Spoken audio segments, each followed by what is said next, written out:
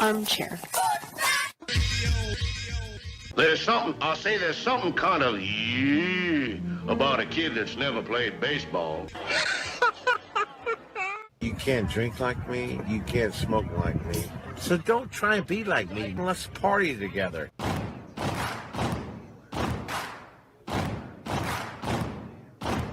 Baseball is a beautiful thing.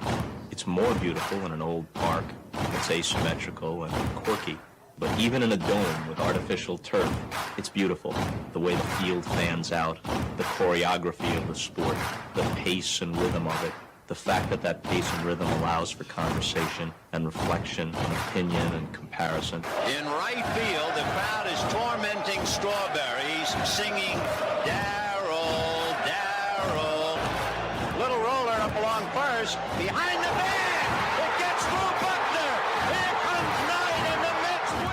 And there's a fly ball deep to left. It's on its way. There it goes. And the Yankees are going to the World Series. Aaron Boone. Ground ball stabbed by Folk. He has it. He underhands to first for the first time in 86 years. The Red Sox have won baseball world championship. Can you believe it? It's a pastime, something you do. It's entertainment, something you watch. And it's a shared experience, something you talk about and read about. But you can apply those same three criteria to other things. What makes baseball special is that it's the best game that's ever been devised. Smith corks one into right down the line. It may go. Go crazy, folks. Go crazy. Sure as God made green apples, someday the Chicago Cubs are going to be in the World Series. A little bouncer slowly toward Bryant. He will glove it in front of Rizzo. It's inside. And the Chicago Cubs win the World Series. Cubs win. What a lucky break. The good Lord wants the Cubs to win. How can you not be romantic about baseball? If baseball is about caring, about loyalty and rivalry. Braves fans are on their feet hoping for some kind of a bleeder or a seeing-eye single. Here's the 1-2 pitch. Fastball hit high and deep down the right field line. It's going back, back, back. Is it fair? Is it zip, boom, bam, it's gone. Ram-a-lam-a ding dong, a 3-run shot, and your Atlanta Braves have taken a 1-1 lead. She's gone, baby! There's a very peaceful thing. It was created and played in pastures and meadows. There's grass, there's outdoors, there's everything that people thought was American and feel about America. You get in a ballpark, and it's the wonder of walking through that dark tunnel and seeing a huge open space where men play the little boy's game.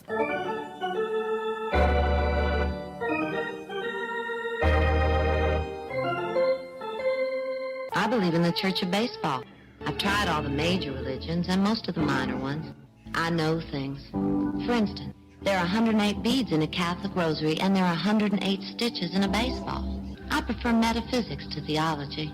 You see, there's no guilt in baseball, and it's never boring. It's a long season and you gotta trust it. I've tried them all, I really have. And the only church that truly feeds the soul day in, day out is the Church of Baseball. Touch them all, Joe. You'll never hit a bigger home run in your life. High fly ball into right field. She is gone. Swung line drive left field. One run is in. Here comes Green. Here's the throw to the plate. He is safe. You're in Braves country. If there's a bigger thing going on right now, I don't know what it is. We're down to one strike here. Gurriel, the last hope for the Houston Astros. Here's the 0-2 pitch. Swung on, bounced over to Dansby. Dansby fires it over to Forrest. And here comes the dog pile. Fire the cannons in the battery. Do the chop all throughout Braves country. Pop that top. Your Atlanta Braves have won it all. Here's a list of the players we'll be inviting to camp. I never heard of half of these guys. And the ones I do know are way past their prime. Most of these guys never had a prime. This guy here is dead. Cross him off then. The local press seems to think we'd save everyone a lot of time and trouble if we just went out and shot ourselves. We got uniforms and everything. You know, you might think about taking Jesus Christ as your savior instead of fooling around with all this stuff. I like him very much. He no help with curveball. You trying to say Jesus Christ can't hit a curveball?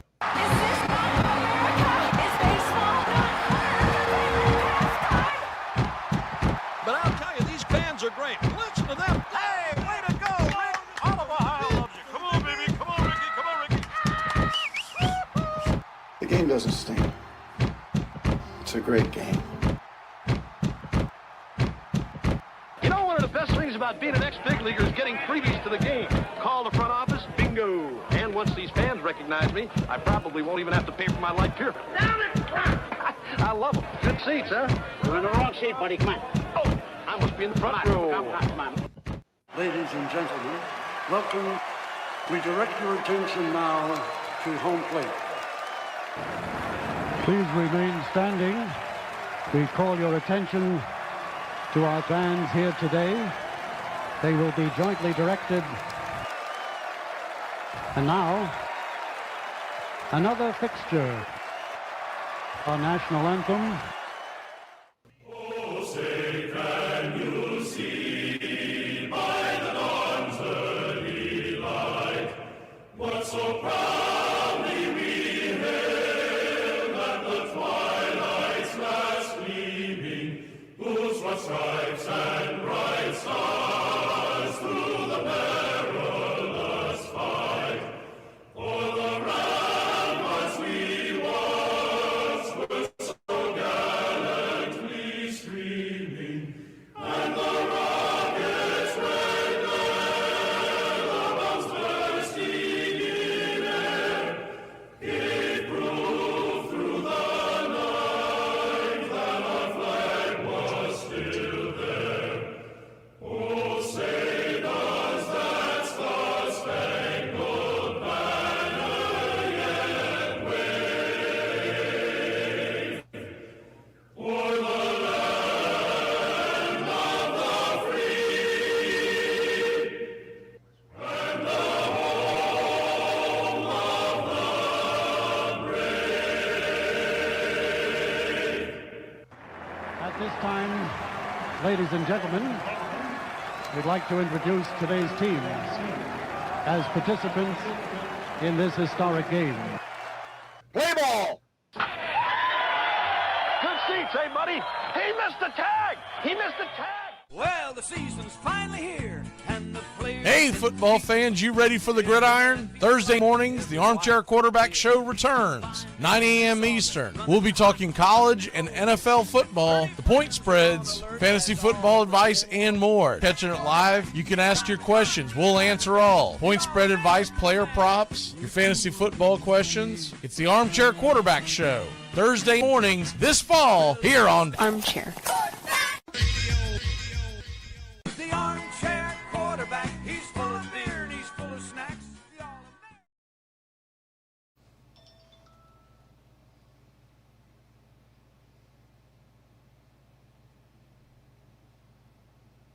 Armchair. Down a beer? 7 o'clock in the morning. Scotch? Hey, howdy, hi, and how the hell are you? Welcome to October, boys and girls, here on Braves Country Radio.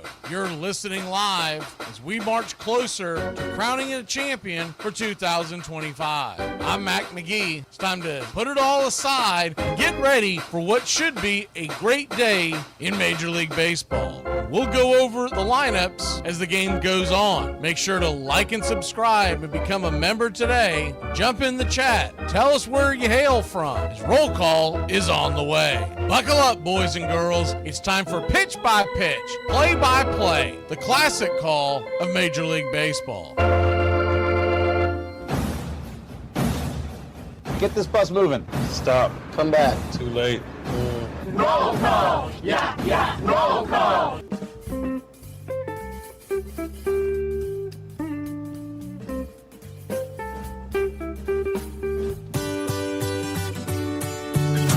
Hey, Braves Country, Mac McGee here for American Rebel Beer. America's Patriotic Light Lager, all natural ingredients. Stand tall, be proud. The perfect beer to celebrate life, liberty, and your pursuit of the American dream. America's Patriotic Light Lager, offering a crisp, clean, bold taste. Perfect beer to celebrate life, liberty, and your pursuit of the American dream. A beer with only 110 calories that tastes like a full-flavored beer and celebrates like freedom.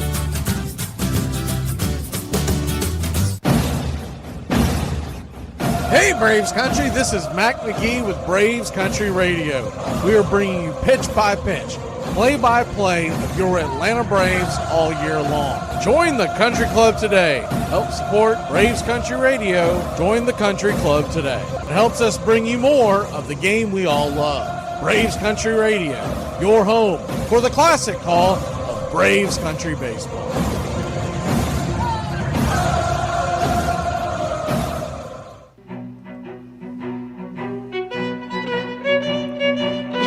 Hey Braves Country, Mac McGee here for American Rebel Beer.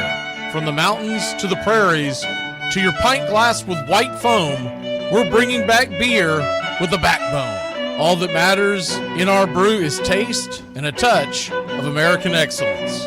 American Rebel Beer, born in the USA.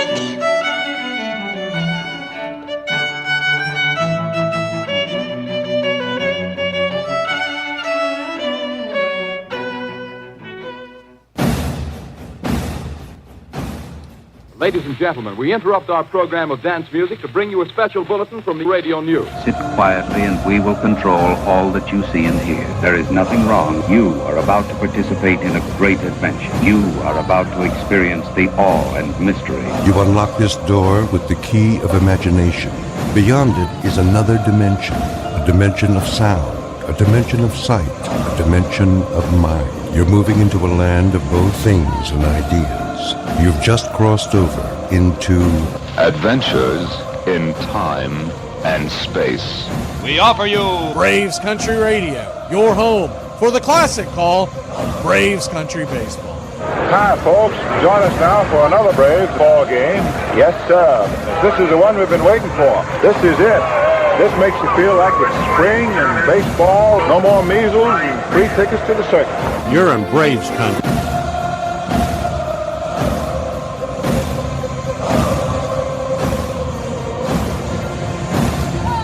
This is a reminder, disorderly conduct will not be tolerated. Please respect your fellow fan and refrain from any unruly behavior. Failure to comply with these guidelines will result in ejection.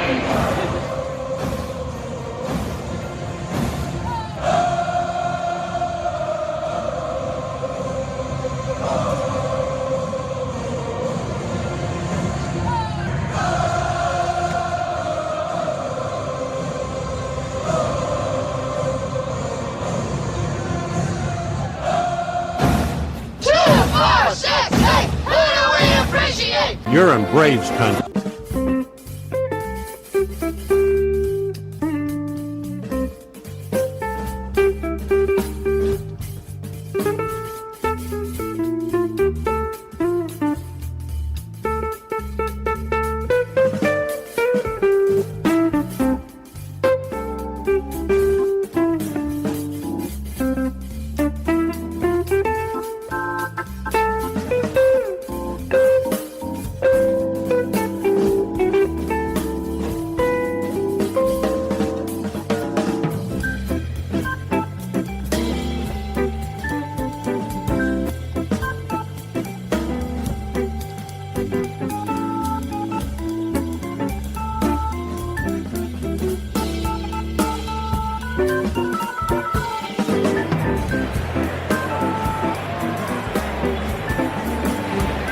Good evening, y'all.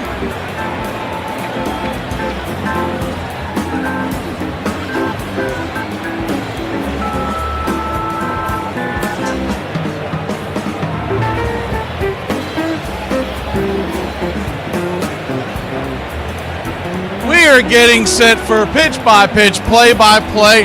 Let's play two in my best Ernie Banks.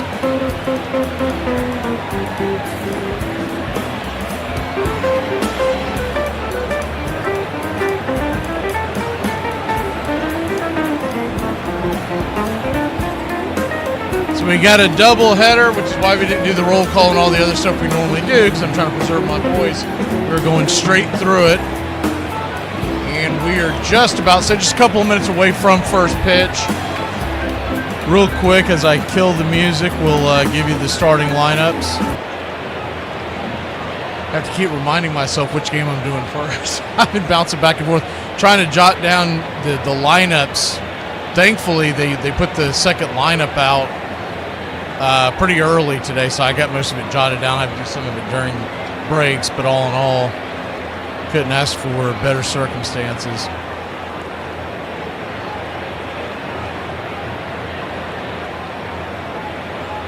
Milwaukee Brewers tonight will be batting first as the road team. Leading off and playing right field, it's Jackson Churio. We'll go through the numbers as they come to the plate. Terang batting second, Contreras third, Yelich, the designated hitter, batting fourth, Vaughn first, at first base, batting fifth, Frelick batting sixth, Durbin batting seventh, Bowers batting eighth, and Ortiz batting ninth. The Dodgers, pretty much the same lineup. It's Ohtani, then Betts, Will Smith flip-flopped with Freddie Freeman, who's batting third, and Freeman batting fourth. Tommy Edman flip-flopped with Muncy. He's batting fifth. Muncy, after Hernandez bats sixth, will bat seventh. And then Kike will be batting eighth, and Paez batting ninth. As we are just about set, we will, as soon as the 3D kicks in, we will bring it to you. Glass now, the Dodgers wearing their classic home whites. Dodgers across the chest in Dodger blue. Blue ball cap. White interlocking A. Glass now comes set. And yes, sir, it is baseball time in Los Angeles, October. And the first pitch on the way is inside for a strike. Jackson Churio, it's 0-1. Righty-righty matchup, the 0-1. Swing, rips it over to third. L5 in your scorecard as Max Muncy catches the line drive. Good play.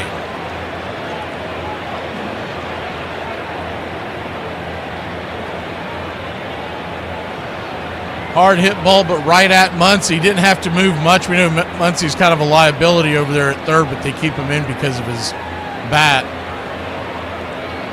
And that'll bring Bryce to Rang. Lurch takes the first pitch upstairs. Called for a ball, four-seam fastball. It's 1-0. Bryce Strang batting 143 in the postseason with a home run, the 1-0. Swing and a miss, 97 miles an hour. Blew it right by him. It's 1-1. Left to right across the outfield for the Trolley Dodgers. It's Kike Hernandez in left, Paez in center, and Teoscar Hernandez in right is the 1-1. 98. Busts him inside for a strike. It's 1-2. Around the horn, Muncy, Mookie at short, Edman at second, and Freddie at first. And Will Smith behind the plate. The 1-2, swing and a miss, strike three. Chase the curveball down in the bottom of the zone. 2 down. What you'll get from Tyler Glasnow tonight is a four-seam fastball. He throws 35% of the time, and it's a good one. A slider at 22%, a curve at 22%, and a sinker at 21%. So he's a four-pitch pitcher, but really throws all four pretty regularly. He does have a changeup, but he has not thrown it this year, so he may have tossed it. He may be waiting to use it. Has not thrown a ton of pitches in this season. The 0-1 to Contreras is 97 at the knees. Just below the zone. Kind of a questionable ball called there by home plate umpire James Hoy. Evens up the count at 1-1. 1-1. Outside wide. 2-1. Went with the curveball. James Hoy is behind home plate.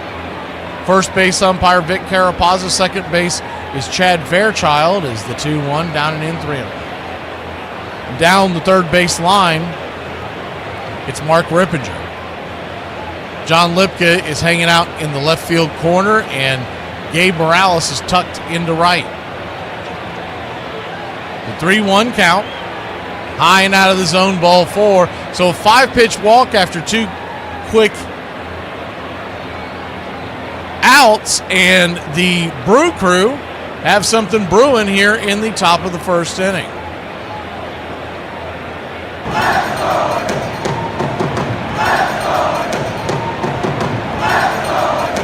One on, one out.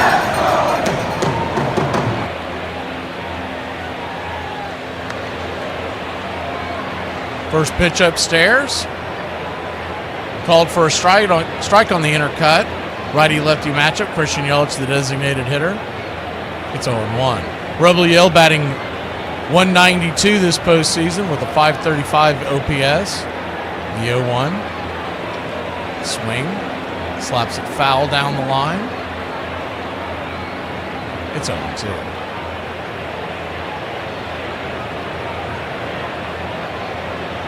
.0-2 count. Runner at first, 2 outs. Infield back and to the right. The pitch. Swing, chops it. Slow roller past the mound, and they're going to have to stick it in their pocket. It'll be an infield single for the Brewers as Yelich beats it out. Really no chance of getting that.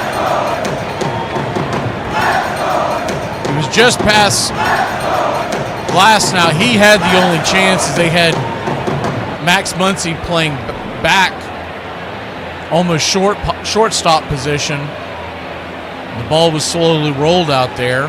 So sometimes it's better to be lucky than good.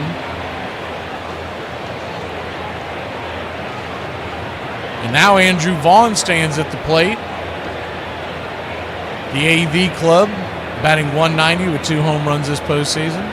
Contreras at second. Here's the pitch. First one on the way is a slider off the edge. Called for a wide strike 1. It's 0-1. Called a couple of these already pretty wide in the zone, so we might be getting pretty. James Hoy typically has a wide zone east to west. The 0-1. Rocks and fires with the high sock. Swing and a miss. It's 0-2. 0-2 count. 16 pitches in. Dodger faithful. Rooning on Glass now, trying to get him through the inning. The 0-2 pitch. Outside wide, 1-2. Brewers trail this series 2-0. Best of 7. The next 3 are here in Dodger Stadium if necessary. The 1-2. Pops it up. High and out of play. Do it one more time. Try to get the video and the audio synced up as we go along here. It's always a challenge at the beginning. 1-2 count. Brings it. Swing! Chops it over to third. Max Muncy has it, steps on the bag at third, and that'll end the inning. So the Brewers put a couple on but can't get them across. We'll head to the bottom of the first. Brewers in a bullpen game. It's Ashby, the left-hander, to start them off. Today we're discussing the 1939 New York Yankees. They had 4 players with 100 or more runs. Every player in their starting lineup finished with double digits in home runs and doubles. They also had 4 players who finished with 100 or more RBIs. The most anyone in their starting lineup struck out was 81 times. Only 1 player had more strikeouts than walks. 5 players had an on-base percentage of 400 or higher. 5 hitters produced an OPS plus over 130. The Yankees' pitching was also great in 1939. Red Ruffing threw 233 innings with 148 ERA plus. Their bullpen ate up a lot of innings. Combined, Steve Sundra and Mariusa Russo threw 240 innings with an ERA below 2.75. That season, DiMaggio was incredible. He won the American League Most Valuable Player, batting .381 with a .671 slugging percentage, 30 home runs, and 32 doubles. Oh yeah, and he only struck out 20 times. In May of that year, they went 24-4, scoring 213 runs, or an average of 7.6 runs per game. By the end of May, they were already 6.5 games up in the American League. They won the American League by 17 games with a record of 106-45. In the World Series that year, they faced the 97-win Cincinnati Reds. The 1939 Yankees have the 6th best winning percentage of any team that won the World Series. They also have the largest run differential in baseball history at plus 411. In 2 years, he had risen from a poor mill boy to the rank of a player in the major leagues. The ignorant mill boy had become the hero of millions. Out on the hot prairies, teams of Joe Jacksons battled desperately with the Ty Cobbs. There came a day when a crook spread money before this idol, and he fell. For a few dollars, he sold his honor. New York World.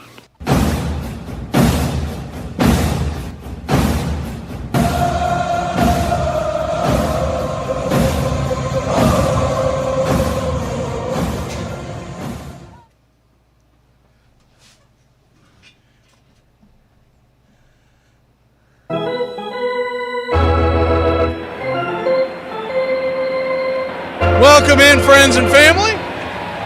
All of y'all getting ready for a doubleheader we're going to bring you tonight. We're going to keep it right here on this stream. We don't have time to flip over. We've kind of alerted the radio stations. They know what to do. It'll be a little confusing for people trying to catch this later, but if you are catching this later and you're just tuning in late tonight or whatever, trying to catch the replay, the second part of this doubleheader will come in on this stream as soon as we finish up here. Now, if this game gets out of hand, obviously we'll jump to the other game, but the plan is to bring you the entirety of this game and then try to bring you as the first pitch on the way to Shohei Ohtani's a swing and a miss. It's on one. The plan is to bring you the other game as it goes along while we're doing this game. We're going to try to do it like we did on the whip around. The 0-1. Right there, drops it in for a strike. It's 0-2.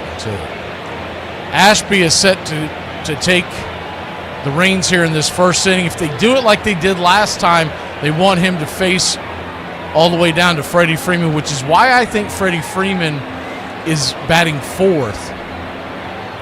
And then after that, most likely they go to Mizorowski, but we'll see what they do. They haven't tipped their hand. The 0-2, down and away, 1-2. The 1-2 count. John, I got to remember not to listen to you, man. They have not ruled Bucky Irving out yet. Now, he doesn't look like he's going to play, but they have not ruled him out yet.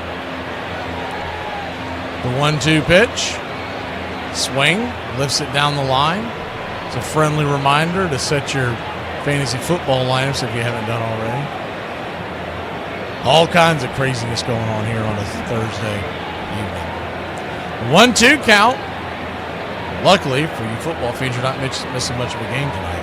The 1-2 swung on, lifted down the right field line. That's a fair ball. And Shohei Ohtani's on his horse. He's heading for second. And now he'll keep chugging, heading for third. And it's a leadoff triple for Showtime.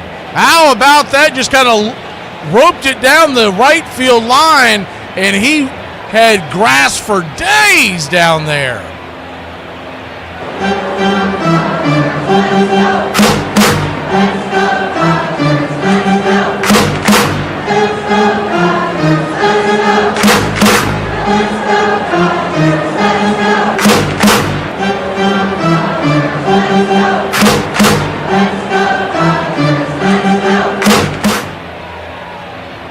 So a leadoff triple in the first pitch swinging by Mookie Betts with the infield drawing in. That's going to get through the infield, and that's going to go all the way deep towards the wall. Mookie comes sliding into second base, and it is a lead. It is a RBI double with nobody out, knocking the leadoff runner in, and the Dodgers lead it 1-0.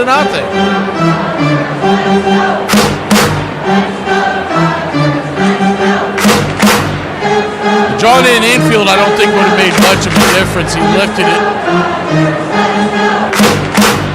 Doesn't look like the second baseman out there trying would have been able to get it even if they were playing back, but now it's a leadoff double, or essentially a leadoff double with nobody on. One in. RBI double for Mookie Betts, and the Los Angeles Dodgers lead it 1-0. Lefty-righty matchup, Will Smith, the batter. Ashby giving up a triple and a double to start it off the pitch. In the dirt. 1-0. 1-0 your score.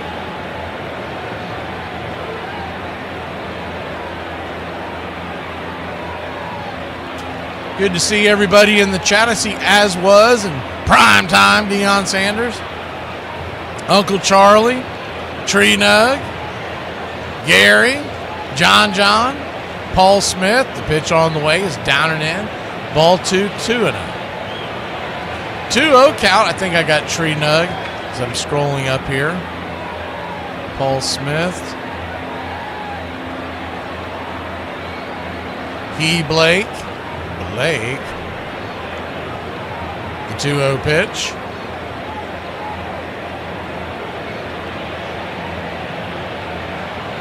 In the dirt, 3-0. So Ashby's come out of here, and he has not really found much of the zone since he started this bullpen game. You got to wonder how long they'll go with them. Good to see you, Carey.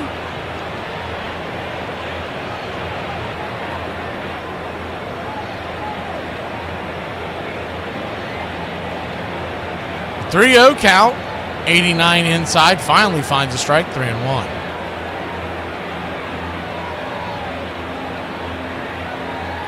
Roblox, good to see you. 3-1. Swing, fouls it back. Full count. James Fisher. See if I missed anybody else. Anybody else jump in? Say howdy, and where do you hail from? Brody? I think that was it before. JT. The payoff pitch. He called that a strike? Oh, wow. Will Smith doesn't like it, but he is the backstop for the Dodgers tonight. Take another look at it. I think it did hit the zone. It was a weird... The cameras are set up a little strangely where the ball kind of disappeared behind the shoulder of the pitcher, but I'm pretty sure that did hit the zone. It was just, yeah, it did. I just caught a different view of it. Freddie Freeman, the batter, lefty-lefty matchup, runner at second. First pitch, down and in. We'll put it on the action cam in case there's any plays at the plate. Freddie Freeman batting .242 in the postseason with the home run. 1-0. Ashby comes set. Spins around. Mookie will walk back to second. 1-0 count. Good to see you, Scott. King Crown. Liz, good to see you. 1-0. Down and in. Ball 2-0. Missed with the slider. So a 2-0 count. Donald, good to see you. Appreciate the kind words, Mr. Peterson. I think I got everybody. Comes at me kind of fast as the 2-0 down and away, 3-0.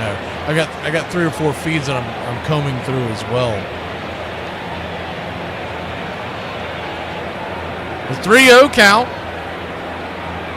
Standing on deck is Tommy Gunn, Tommy Edman. Teoscar in the hole. 1 on, 1 out, runner at second. Here's the pitch. Down below the knees, ball 4. So Ashby, who you think about it, he started to face Freddie Freeman, to face Shohei Ohtani, and he gave up a triple and an easy walk, and now I think that's going to be it. Pat Murphy has had enough. He takes a chew on a couple of pocket pancakes and says, give me the right-hander. We'll be back in a flash. We'll probably see Ashby again tomorrow, but it didn't work out for him today. 1-0 your score, and it will be Mizorowski. I did guess correctly. Mizorowski coming back when we return. If you haven't seen this kid, you ain't seen nothing yet.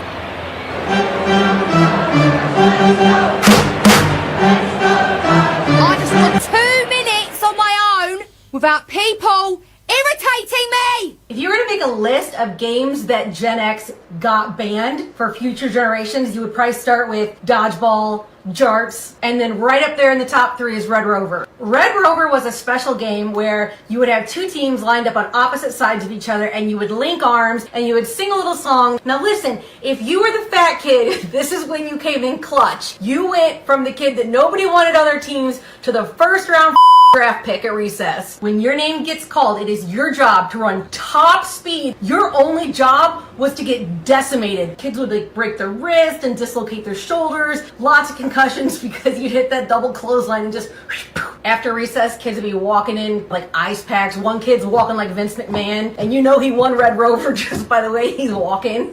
Come back next week when I try to explain smear the without getting canceled. A South Carolina country boy, he had learned how to bat from a Confederate veteran who had learned his baseball from Union soldiers in a northern prison camp. He had hoped to be a pitcher until he broke a batter's arm with a wild pitch. Jackson could neither read nor write, but he could hit.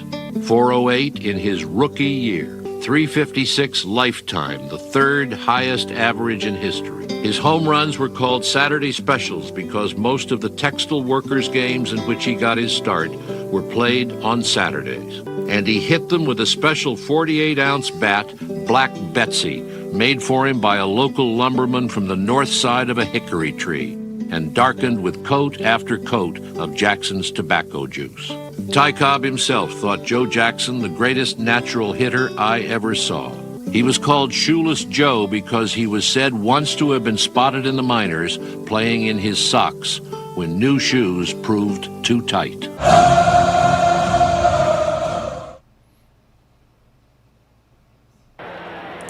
Welcome back, Jacob Mizorowski coming to the bump. Runners on first and second, still just 1 out. Infield back and to the right. First pitch on the way. P at the knees, 102 miles an hour. It's 0-1. Mizorowski, he can absolutely bring it. Leans on that fastball as he should. Throws that thing 55% of the time. Dodgers have to hope he's not on his game. The 0-1. Bang! Right there at the knees once again. It's 0-2. There's a slider 24% of the time and the curve 15% of the time. The changeup at 6%. Last time out, he struggled. May have been some nerves involved. The 0-2. A beautiful sunshiny day here in Los Angeles as the shade starts to come over home plate. Mizorowski is in the sun. The 0-2. Down and in. 1-2. 1-2 count. Good to see you ready, 70.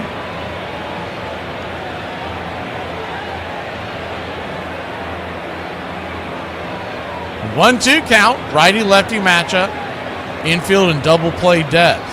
Here's the pitch from Mizorowski. Swing! Fouls it away. 102-mile-an-hour heater into the stands. Dodgers 1, Brewers nothing. If you're just joining us, Ohtani led it off with the single, followed up by a Mookie Betts double. Freddie walked, and in between that, Will Smith caught looking on a bender. The 1-2 misses high, 2-2. Last thing Mizorowski wants to do is walk the batter here with Teoscar Hernandez standing on deck.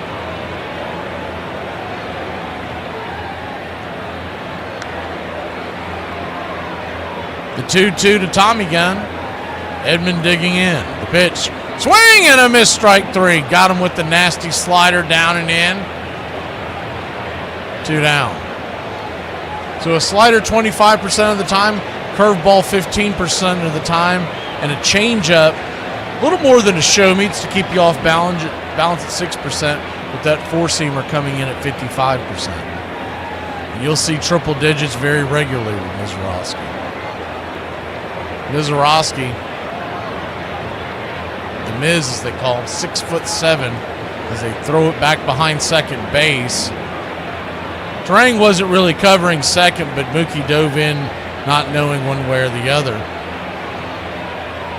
Jacob Mizorowski, the rookie, He's elected to the All-Star game.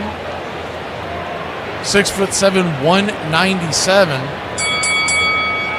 out of Crowder, Missouri. As the first pitch is right there for a strike, it's 0-1.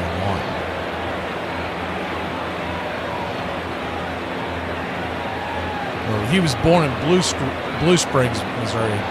Went to college in Crowder. The 0-1 count. Swing. Whistles a 102-mile-an-hour fastball off the bat of Teoscar Hernandez, straight to the backstop. You're standing there in the shade. Miz is standing in the sun, and the ball's coming at 102 miles an hour. I don't even know how Teoscar made contact with that. Other than guessing, I'd be lost. The 0-2. Caught looking strike three. Bang. He didn't see that one. 102 miles an hour. Good night, Irene. But out before the Dodgers take a 1-0 lead off the double from Mookie. He drives home. Ohtani here in game number 3.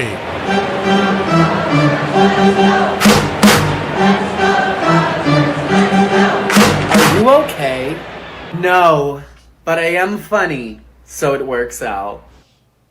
I mean, why waste my time? Every single freaking year, I get myself juiced up with this stupid team, and at 43 years of age and 3 kids, enough already.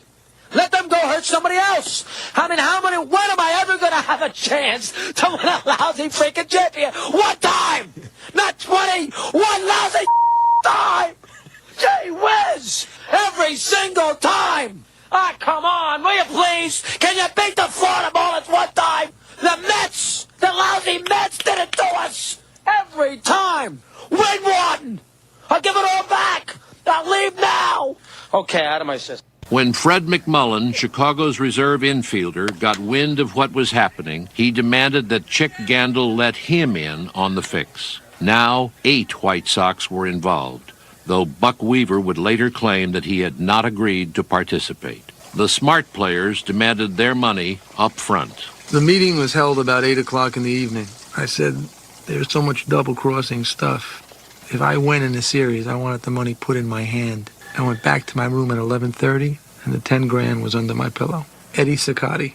Rumors of wrongdoing were everywhere. You couldn't miss it, one New York gambler said. The thing had an odor. I saw smart guys take even money on the Sox who should have been asking 5-1. Chicago sports writer Hugh Fullerton was joined in the press box by an ailing Christy Mathewson to judge if everything was on the up and up. Mathewson and Fullerton would quickly see that it was not. Everybody in the game knew it was happening. Nobody was even pretending that it wasn't happening. No one was admitting it out loud for the public. How could you admit it for the public? What would that mean?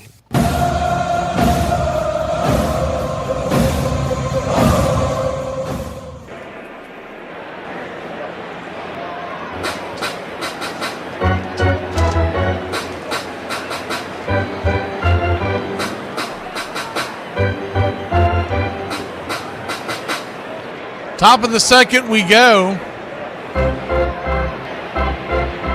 No runs, 1 hit, and an error for Milwaukee. 1 run, 2 hits, and no errors for the Dodgers.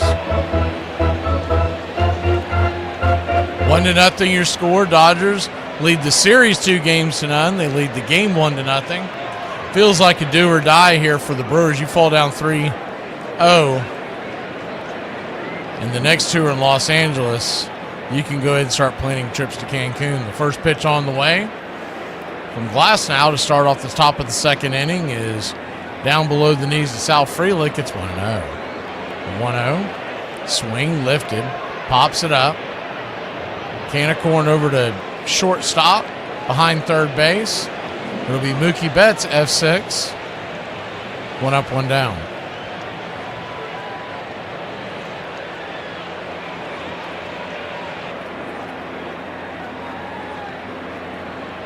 One down, and that'll bring Chad Durbin to the plate. Batting .227 in the postseason. CD takes the first pitch right there. 96 right down the pipe. It's 0-1.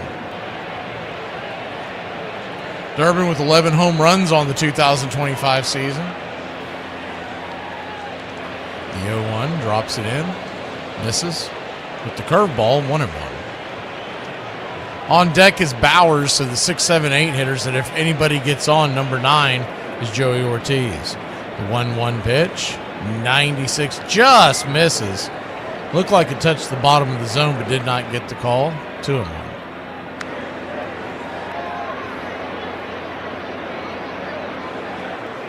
Much more liberal of a zone east to west than north to south is the 2-1. Top shelf for a strike. It's 2-2.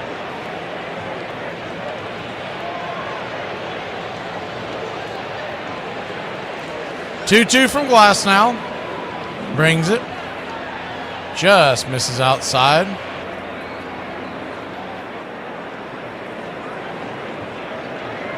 Full count.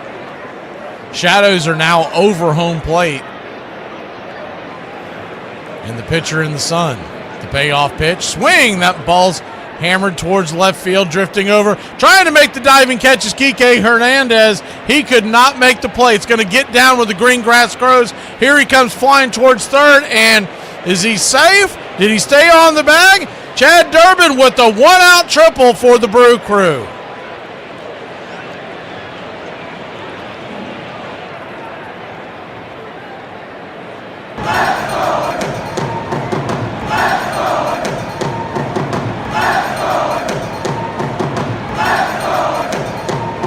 Hit that ball towards the left field line in the sun, and Kike laid out trying to make the catch.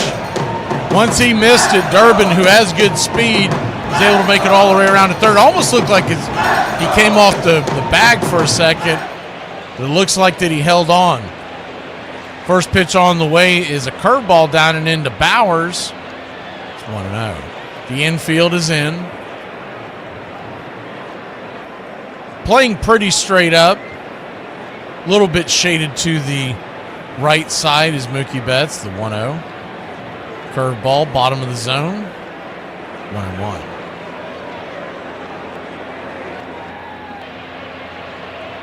Another errant throw back to the mound. Good job by Max Muncy to run over there and grab it. We've seen 2 or 3 of those in this series alone. The 1-1. Down and in. 2-1. Dodgers lead at 1-0, but they've got the infield in, not willing to give up that run. Guess after seeing Mizorowski throw, Robert said, nah, we're as the 2-1's upstairs for a strike. Taken all the way. Will Smith jumps up to keep the runner at bay over at third.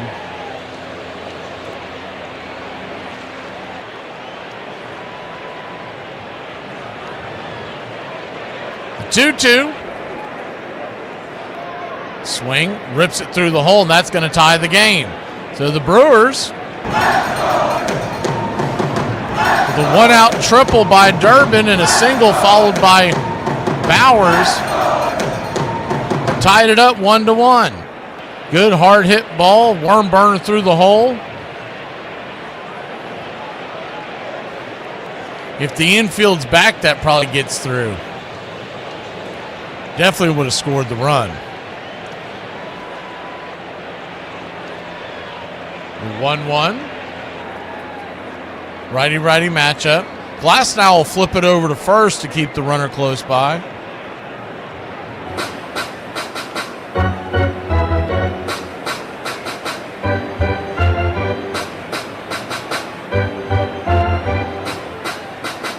First pitch on the way is 97, just below the knees to the number 9 hitter, Joey Ortiz. It's 1-0. Ortiz batting 125 in the postseason with a 388 OPS.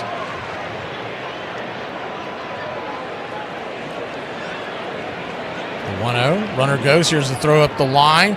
Good diving stop by Edman to keep that going to the outfield, but it's going to be a stolen base for the Brew Crew. And runner in scoring position.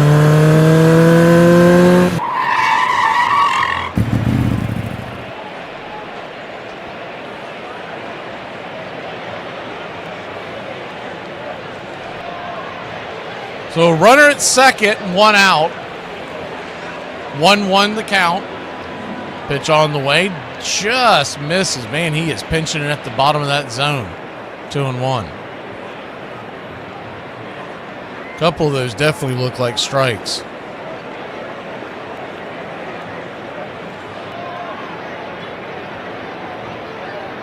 The 2-1 pitch. Right there, 97 miles an hour. 2-2.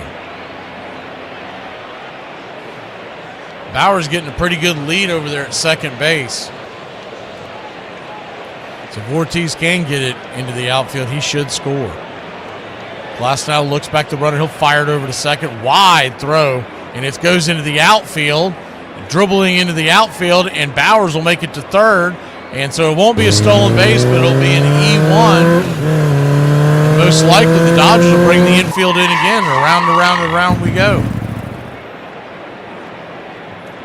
That was a bad toss. That was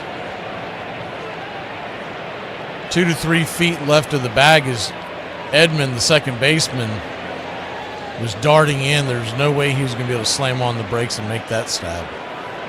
2-2 count, infield in. Here's the pitch. Swing, dribbles it over towards third. Here comes the throw home, and he's got him. Smoke him if you got him. He got him. Good throw by Max Muncy. He normally struggles with the leather, but that was a good play. Darn good play. Going to his left, so his glove side, he slid, popped up, fired a perfect bullet into the mitt of Will Smith, and he applied the tag. 2 down. That's not an easy play at all. So runner at first now, but there are 2 out. As Ortiz, who has good speed, stands on. First pitch swinging. That ball gets rifled into right field. Drifting over. Making the catch with the sun in his face is Teoscar Hernandez, and that'll end the inning. But out before the Brew Crew tie it all up. It's 1-1 in the sun. Bottom of the second we go. I would like your undivided attention, please. You couldn't handle my undivided attention.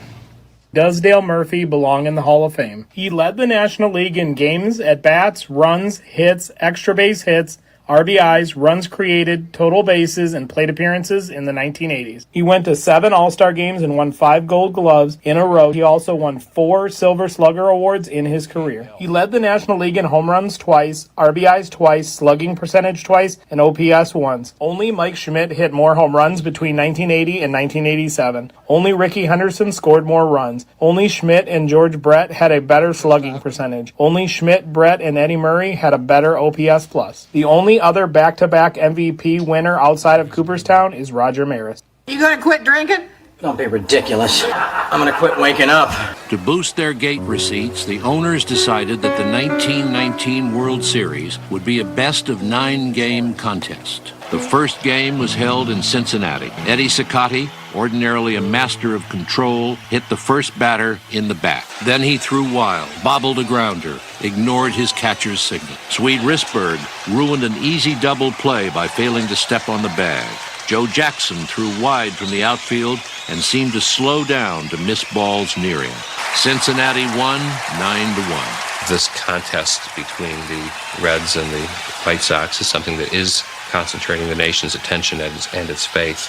It was visible from the very first pitch, the first game, when the signal was put in, and Eddie Cicotte hit the first batter, and that was the signal to the gamblers that the fix had worked. The only thing that the gamblers did wrong with that series, from their own perspective, is that they made the mistake of letting the Reds win the first game, because that drove the odds down. And if the White Sox, the Black Sox, had won the first game, Rothstein and his cohort would have made a hell of a lot more money.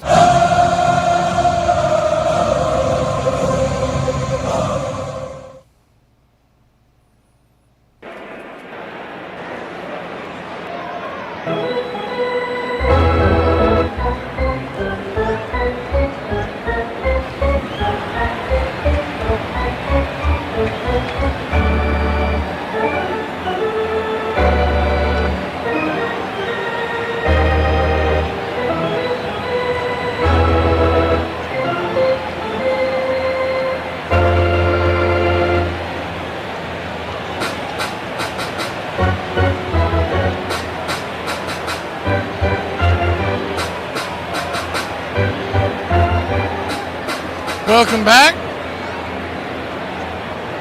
1-1 your score. Dodgers back at it. Max Muncy will lead us off.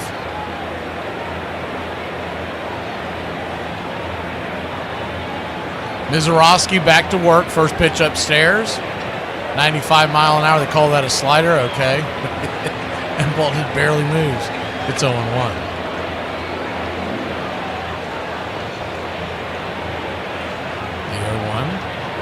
In the dirt.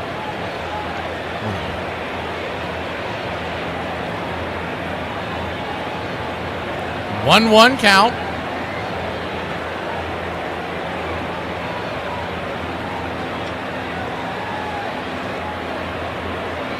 Inside. 2-1. Got some sad news to report. We put it in the chat. Guitarist, I believe it's pronounced Ace Frehley. Kiss has passed away at the age of 74. As the 2-1 pitch. Swing and a miss. 2-2. Said he had some kind of a brain bleed. That was reported about 2 hours ago, and I guess he has lost the battle. So I'm sure there's some Kiss fans in here. I know it's a popular band. I'm not as familiar with them as I'm sure a lot of y'all are. 2-2 count. Max Muncy digging in. High and out of the zone. Full count. Rest easy. Any fans of Kiss out there, I'd be curious to see what your favorite Kiss song is. Is the 3-2 pitch. Swing, chops it over to first, and it's going to be a 4-3 put out. One away.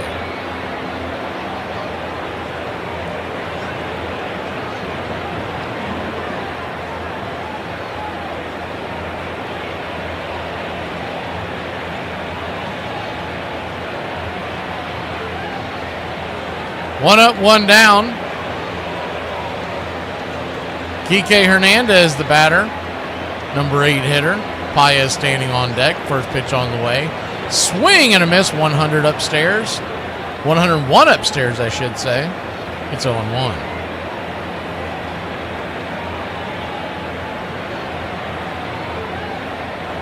The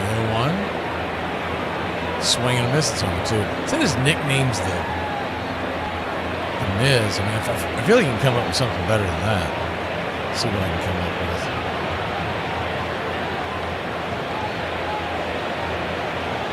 with. The 0-2 count. Swing, rattles it foul down the line. We'll do it again.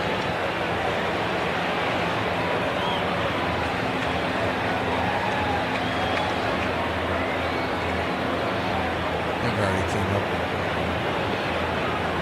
his next strikeout. The 0-2 pitch. Swing and a miss. Strike 3. Jacob's ladder.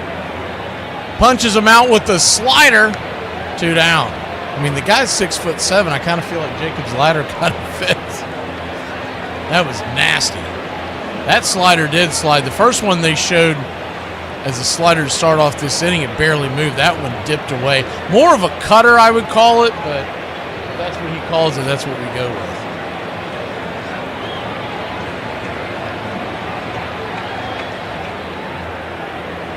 That'll bring the number 9 hitter, Andy Paez. Don't let that fool you. He's got 27 home runs on the year. First pitch is right there. 102 miles an hour coming down the pipe. It's 0-1.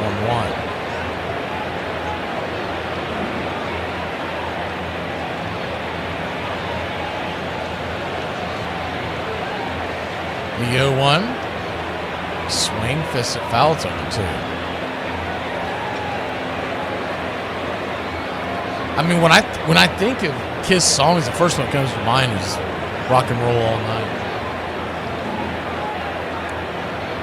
Of course, Detroit, Rock City, but Rock and Roll All Night, Party Every Day, I think that's my favorite. The 0-2 swung on, lifted.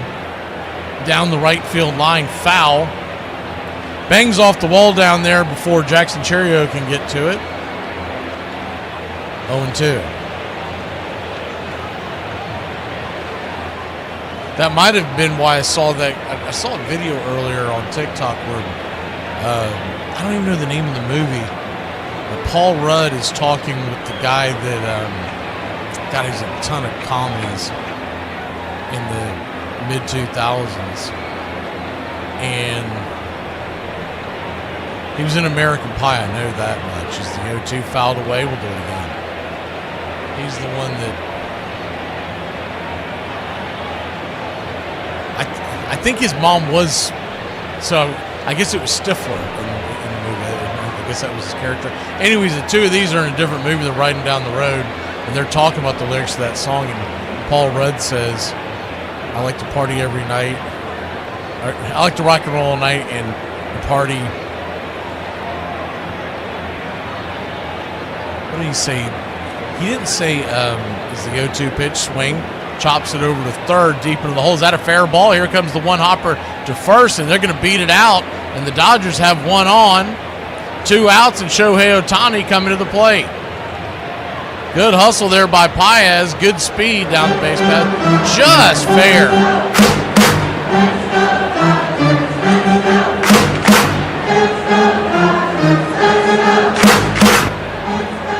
I think he's saying I want to rock and roll all night and party some of the day. I think that's what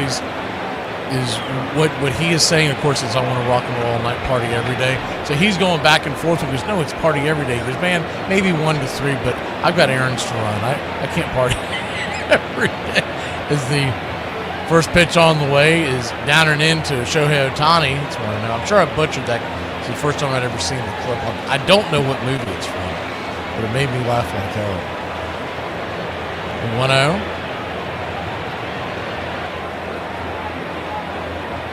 Kicks and fires. Swing. Chops it over to second. That'll be a 4-3 putout and end the inning. So the Dodgers put one on but can't come home with it. Brewers will grab the bats. We go to the top of the third. It's 1-1 here in the California sun. This is Lou Brissy. And the fact that most of you don't know who he is a travesty. Before he could fulfill his childhood dream and play in the major leagues, World War II happened, and by 1944, he was serving as a squad leader in G Company, 351st Infantry Regiment, 88th Infantry Division. On December 7th, 1944, the place he was stationed, near Florence, Italy, was attacked by an artillery barrage. 8 men went down. 20-year-old Captain Lou Brissy was one of them. An artillery shell had broken both of his feet and shattered his left tibia and shin bone in 30 places. Shrapnel was also stuck in his shoulder, both hands, and both thighs. Barely conscious, he laid there in the snow and mud until medics arrived. The medics' first thought was to amputate, but Lou wouldn't have it. Amputating his leg would end any chance he would have of playing baseball for the Athletics. Doctors would persist, saying that he could pass away, but his mind never wavered, and he told them that he would take his chances. Fast forward 2 years. Lou has now gone through 23 surgeries and had 40 blood transfusions. His leg is reconstructed with hardwire, and it has a metal plate protector. During this time, Connie Mack, manager of the Athletics, would write him reminding him that healing was his main priority. Once he was healed, Mack assured him he would get a tryout with the team. The Athletics would sign him and send him to play for the Savannah Indians, where he would lead the league in wins, strikeouts, and earned run average. Eventually, he would be called up, and his dream of playing professional baseball would come true. Bob Feller said that without World War II, Lou Brissy would have been inducted into the Hall of Fame. Now you know the story of Lou Brissy. Do me a favor and share it with someone who you know loves baseball and doesn't know the story. At a meeting in New York City, Ward helped found the Brotherhood of Professional Baseball Players. It was the players' first attempt to organize, and they were determined to abolish the hated reserve clause. But Albert Goodwill Spaulding and the other owners would not give an inch. In 1889, they tried further to consolidate their power by setting an absolute salary cap of $2,500. Then added insult to injury by charging the players rent for their uniforms. It was the last straw.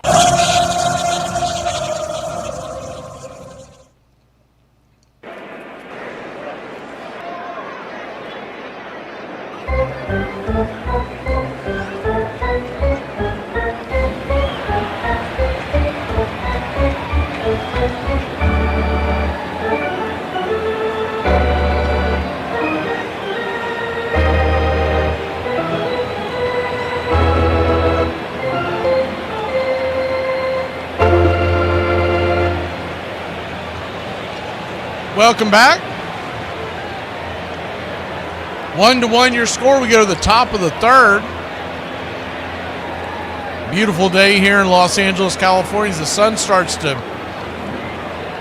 creep behind home plate, and now Glasnow, he is in the sun, but not much of him is left in the sun as it starts to creep over the pitcher's mound. First pitch on the way is a bullet right there for a strike to Bryce Terang, the number 2 hitter. It's 0-1. Terang, Contreras, and Yelich due up, the 2-3-4s. As the 0-1 down and away. 1-0.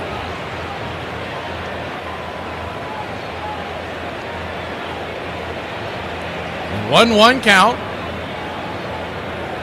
Swing and a miss. 1-2.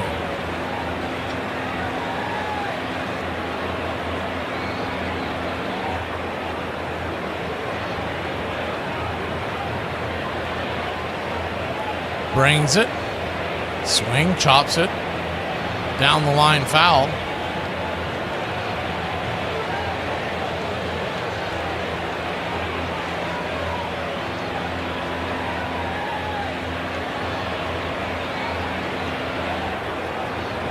I'd say that win streak is safe for a while, Carey. I don't see the Reds climbing back into it anytime soon.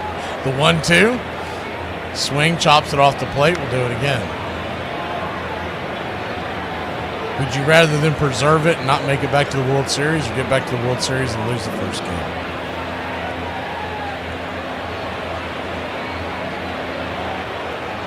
One-two count. Kicks and fires. Swing and a miss, strike 3. 1 away. Second strikeout of the night for Glasnow.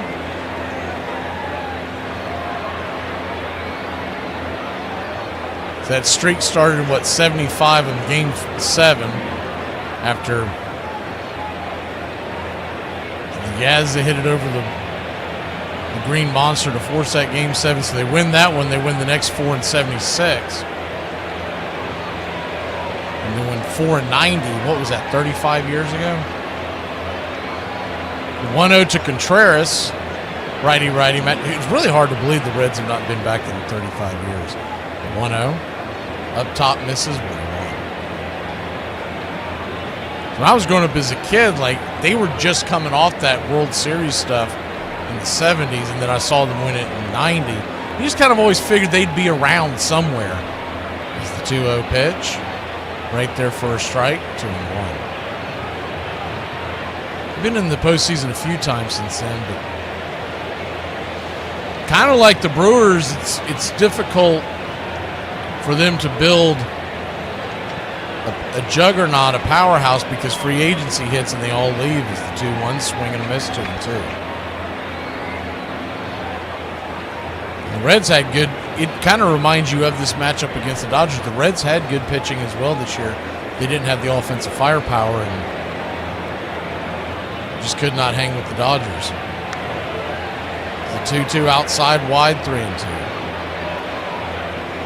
Brewers have this small window where some of these guys, these bats, are going to be with them, but it just seems like every postseason, that's the biggest problem Milwaukee has, is putting runs on the board. The 3-2 pitch, swing and a miss, strike 3, and 2 down. And they're in a small market. I get it. They can't really afford to go out and get it. They're going to have to hit big on a couple of bats, like big bats, young bats, for Milwaukee to be able to kick that door through. And it may not last long, but if they get any kind of an offense, it's probably going to be lights out with this team. First pitch on the way is right there for a strike. It's 0-1. You see what Mizorowski's capable of if he stays healthy. He's got a good run in front of him. Is the 0-1 pitch. Inside, 1-1.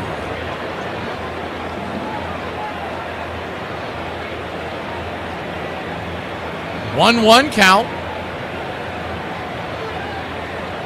And I know fans were upset when they got rid of Corbin Burns as the 1-1 hits the backstop. 2-1.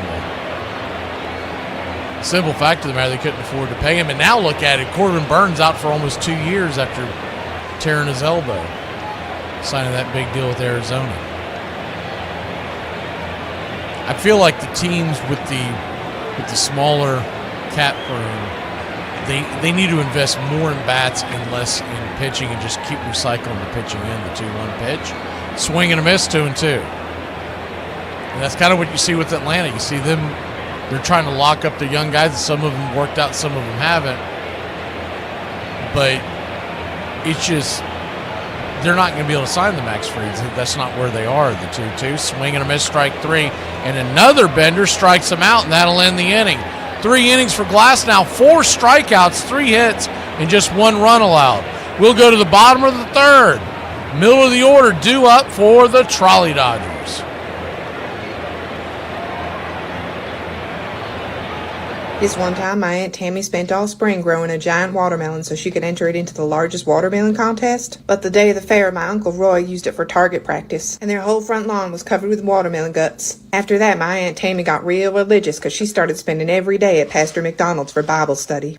I just want to know, when was America great for us black people? Right now? It ain't great for you? No, not at all. How? I mean, I'm living life. Looking good. You got clothes on. Look well fed. But that doesn't mean Got it's great. beautiful hair. Oh, thank you. Got your eyeliner on. You looking good. What kind of bag is that? That's a nice little bag there. America look good for you. If you were eating out of a trash can, I'll tell you something different. America's a great place. I don't understand how we are not acknowledging that. It's great. Look at all these different people out here. Men, women, black, white. You will never see this much diversity anywhere else. It's the greatest place on earth. Everybody can be here and enjoy one another, disagree with each other. We have the freedom of speech, freedom to keep and bear arms. We don't have to worry about the government interfering in our lives for the most part. It's the greatest country ever. And if we don't start acknowledging that, we're going to screw up something good. That guy just destroyed an entire political party, plus most of the media.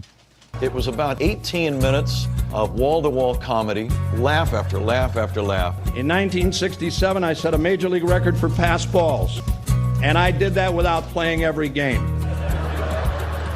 There was a game, as a matter of fact, during that year when Phil Niekro's brother and he were pitching against each other in Atlanta. Their parents were sitting right behind home plate. I saw their folks more that day than they did the whole weekend.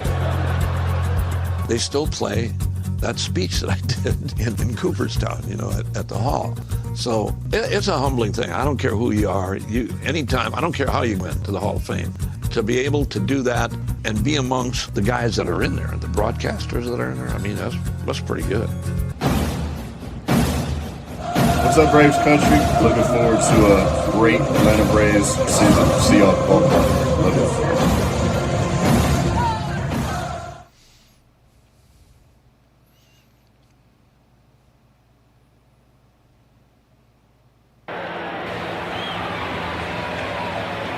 Welcome back.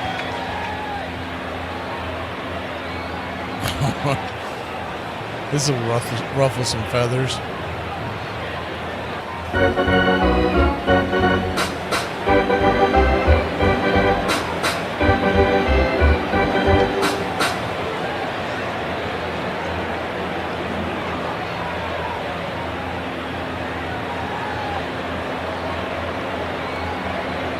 One to one your score.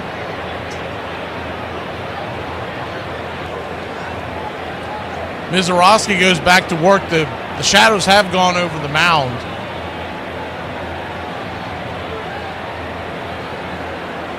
Mookie Betts, Will Smith, and Freddie Freeman due up as the first pitch swinging off of that by Mookie Betts. He swung on the 1-0. Lifts it high into center field. That'll be an easy F8 in your scorecard.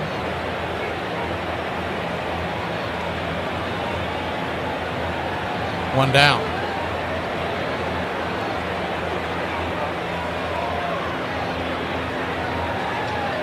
One up, one down.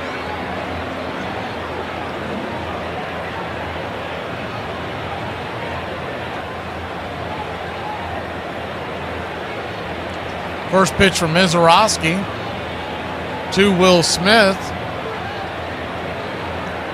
Right down the pipe, slider for a strike. It's 0-1. The 0-1 righty-righty matchup. Outside wide,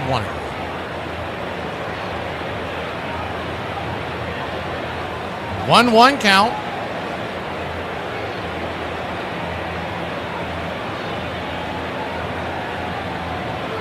Right there at the knees, 1-2.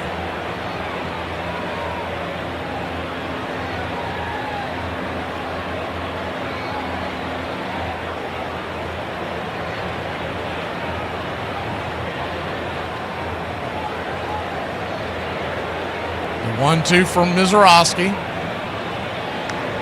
Infield back and to the left. Swing and a miss upstairs. Strike 3. 2 away. Mizorowski, his 4th strikeout of the night.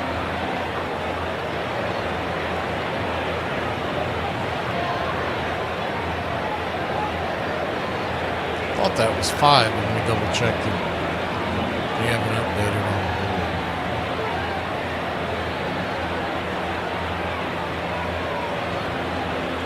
the board. First pitch to Freddie Freeman is right there for a strike on the outer edge. It's 0-1. The 0-1. That is number 4. Swing and a miss upstairs. 101 miles an hour, 0-2. He came in with 1 out in the first inning. That's where my math got screwed up at. The 0-2 count.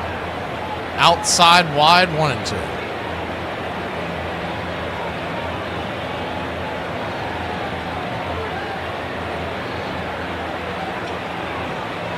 Not sure why they're hosting it tonight with the Dodgers playing a game.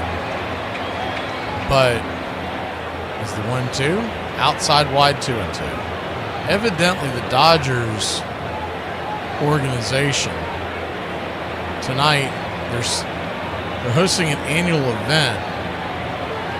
And if you know who Leah Thomas is, I'll just leave it at that. They're giving Leah Thomas the Voice of Inspiration Award. People are up in arms. That is the guy that competed against the women in the Ivy Leagues as a Penn swimmer, and then eventually got the medal stripped from Thomas. The 3-2, swing and a miss, strike 3, and that'll end the inning. Mizorowski dealing. Maybe he should try out for the softball team. We'll be back in a flash. Top of the 4th we go. 1-1. The Brewers grab the bats when we return. Ted Turner took over ownership of the Braves in 1976, a season in which they finished last in the National League West. At one point, they were so bad they lost 13 consecutive games. But this didn't faze Turner, who had high hopes for the 1977 season. Unfortunately, reality set in, and shortly after the start of the season, the Braves found themselves in a 16-game losing streak. So how is Ted Turner going to turn around a team that was headed further and further down the standings? He took matters into his own hands, literally. He told the press that Braves manager Dave Bristol was on a scouting trip, and he would be taking over managerial duties on May 11th, a day when the Braves were facing off against the Pirates. It went about as well as you think it would. Not knowing any of the signs, he had to sit next to coaches and tell them what signs to relay to players. The Braves wound up losing the game 2-1 for their 17th straight loss, putting them 8-22 on the season. Turner's goal was to be in the trenches to get to the bottom of what was wrong with his struggling team. The next day, Turner received a letter from National League President Chub Feeney telling him that his first game as manager would be his last, but why? According to Rule 20E, no manager or player on a club shall directly or indirectly own stock or any other proprietary interest or have any financial interest in the club by which the manager or player is employed except under an agreement approved by the commissioner. With Turner out in Bristol on his trip, another Braves coach, Vern Benson, took over managerial duties for the next game and ended the Braves' losing streak with a 6-1 victory over the Pirates. With the help of several would-be owners, Ward and the Brotherhood started a rival league, the Players League. At first, the new league did well. 56 top players defected to its teams and brought their fans with them. I am for war without quarter. I want to fight until one of us drops dead. From this point on, it will simply be a case of dog eat dog, and the dog with the bulldog tendencies will live the longest. Albert Goodwill Spaulding.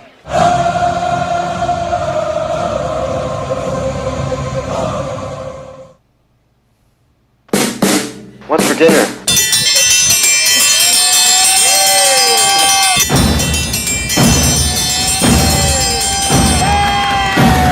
Hey, chef, what's for dinner?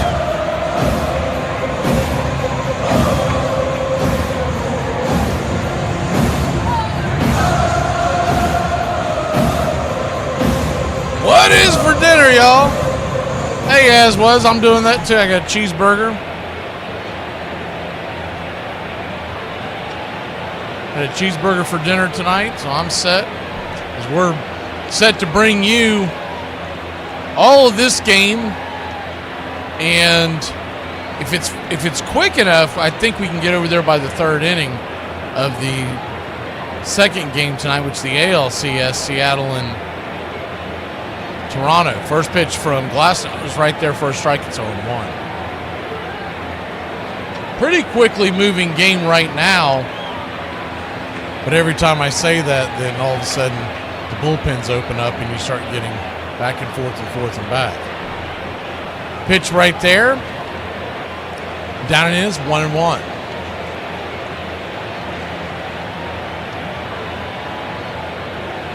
So 1-1 count. Outside wide 2-1. It's dumbfounding. And obviously, people who are for women's rights in sports are up in arms about the whole Dodger thing and giving Thomas an award. But why do it on the night that this game is going on? Is the 2-1 right there for a strike, 2-2? That's extremely odd.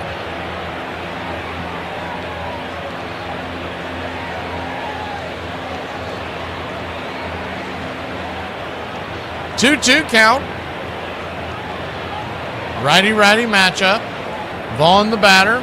Due up after Vaughn will be Frelick and Durbin is the 2-2.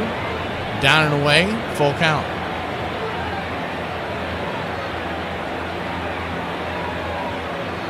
Paul, you're out west, right? So you're probably only about 4 o'clock your time. The payoff pitch. Caught looking strike 3. 97 at the knees. One away.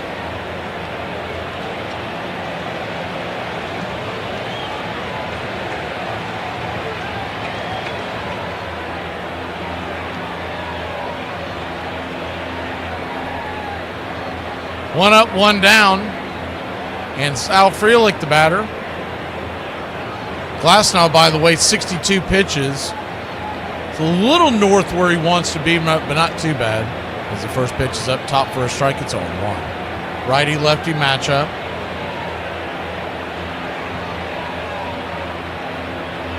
The 0-1. Swing and a miss, curveball. He's had that working tonight, it's 0-2.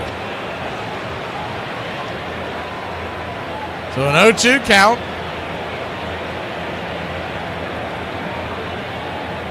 Swing and a miss, strike 3. Down on strikes, 1, 2, 3. 2 down. Ready spaghetti and garlic bread. Oh, Paul, for some reason I thought you were on the East Coast. West Coast. I must have you mixed up with somebody. What does nobody care about? So, but he says nobody cares about what? First pitch right there for a ball to Caleb Durbin. It's at 1-0. Chicken wings with Parmesan, garlic Parmesan for Steve. Is the 1-0, misses outside, 2-0. John chop steak, banana peppers, cheese, onions, and I'm sure some kind of liquid that'll deaden the senses.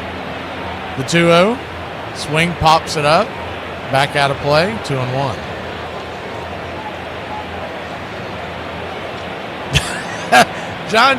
Brian, when you said Nutty Buddy, I found, and he wrote in the fridge. At first, I thought he said I found on the floor, and I started laughing to myself. Then I realized I misread it.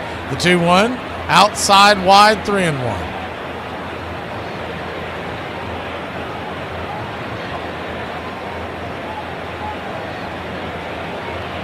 3-1 count.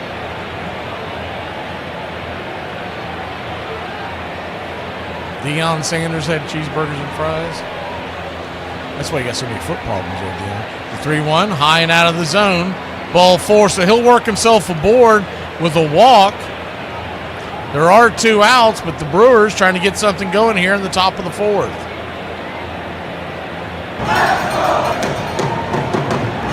Waffle fries. We got spaghetti and garlic bread, steak and eggs. minute steaks and French fries.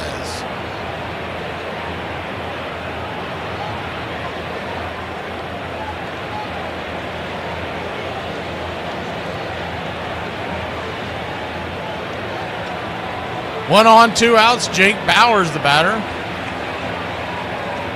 First pitch on the way is right there at the knees. It's 0-1. Riddy's talking about how the Guardians' payroll is about 100. Braves are 215. I mean, there's a difference between being the elite and then just clipping coupons. I mean, 100, that's like Miami Marlin range, the 0-1. Down and in, runner goes. Here comes the third and second base. Did they get him? Underneath the tag, and Durbin's running off to running again. He's figured something out.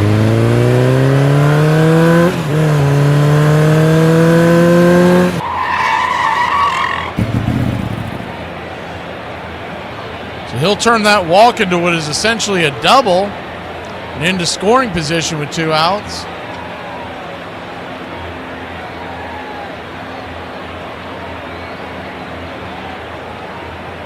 Second stolen base of the night for the Brewers.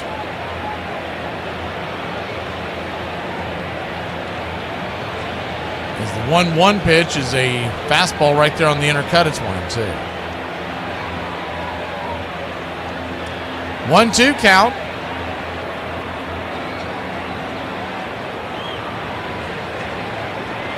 Kicks and fires. Curveball off the edge. 2-2.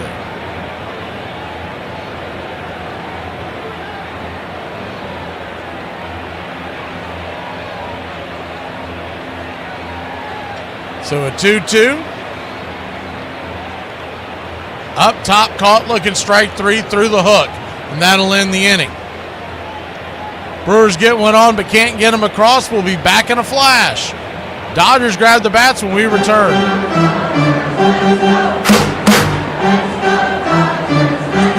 Are you an adult?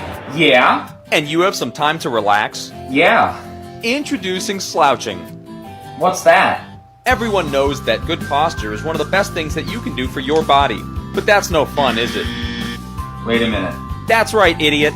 Whether you're sitting, laying down, or even standing, you insist on having the posture of a twisted gremlin, and you've given yourself lifelong issues because of it. Okay, please let me fix this. Sure, let's visit the doctor. Yeah, so I'm having pain in my hips, my lower back, my neck, and sometimes my shoulder. Okay, you are...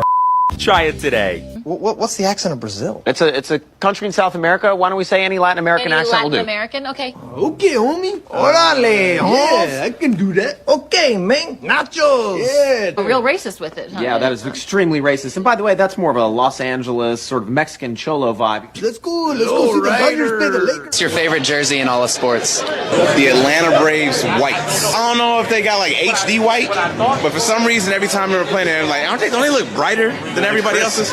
Old school Houston Astros jersey. Old school Houston Astros jersey. I'm going to be biased to the hometown team, so I'm going to go baby blue Atlanta Braves. Lovely evening in New York. Lovely evening to get the heck out of here. We fly back to Chicago right after the game.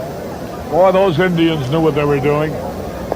Swings and he misses. When they sell this New York City for $14 and 3 bottles of hooch, that was probably the best deal anybody ever made. 3 big leagues, the National League, the Players League, and the old Beer and Whiskey League, simply proved too many. Attendance dipped dangerously low for everyone. By the end of the 1890 season, the league had lost more than $340,000, more than its investors could endure. Welcome back.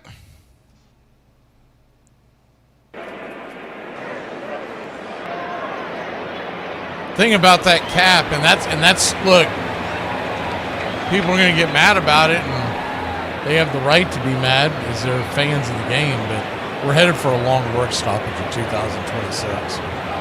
I'm sorry, 2020, at the end of the 2026 season, going into 27. Because the owners, there's too many owners that want the cap and the floor, and the Players Association don't want it, and they're going to butt heads, and we'll see where it goes. But they're not going to approve it before somebody has to lose something. Yeah, but you're not going to get a floor without a cap ready. That's where the fan always misses the point. First pitch on the way is a swing and a miss at a strike. It's on one. If you're an owner, why would you agree to a floor if there's not going to be a cap? It doesn't make any sense. The 0-1. Right there. 0-2. For it to work, you got to have both. You got to have it where it evens the playing field, but you don't allow any of the owners to just not spend any money, because that can't be the answer either. And you've got some really successful models like the National Football League that have made a salary cap work. The 0-2. Caught looking strike three, 100 miles an hour right there on the outer edge. Backwards K, one away. Mizorowski, 3 innings so far, 6 strikeouts.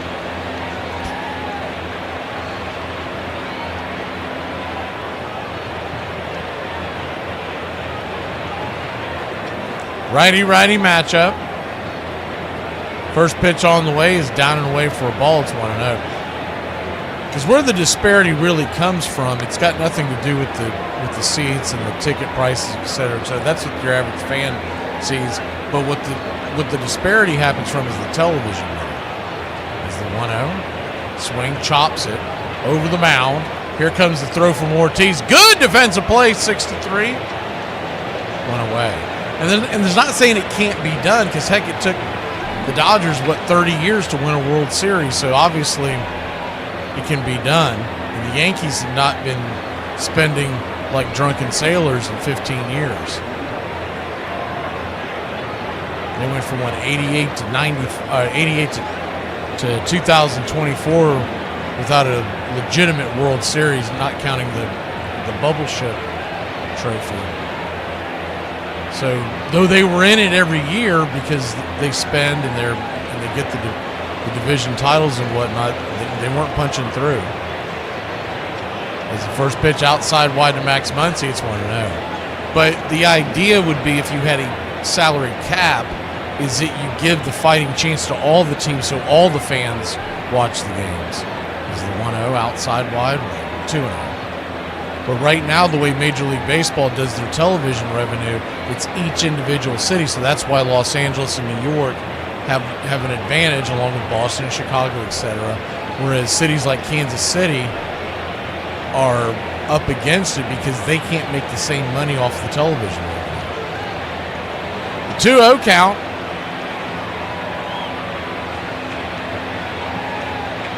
High and out of the zone, 3-0. When you think about how ridiculous it is that a city like Kansas City is rarely competitive in baseball, but yet they are the standard in the National Football League. So it's the television money. That's the model that has to change for it to be a truly competitive sport across the board. The 3-0, 100 miles an hour right there on the outer edge, 3-1.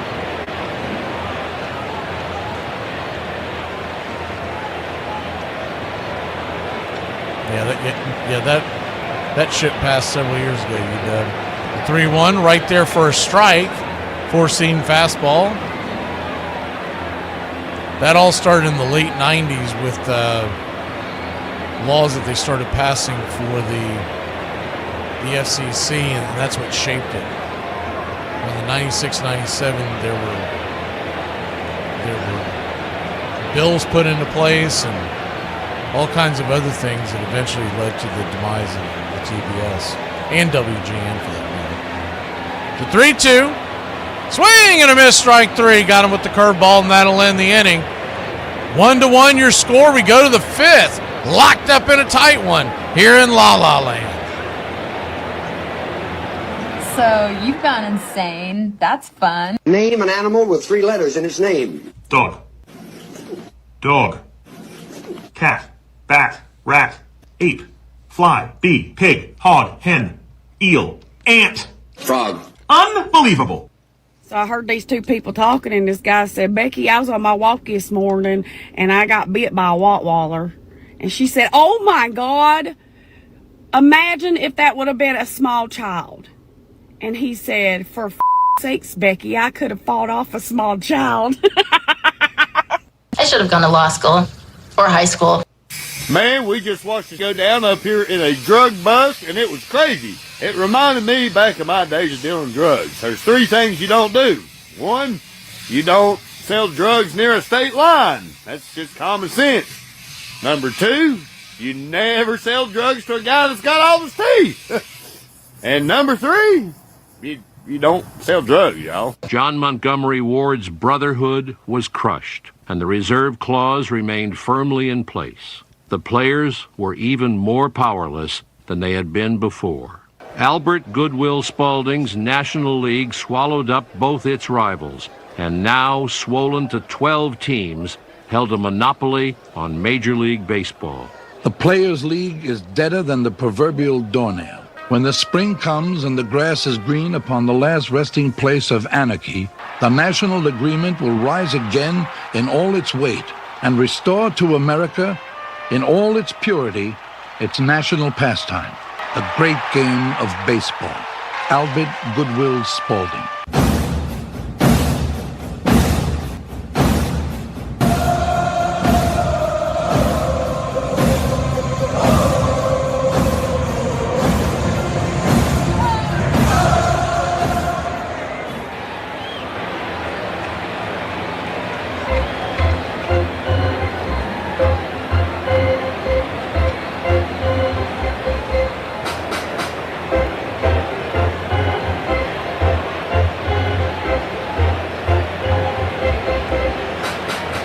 What's funny is people always complain about how much athletes make. You never hear anyone complain about how much, an actor, an actress, a singer, hell, how much a congressman makes. They always come after the athletes. It's like they've put more effort than any of these other idiots. First pitch on the way. 95 upstairs, misses high. Ortiz will call a timeout. It's 1-0. The market dictates what they're paid. That's called capitalism. 1-0 count. Righty-righty matchup.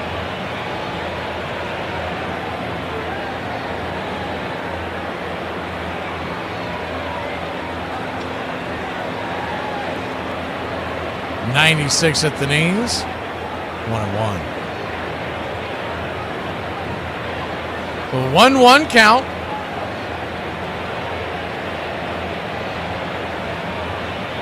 Kicks and fires. 98 miles an hour. 1-2. It'll be Ortiz and then back to the top of the order for the Brewers. Jackson Churio and Bryce Terang. If anybody gets aboard, Contreras. The 1-2 chops it towards the third base side. We'll do it again.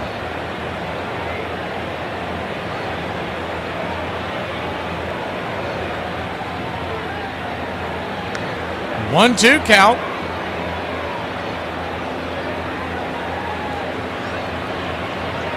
Brings it. Swing, chops it. Cutting over is Mookie Betts right in front of second base. He'll fire it to first, and it's a good 6-3 put out. 1 away.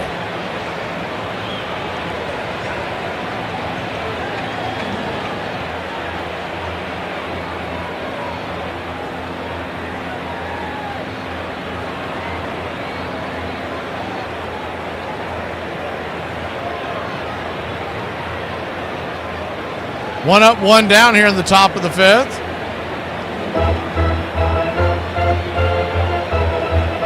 And Jackson Churio takes the first pitch off the plate. Slider misses. It's 1-0.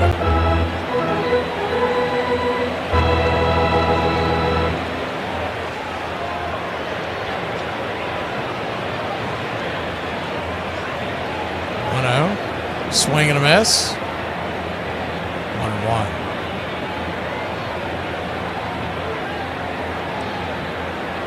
Both runs in this game came in the bottom of the first and the top of the second. Since then, we've been locked up in a pitcher's duel. The 1-1. Outside wide to him. 2-1 count.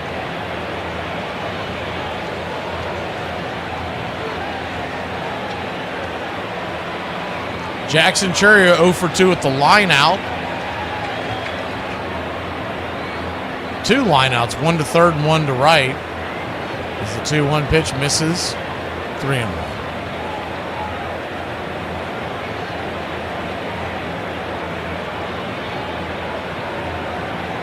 The 3-1. Swing, rips it over to short. It's going to be a 6-3 put out. 2 down.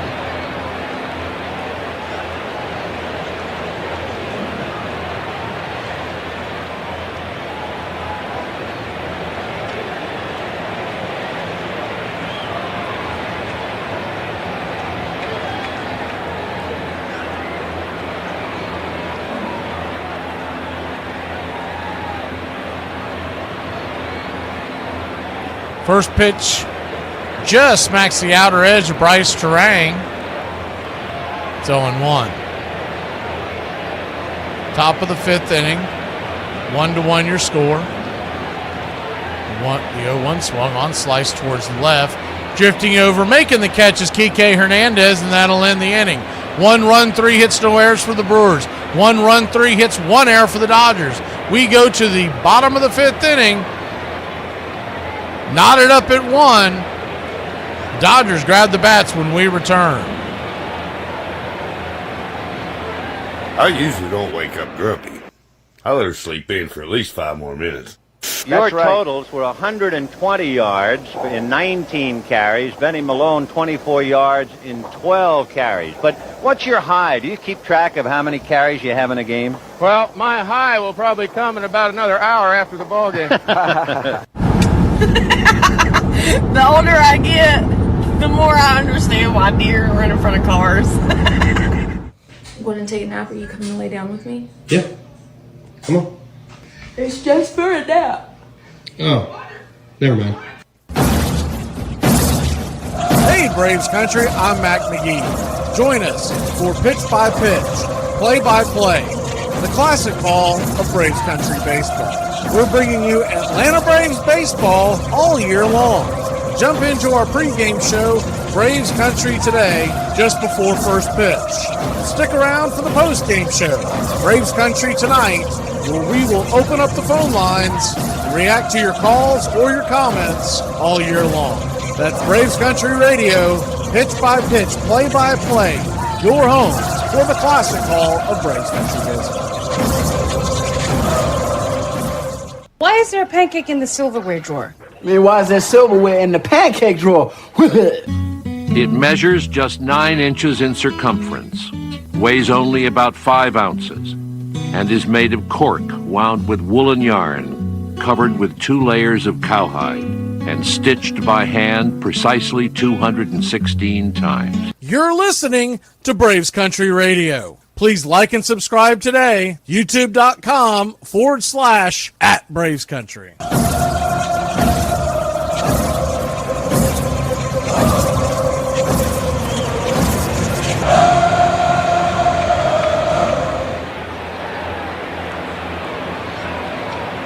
We are heading to the bottom of the 5th inning. It'll be Kike Hernandez, Andy Pius, and then Shohei Ohtani coming to the plate.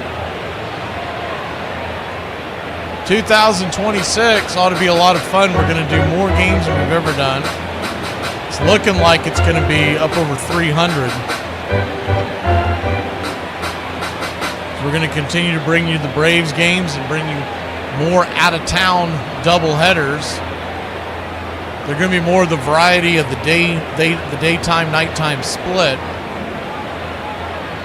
Those West Coast doubleheaders just, A, it messed up my sleep all to hell, and B, we really didn't get that many views, so we're trying to catch as many people as we can.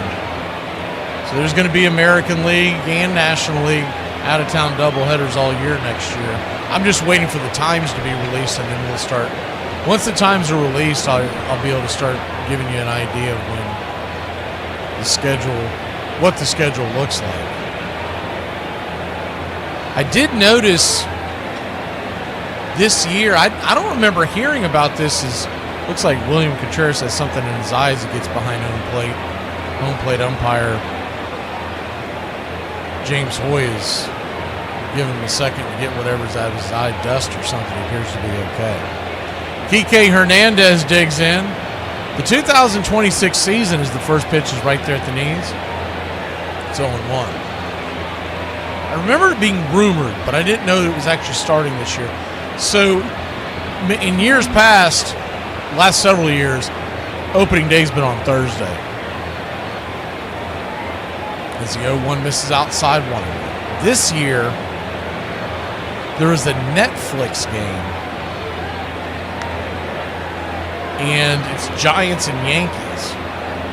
It's the 1-1 pitch, swing and a miss, 1-2. We're planning on bringing you the game. It just threw me for a loop when I was looking at the schedule this morning. I had to do a double take, and then I had to Google it and go, why the hell is your game like? Because sometimes you don't know if it's like an exhibition game that kind of bled into the regular season schedule that's printed out. But no, it's a real game.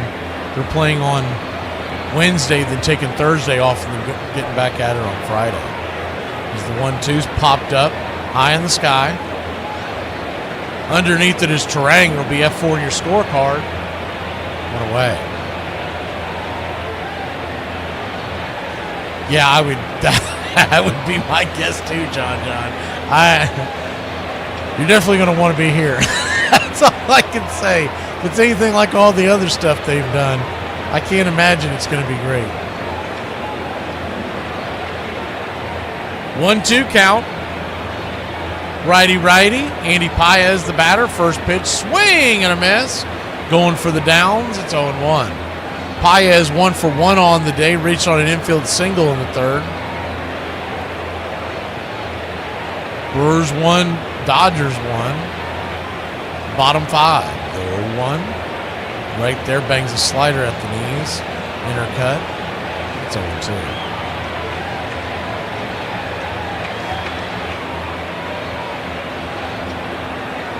So an 0-2 count.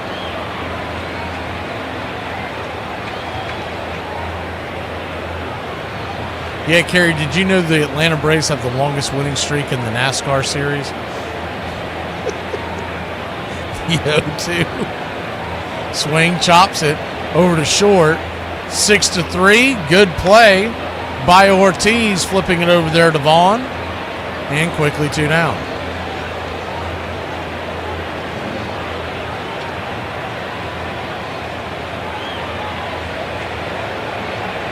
I don't think Clase ever sees the light of day again, Betty. That's not going to be one he's going to be able to come back from.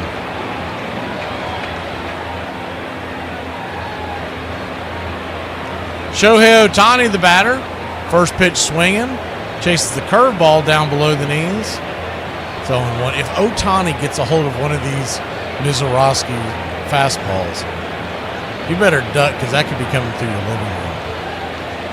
Ohtani 1 for 2 on the day with a triple and a run scored. The only run for the Dodgers so far, the 0-1. Swing and a miss. Pumps a 4-seamer right by him. It's 0-2.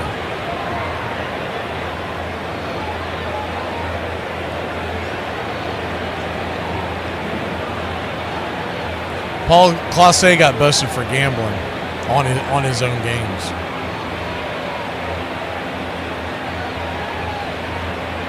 There was another guy in the Cleveland organization got busted too. I forget who that was. I'm sure Reddy knows. The 0-2 swing and a miss, strike 3, and Ohtani down on strikes. Mizorowski is dealing here in Tinseltown. We'll be back in a flash. 1-1. We go to the 6th in a game that is cruising by. Hey, y'all. If you're looking for a wife, go check Tinder, man. You wouldn't believe it. In fact, my neighbor's wife was on there. My boss's wife was on there. Hell, my preacher's wife was on there. 20 minutes later, I even found my wife on there. That's the place to look for a wife, y'all. If y'all see anybody over the age of 30 out past 9 p.m., just know that they 100% took a nap earlier that day. We're going inside them. We're going outside them. Inside them and outside them. And we're not going to pass. We're going to get them on a run. We're going to go, go, go, go. Join the country club today. You'll have access to badges, one-of-a-kind emojis to display your Braves pride throughout the ball game. Help support Braves Country Radio. Join the country club today.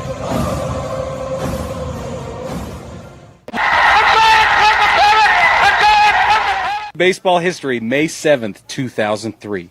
A man in violation of his parole was arrested at Cincinnati's Great American Ballpark after the man's parole officer saw the wanted man kissing his girlfriend on the stadium's live kiss cam. Don't be open-minded. Make the same mistakes your father made. Be a man. Hey, can I tell you one thing? That's 3 holding penalties on one football team in a quarter and a half. That ain't funny. Somebody just offered me $1,000 for pictures of my feet. And I was like, do you want wallets or like an 8x10, black and white? What do you need? So what do you want to do now? Want to get drunk? Yeah. There's something very American about being a poor loser, refusing to shake the other fellow's hand. He says he's a scoundrel. He always was a scoundrel, and he's even more than a scoundrel now that he's beat me. And there's something likable about that in people. It's bad sportsmanship, though.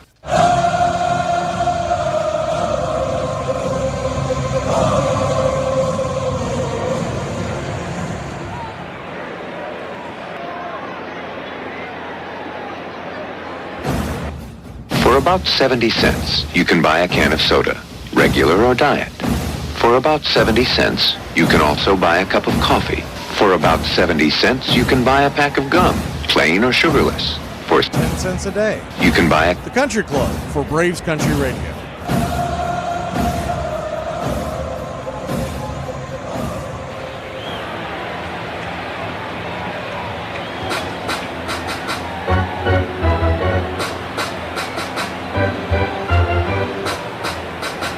One to one your score. We go to the top of the 6th, and when it turned into one heck of a pitcher's duel.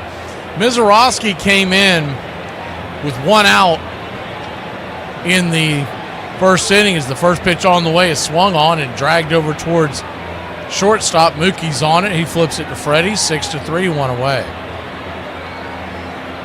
And he has been dealing ever since. He's given up 1 hit, struck out 8, no runs, no walks. That's it. That's all he's allowed. Glass now. And by the way, remember that 1 hit?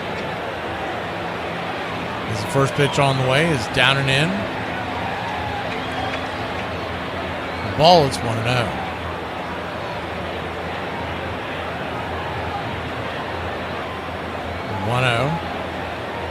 Kicks and fires. Right there at the knees.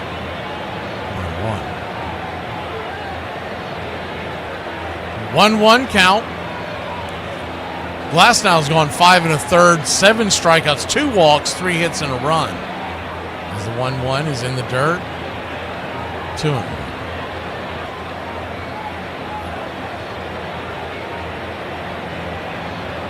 Two-1 count.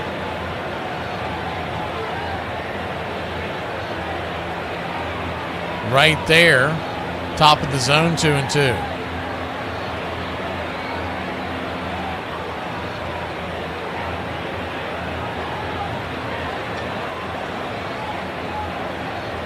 The 2-2. Slice foul, will do it again.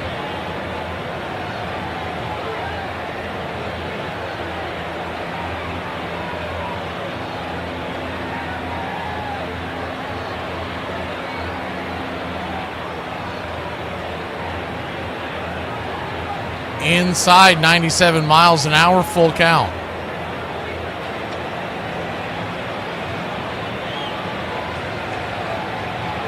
Full count, top of the 6th.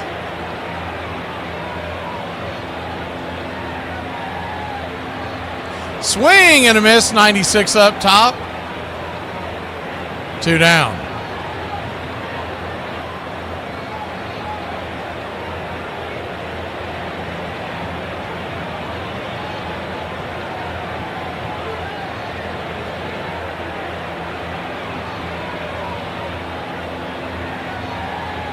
That 1 hit given up by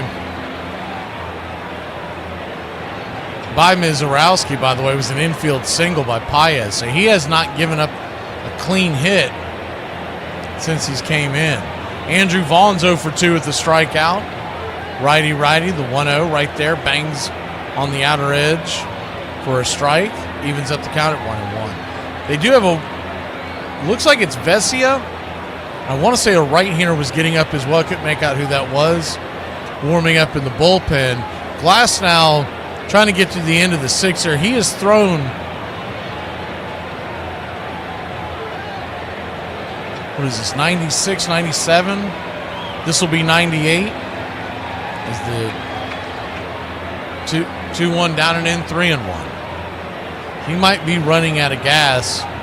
Standing on deck is Frelick, the left-hander. So that might be why they had the lefty warming up in the pen. 3-1, outside wide ball 4. And he'll head on down to first. And we'll see what they decide to do here with Glass now.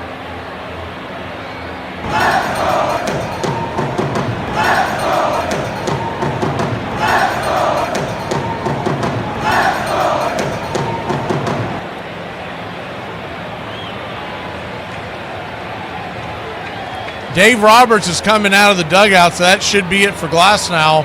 We'll take a quick break when we return. I believe it's Vesia coming in. We'll double check when we return. On this date, in 1928, the Boston Braves played their 9th consecutive doubleheader, splitting the hometown twin bill with the Cubs, 5-2 and 1-6. The streak began on September 4th and sees the team drop 14 of 18 decisions, including losing 8 consecutive games to the New York Giants. On this date in 1960, Willie Mays, who collects 5 hits and 6 at-bats, ties a major league record by hitting 3 triples in the Giants' 8-6 victory over Philadelphia. The Say Hey Kids 11th inning 3-bagger leads to the eventual go-ahead run in Connie Mack Stadium. And on this date in 1996, the Texas Rangers retire their first number in franchise history when they honor Nolan Ryan. The team's future owner, who wore the uniform jersey number 34, pitched 2 no-hitters, recorded his 5,000th strikeout, and won his 300th career game during his 5 seasons on the mound for Texas. And that's your Braves Country Radio on this date in baseball history. Find us on YouTube and Facebook today.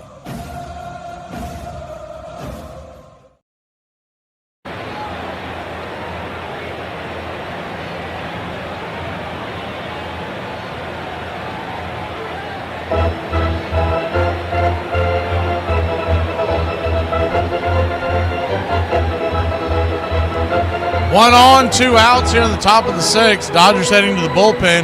Glass now, his night is through. 5 2/3, 3 hits, 1 earned, 3 walks, 8 strikeouts. He would be responsible for the man at first if he were to cross the plate. Did all that in 99 pitches. Dropping his ERA in the postseason this year to 0.68.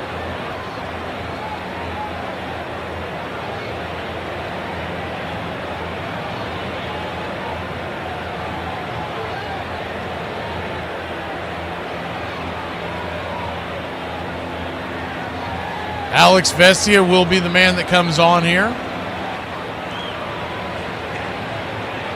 The left-hander set to face Sal Frelick with a runner at first and 2 outs. Chad Durbin, the right-hander, is on deck. First pitch on the way from Vesia. Right there for a strike on the outer edge.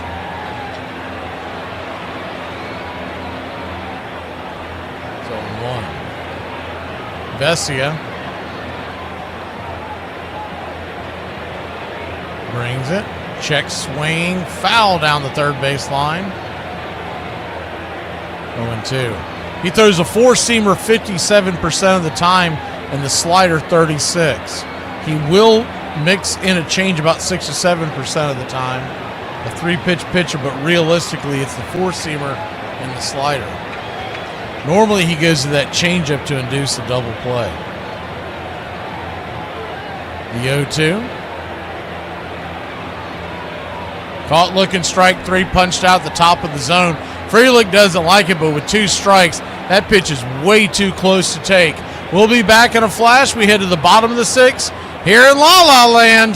The Dodgers try to crack back on the board in a 1-1 tie. I got this. Hey, Matt, I like your sideburns. Did your mom shape those for you? No. Hey, Matt, I like your sideburns. I wish they covered more of your face, you sleazebag dookie face fungus. When are my friends gonna stop telling me to brush my hair and finally accept me for the woodland witch Helena Bonham Carter looking ass that I am? I'm just curious, because I am trying so hard to not be observed, and yet you guys... Did you know that 25% of women in the United States are getting treated for a mental illness? That means 75% of them are running around untreated. Tell me you're rich without telling me you're rich. When I go to the dollar store, I don't even have to check the price tags. This has always been number one, baseball. The commercials, the films, the television series. I could never wait for everything to get over to get back to baseball. I still, and this is not sour grapes by any means, still think I should have gone in as a player. Thank you very much. Ladies and gentlemen, let's welcome the Hall of Fame voice of the Milwaukee Brewers, Milwaukee's very own Mr. Baseball, Bob Uecker.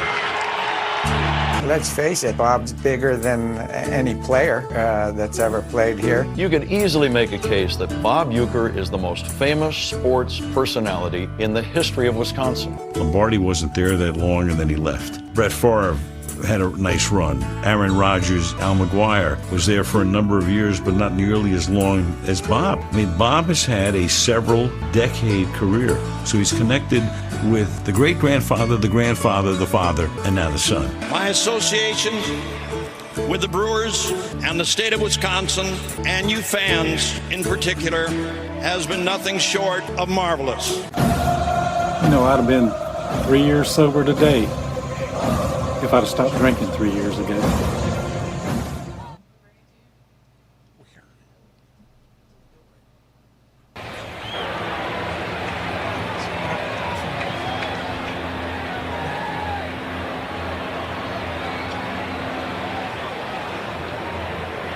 Welcome back.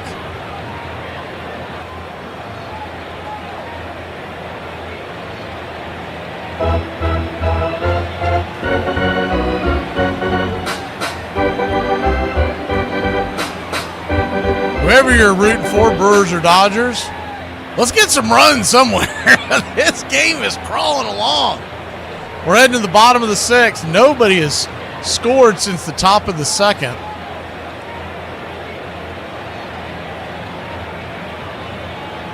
And Mizorowski's going to go back to work. First pitch on the way. P at the knees to Mookie Betts. So on 1, Mookie. 1 for 2 on the day, but 0 for 1 versus Mizorowski. Is the swing and a miss, kind of a half-hearted check swing, makes it 0-2. Smith on deck, Freeman in the hole. 2, 3, 4 hitters due up this inning. The 0-2 misses outside wide, 1-2. If anybody gets on, it'll be Edman and then Teoscar. The 1-2. Down and away. Way outside wide, 2-2. 2-2 count.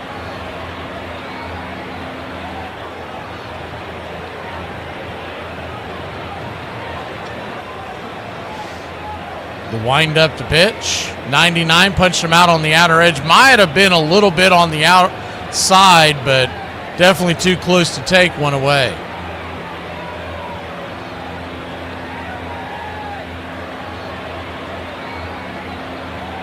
Man, this kid he can bring it.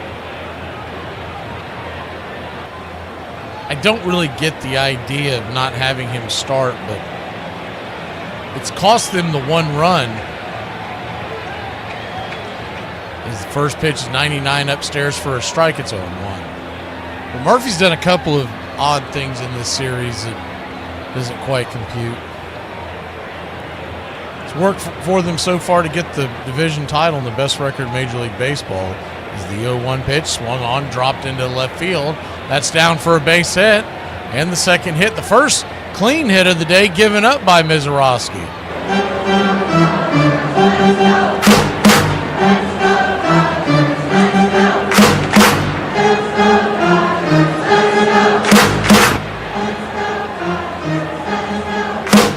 Juan Uribe is warming up in the bullpen for Abner Uribe, excuse me. Abner Uribe is warming up in the pen for the Brewers. Getting a quick powwow out there on the mound. I believe that's the pitching coach, Chris Hook. Yeah, it is. At first I couldn't tell. He's not wearing a jersey. He's wearing one of those pullovers like football coaches wear in the spring.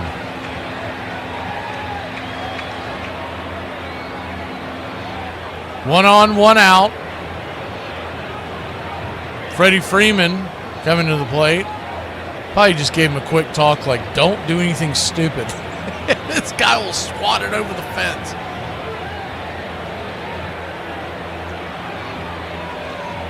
Freddie at the plate. Smith at first. A catcher with good wheels. First pitch on the way is swung on and sawed off foul on his inside. It's 0-1. Edman on deck.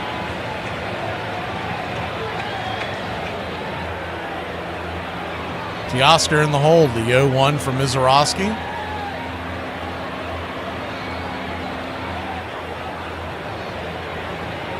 Kicks and fires. 93. It hit the top of the zone, but didn't get the call. 1-1.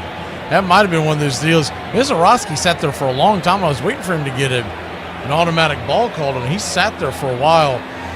You stand there too long and the umpire gets behind home plate in a crouch position. You make him sit there too long, you might not get the call. The 1-1 pops it up down the left field line, giving Chase's Freelick, and he's going to run out of room. It's 1-2. And I don't think it's anything intentional umpires do, but they kind of lose concentration. Finally, I mean, he took a long time. I started to think my video had frozen up. He was taking so long. 1-2 count.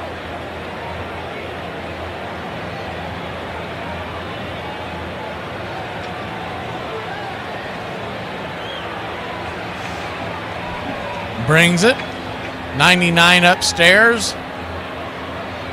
2-2.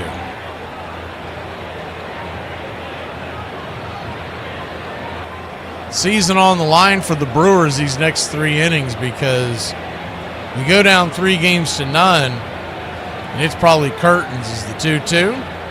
Down below the knees. Full count. So you got to figure Murphy's going to get aggressive. If any other traffic gets on the base and go get Mizorowski, he can't afford to lose this game. Can't really afford to fall behind because the offense has been so porous. The 3-2 pitch, full count. Here's the payoff. In the dirt, ball 4. And Freddie works his way aboard. Runners on first and second. There is one out. A double play will get you out of the jam.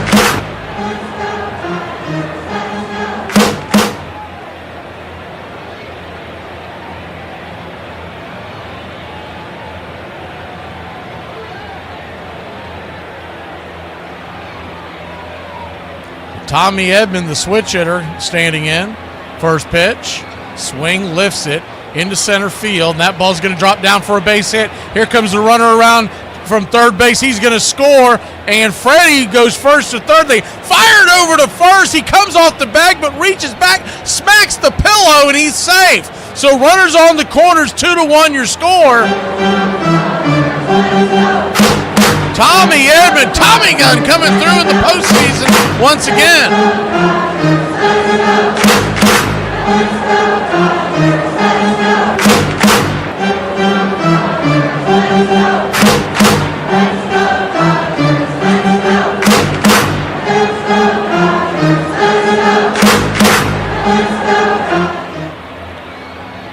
So 2-1 your score. Runners on the corners and 1 out. See the Mariner fan popping in. We're bringing that to you right after this game. And when the Mariners game starts here in about a half hour, we're going to try to do double duty as the game allows. They layered these games on top of each other. Really idiotic what MLB did. We'll be back in a flash. Looks like there's going to be a pitching change.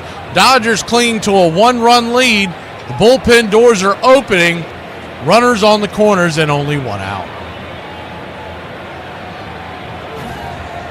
On this date, 1912, the National Commission suspends Detroit outfielder Ty Cobb, barring him from playing this season due to his attack on Claude Lucker, a handicapped fan, 2 days ago. In support of their teammate, the Tigers go on strike to protect the decision, which will end after 1 game with the reinstatement of the Georgia Peach. On this date in 1939, 4 years after the senior circuit began playing evening games, the American League plays their first night game when the Cleveland Indians beat the Philadelphia A's in front of 15,000 hometown fans, 8-3. Unseasonably cold temperatures in Philadelphia are responsible for the small crowd, which is about half the expected attendance. And on this date, 1970, during a game against the Giants at Dodger Stadium, Alan Fish, sitting with friends from the Poinsettia Playground in the second row, seats along the first base line,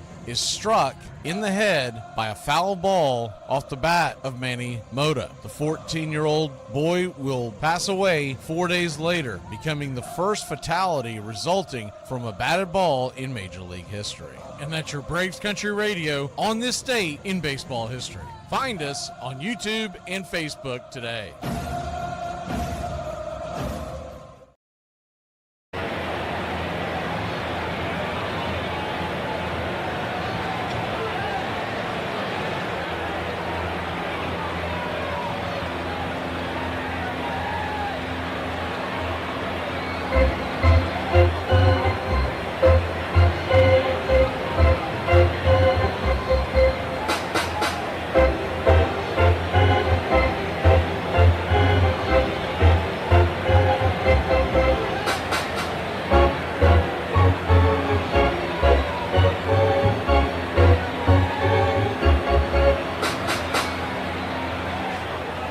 First pitch misses outside the zone by Abner Uribe.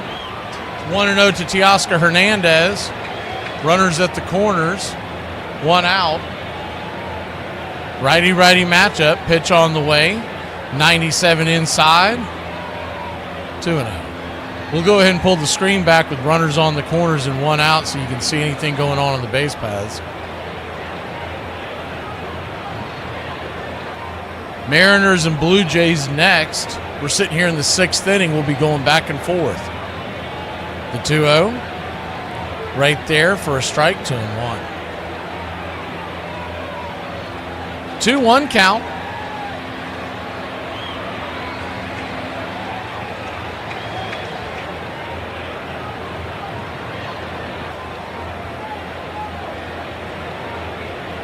Brings it. Swing, fouls it away. 2-2.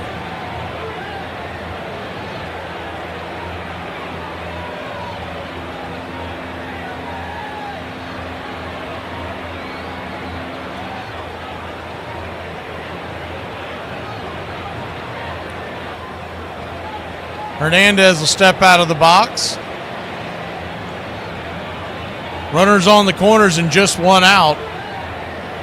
Edmund at first, Freddie Freeman at third. Already in to score in this inning was Will Smith, who led off or got a 1-out single. Is the 2-2. Down and away, 3-2. Uribe has really struggled in this series. Remember, he at one point was closing the game. He closed out the Cubs series. Payoff pitch. Swing and a miss. Hernandez chased one down and out of the zone.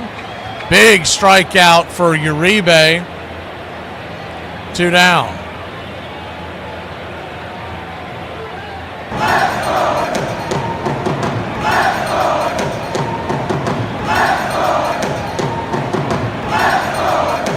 Max Muncy now the batter, righty-lefty matchup. Muncy 0 for 2 with the ground out and a strikeout. Kike Hernandez on deck. Uribe could pitch around him, but the last thing he wants to do. Oh, the throw goes to first base, and that's going to be a wild throw, and Freddie Freeman is going to come home to score with these, and Uribe will be charged with an error, and the Dodgers have doubled their lead. It's 3-1. Trying to catch Edman leaning off of first. It's a pretty good move over there, but the throw just went into the dirt. Vaughn was unable to scoop it out. Edman stayed at first as the second baseman Terang jumped on it quickly to keep him at bay, but Freddie easily scampers home.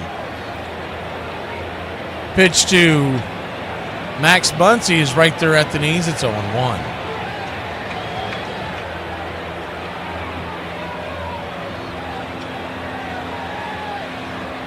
The 0-1. Rocks and fires, swing, chops it over to second, and that should end the inning 4-3. But not before. Dodgers put 2 on the board, 1 clean, 1 on an error. It's 3-1 Trolley Dodgers.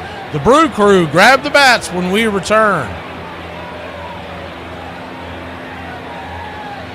Sure, sharing your feelings is healthy, but I prefer to bottle them up until they explode, like a normal person.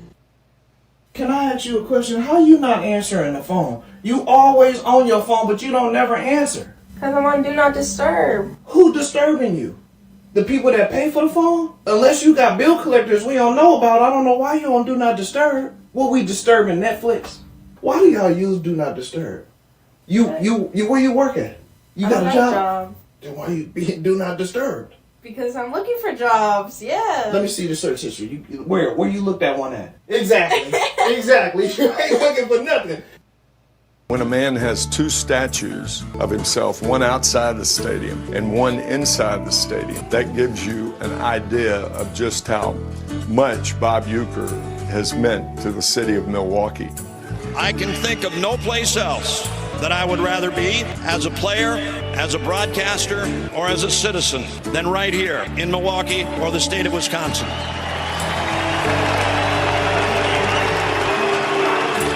This guy could have worked in New York, he could have worked in Los Angeles, he could have quit baseball and been an actor, yet he always chose to stay in Milwaukee and to broadcast Brewers baseball, and people, don't forget that. For Bob, it's been almost the perfect melding of celebrity, and yet he's able to still be the announcer for the Milwaukee Brewers. I live here. This is where I grew up. This is where I was raised, born and raised. The other stuff is all pluses. I love baseball. I mean, bottom line, I love baseball. You don't do this for as long as he's done it, unless you love it. I don't know what else I would do. I don't. Here it is. Swinging a smash. Base hit. This one is over. Wake the up! Jeez.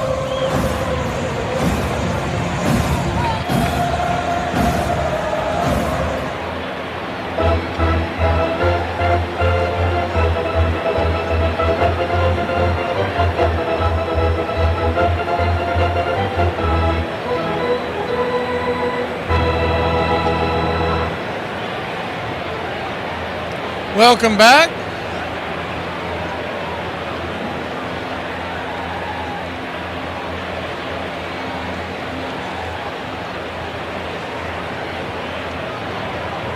Top of the 7th we go.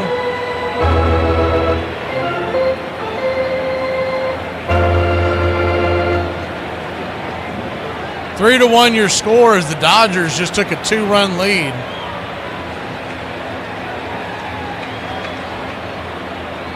Lefty-righty matchup. Here's the pitch from Vesia. Upstairs. Misses high for a ball to Durbin. It's 1-0. 1-0. Kicks and fires. Swing. Swats that down the left field line. That's down up against the wall. That gets where the green grass grows, and he's going to cruise into second base, and it's a leadoff double for the Brewers as Chad Durbin doubles to left field.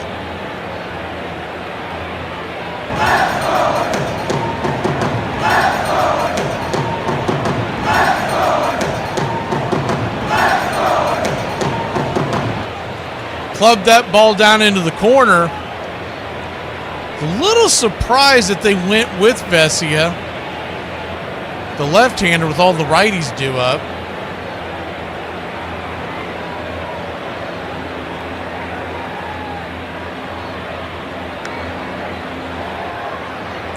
Jake Bauer's now climbing into the box.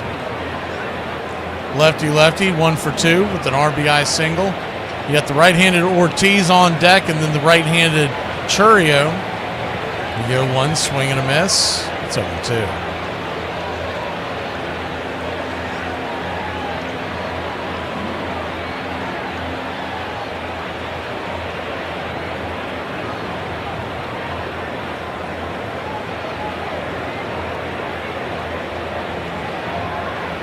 The 0-2, swung on, fouled back. We'll do it again.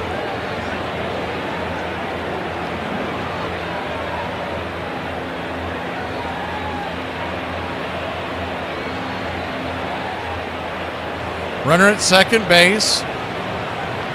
Nobody out. Lefty. The 0-2. Vesia looking into Will Smith. The pitch. Swing. Swats it away. Fighting it off, trying to stay alive.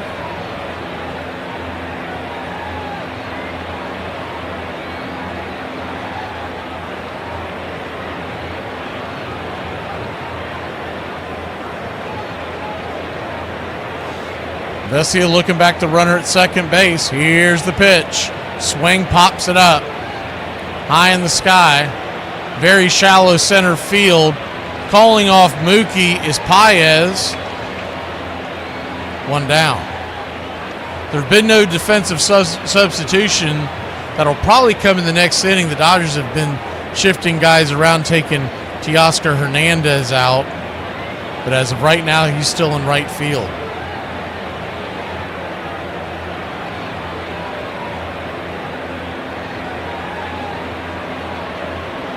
And I think that's going to be it. Looks like Dave Roberts is coming to get the ball from Vesia. I believe that's Training coming in, the right-hander. We'll be back in a flash. 2-run lead for the Dodgers, and the Blue Jays and Mariners coming up. On this date in 1920, on a dreary afternoon at the Polo Grounds in New York, popular Cleveland Indians shortstop Ray Chapman suffers a fractured skull when hit in the head by a fastball by Yankees submariner Carl Mays. The 29-year-old newlywed will die before daybreak tomorrow, becoming the first on-field fatality in Major League Baseball history. On this date in 1927, Babe Ruth, teeing off on Tommy Thomas' fastball, becomes the first player to hit a home run out of Comiskey Park. The Bambino's 37th home run traveled over the new double-decker roof in right field, powering the Bronx Bombers past the Pale Hose on the south side of Chicago, 8-1. On this date in 1954, the first issue of Sports Illustrated is available at newsstands. The inaugural cover of the innovative new magazine features a Mark Kaufman photo of Milwaukee Braves slugger Eddie Matthews at bat, Giants catcher Wes Westrom behind the plate, and umpire Augie Donatelli calling balls and strikes in Milwaukee County Stadium. And that's your Braves Country Radio on this date in baseball history. Find us on YouTube and Facebook today.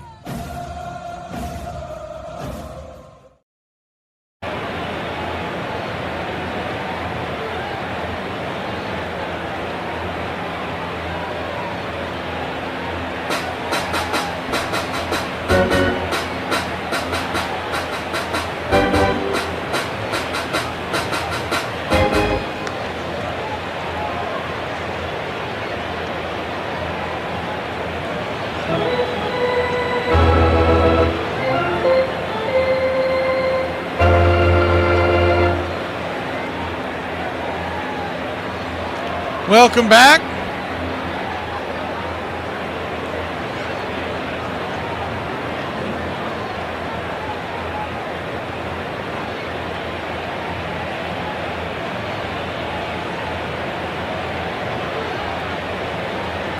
Treenan's coming in. Blake Treenan, 5.40 ERA in the regular season, but 2 2/3 and 2 earned runs here in the postseason. And he's been a steady arm for the Dodgers over the years.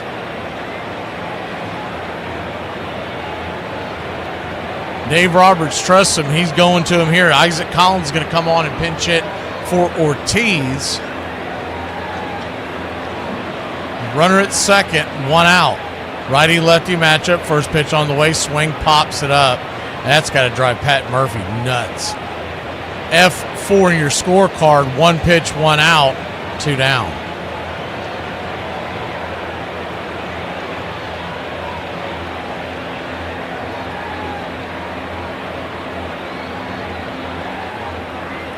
Runner at second, 2 outs.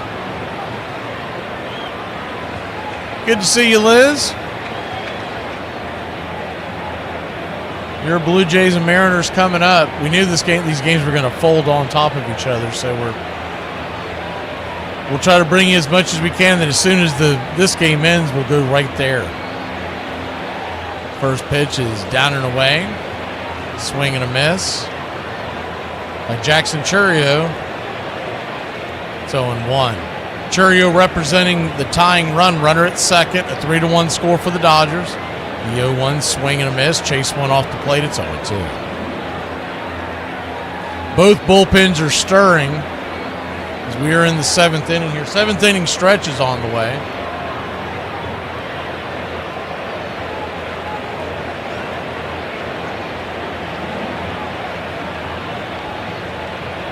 The 0-2.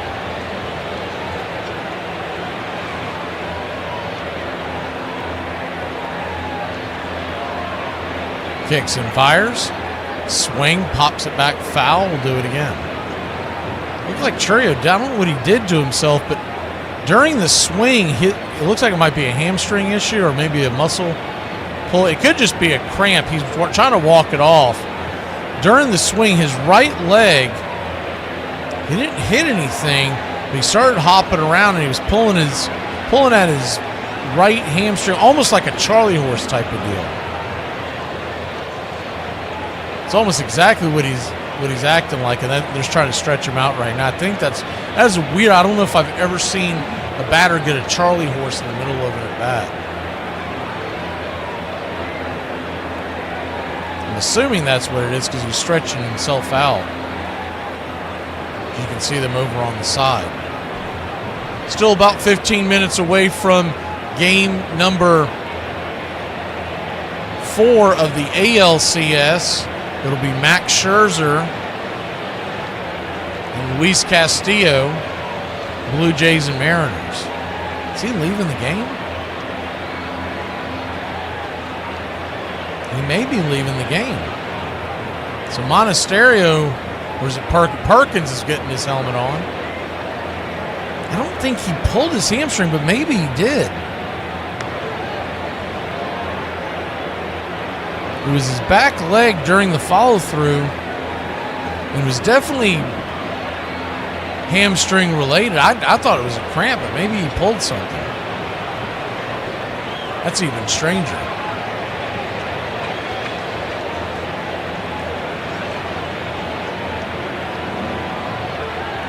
So they'll give him a chance to warm up, I believe. Bryce Perkins is coming in to pinch for Jackson Churio. And if he does have to go to the IL, he'll be unavailable for the World Series. Not that that's going to be an issue if they go down 3 games to none, but in theory. So it looks like he is hurt. Yes, Brandon, it's his hamstring. It looked like a cramp, just the way he was hopping around, but maybe he actually pulled it. So Bryce Perkins will come to the plate from the left side. He'll inherit an 0-2 count. For those of y'all who may wonder, if he gets out here, the out goes to Churio. If he gets a base hit, it goes to Perkins.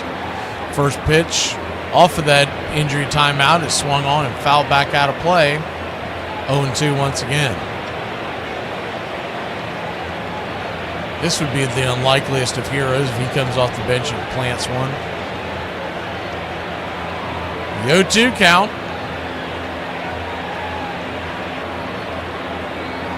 Inside, 1-2.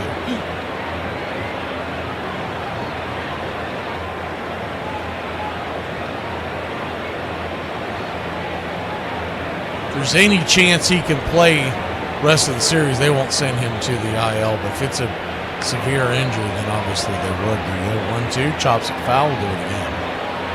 They carry taxi squads with them in the postseason, so if there is an injury, there's someone in the wings that's ready to stand in. 1-2 count.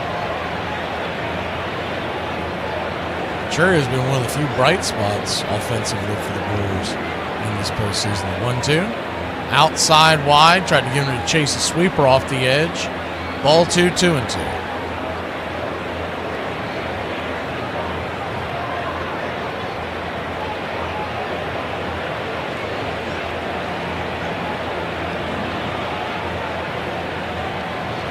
The 2-2. Swing and a miss, strike 3. Chase the sweeper down and in, and that'll end the inning. We'll head to the bottom of the 7th inning. Dodgers grab the bats when we return, and they've got a 2-run lead. Get up and stretch, y'all.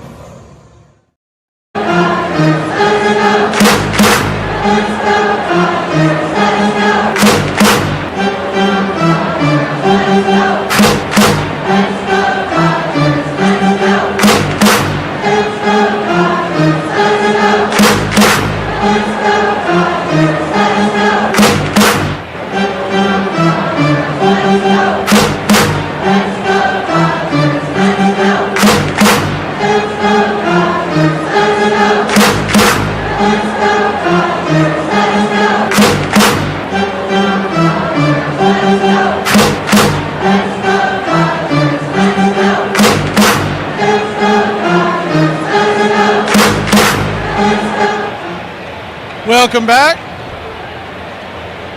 Abner Uribe on.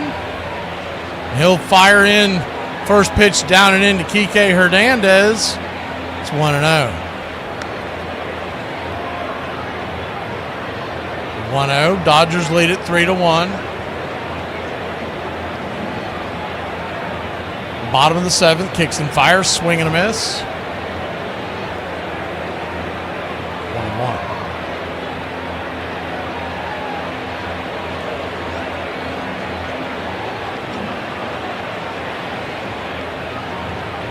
1-1 count. Swing, pops it up. High on the left side of the infield. Shortstop territory, making the easy catch over there. Is Monasterio, who came in for Ortiz.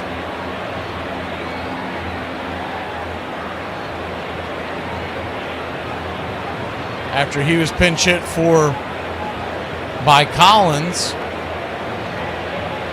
It's interesting because in theory they could have left Collins in and have Monasterio pinch hit or play short, but they went the other route. First pitch is down and in to Andy Pius.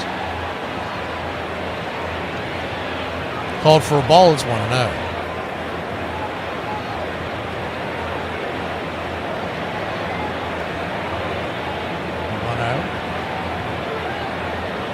Brings it inside 97 miles an hour.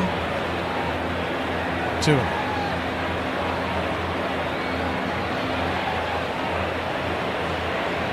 Left-hander warming up in the bullpen for the Dodgers. The 2-0 clips the inner corner for a strike 2.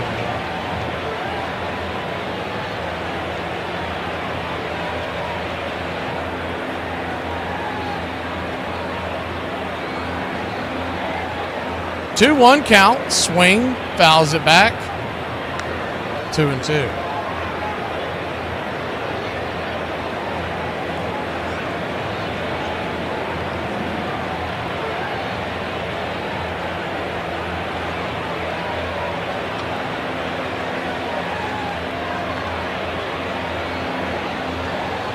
The 2-2. Down and away, ball 3.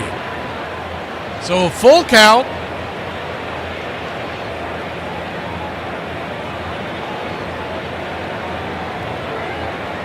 Standing on deck is Shohei Ohtani. The Dodgers lead it 3-1.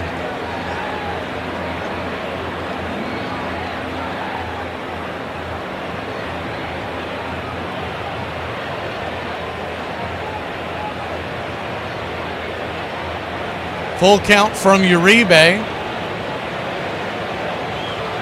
Outside. Oh, they called for a strike. Wow. Wide strike on the outer corner. Pius doesn't like it. Can't say I blame him. So a backwards K in your scorecard. Looks like Pocket Pancakes is going to go grab Uribe, get him out of the game. His work is done. I believe Koenig was the man warming up at the bullpen for the Brew Crew.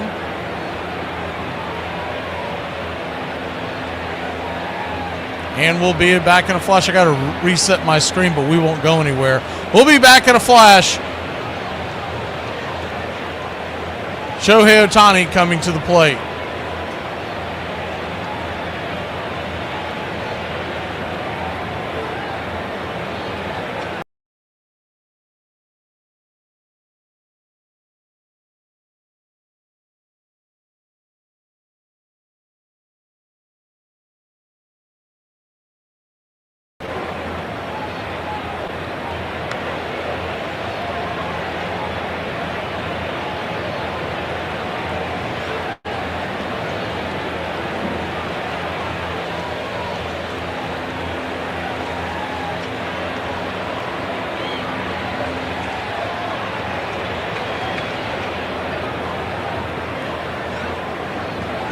Mac McGee. And I, we're on the same team. The Country Club for Braves Country Radio. And we need more players. We need you to help us win the battle against hunger and poverty. You can sponsor Braves Country Radio. Teamwork is what The Country Club for Braves Country Radio. it is all about. And that's why we need you. For just $15 a month, Don't get greedy. Ask for $2.99. you can sponsor a child just like Braves Country Radio. I've been able to really help, Braves Country Radio. and it feels so good. It's so easy. Just reach out now and start sending your love around the world. The Country Club for Braves Country Radio. If you join our team, we really can bat 1,000. Mac McGee. Who's waiting for help? There's room on our team for you.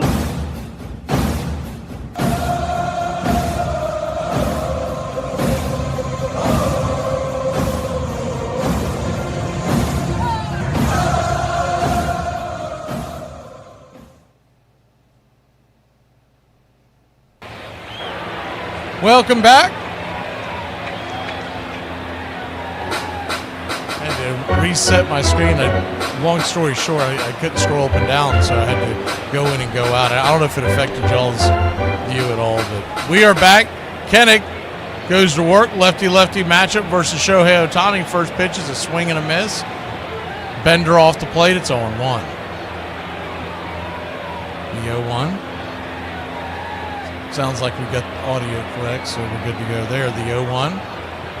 Down and away. 1-1. 1-1 count.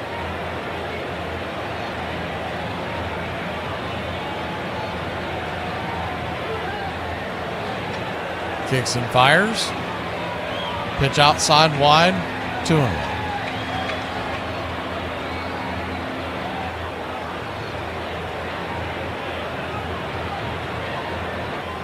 Dodgers lead at 3-1. We're about to get started out in Seattle. We're going to start trying to keep an eye on that game as we bring this one to you. We'll keep the 3D on this, but during the break, we'll try to bring you what's going on in that game, as well as keep you up to date as it goes along. Swing and a miss by Ohtani. It's 2-2. Standing on deck is Betts. In the hole is Smith. The 2-2.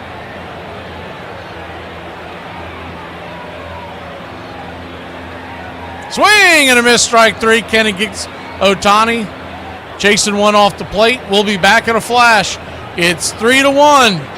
8th inning we go, and you know what that means on the BCR. 106 miles to Chicago. We've got a full tank of gas, half a pack of cigarettes. It's dark, and we're wearing sunglasses. Hit it. It's happy hour. When wins become losses And losses become wins.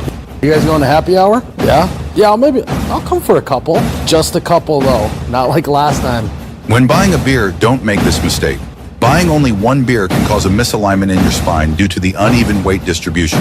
This can cause unnecessary back pain and potential spine issues. To prevent this, carry 2 beers, ensuring your body is balanced and proper health maintained. Okay.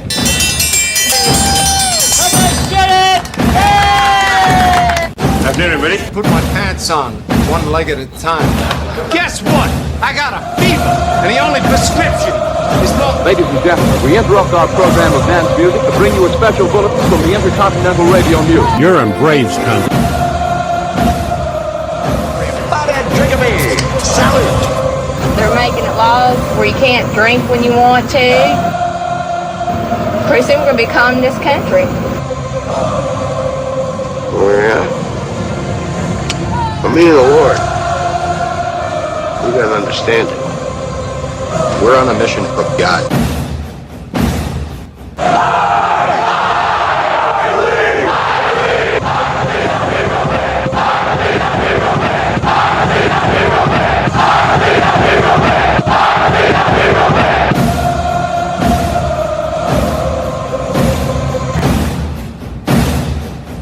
If you want to stop me, you're gonna have to kill me!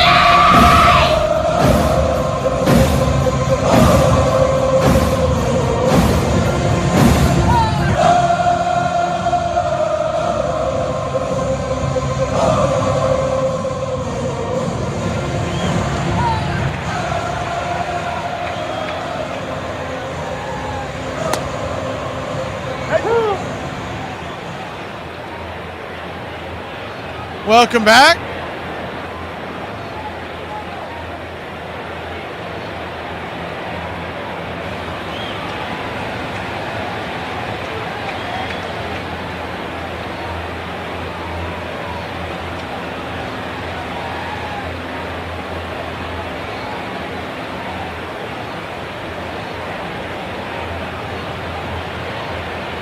Yeah, Reddy, you probably weren't here for when that cheese thing started, but told everybody about midway through the season. I've been doing this for a long time. 7th inning stretch when we do the games here. Of course, we're doing all the games nowadays, but it became as the first pitch on the way, start the top of the 8th inning. Anthony Banda's on for the LA Dodgers. He throws the first pitch outside wide for a ball. It's 1-0. Bryce Terang, the 1-0. Way outside wide. 2-0. So a 2-0 count.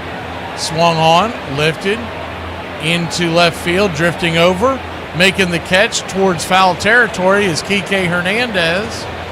One away. During the 7th inning stretch, because a lot of nights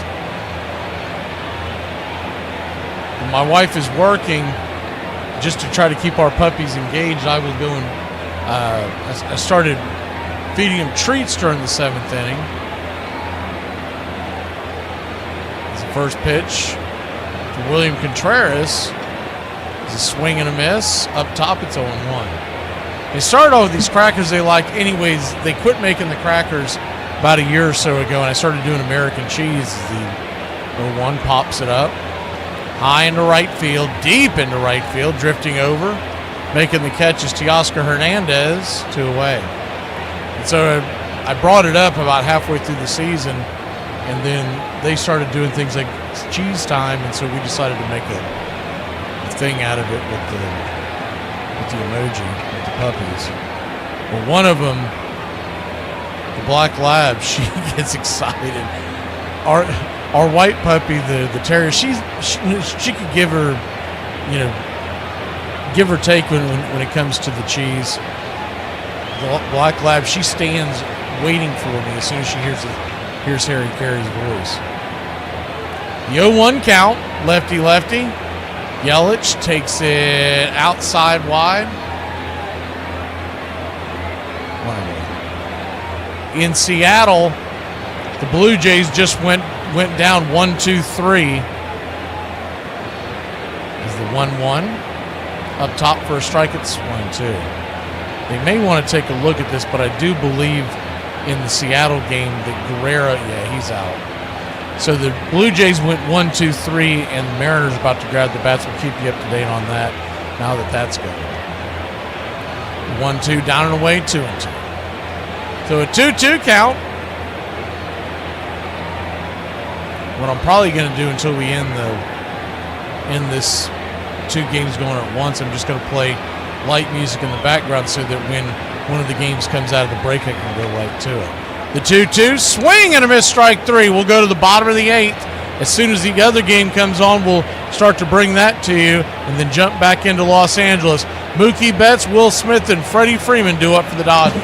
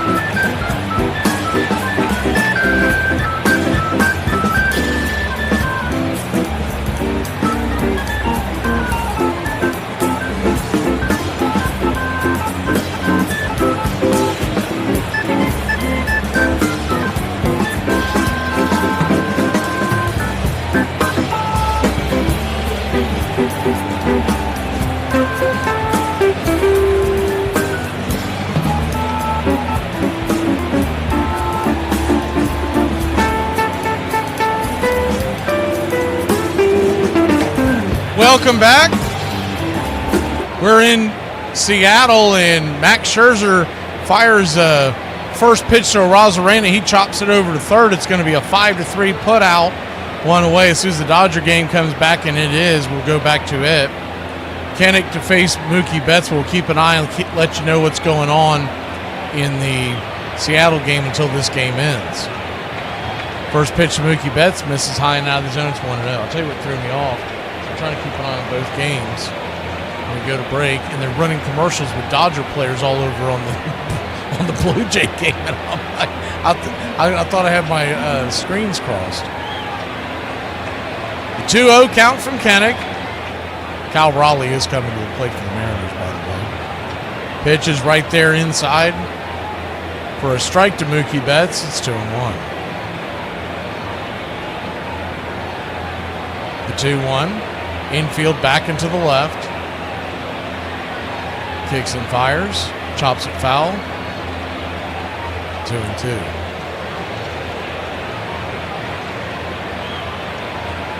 The 2-2 count.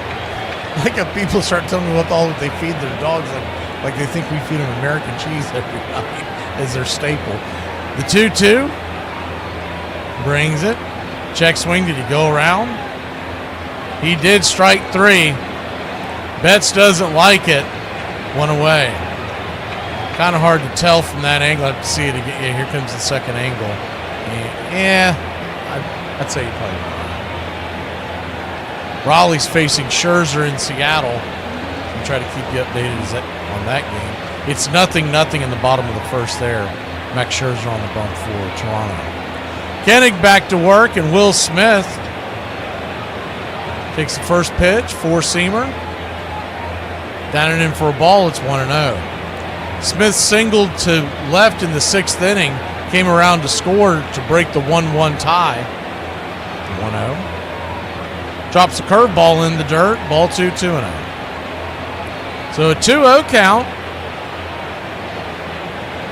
I'm going to do my best not to mix up and give you the wrong count on because I'm keeping an eye on the other game for y'all in case something happens. The 2-0. Inside 3-0. If you try to switch the screen back and forth, it'll jam up and collapse. So that's why we're keeping it on the primary game, and then the secondary game, let's put it on that one when this one ends. The 3-0 down and in, ball 4, so he'll head on down to first, and it's a 4-pitch walk for the Dodgers. Good at bat there by Will Smith as Kennick was trying to get him to chase off the plate. Looks like Cal Raleigh walked in the at-bat just a second ago, so there's 1 on, 1 out for Seattle, bottom of the first. And Julio Rodriguez going to plate there. Here, Freddie Freeman takes a mighty hack at the pitch. Flying by, swing and a miss. It's 0-1. Freddie 0 for 1 with 2 walks and a run scored. Good base running in his last at bat. As he 0-1 inside, 1-1. Scored on a pitch that got away from first base. He didn't hesitate and he easily scored, making it 3-1. That was in the 6th inning. 1-1 count to Freddie. 3-0 count to Julio Rodriguez. 1-1. Inside, Freddie bends out of the way. 2-1. Polanco is on deck in Seattle. And the 3-0 from Scherzer is down and away, ball 4. And he has walked 2 consecutive batters. And Max Scherzer struggling out of the gates in Seattle. So a 2-1 count. Freddie almost looked like he thought that ball might have got him, but I don't think it did. Take another look at it here. Nah, it didn't get him. I don't know what that was about. I guess he's just trying to work his way aboard.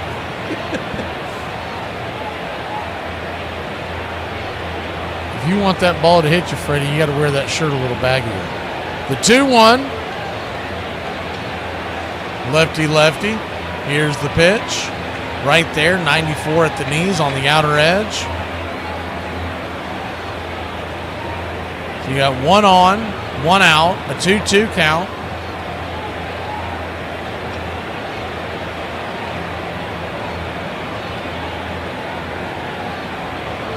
Koenig looks into Contreras. Here's the pitch. Swing, chops it over to second.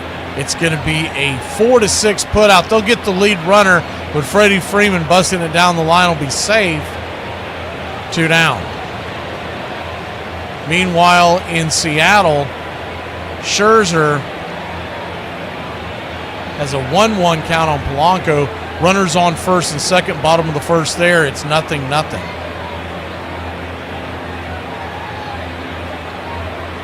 Tommy Edman coming to the plate. First pitch down and away. It's 1-0.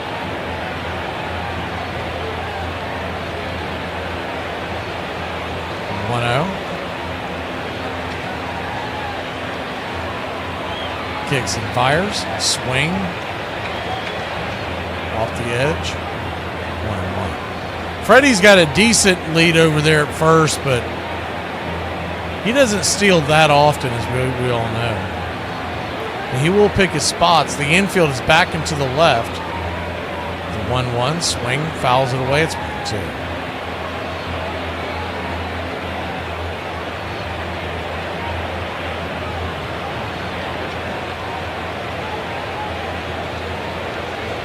One-two count. Looks like Toronto got out of that jam, so they're tied at 1 heading to the second in Seattle. We'll take you there as soon as this game ends.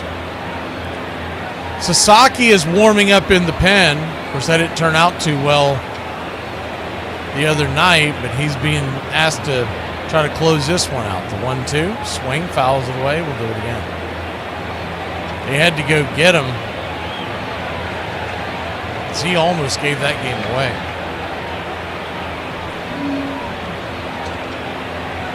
And if Terang doesn't jump out of the way from the ball, it was going to hit him and tie the game up, he would have. The 1-2, caught looking strike 3, punched him out on the outer edge, and that'll end the inning. We'll go to the top of the 9th inning. Roki Sasaki is warming up. He'll be coming in to face Vaughn Frelick and Caleb Durbin.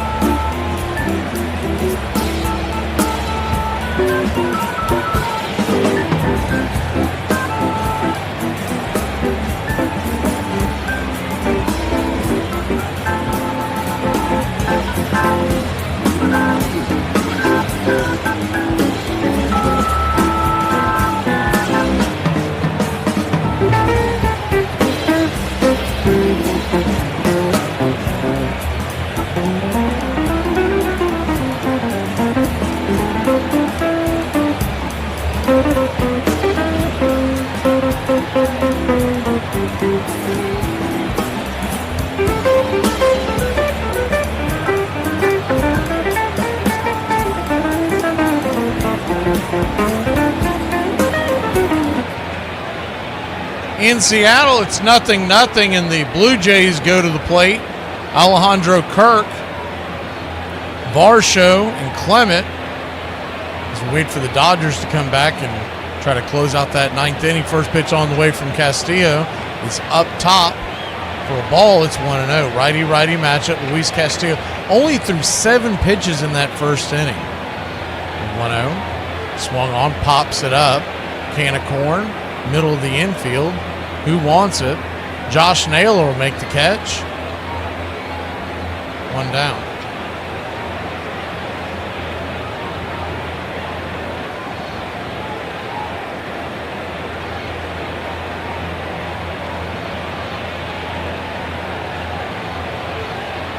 One up, 1 down, and Dalton Varsho, the batter. Righty-lefty matchup. Now we switch back to Los Angeles as Roki Sasaki is set to take on Andrew Vaughn in the midway through the order there against Milwaukee. First pitch is inside for a ball. It's 1-0. 1-0. Outside wide. 2-0. 2-0 count. Dean is in to play center now for the Dodgers. Paez is in right. Teoscar Hernandez lifted. Is the 2-0, 100 miles an hour right down the pike, 2-1.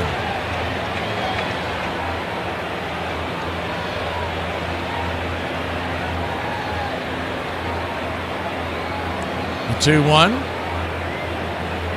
Swing, chops it deep in the hole.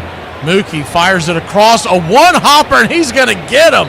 Wow, what a play by Mookie Betts. 1 away. Nashville, Tennessee native grabbed it, went airborne.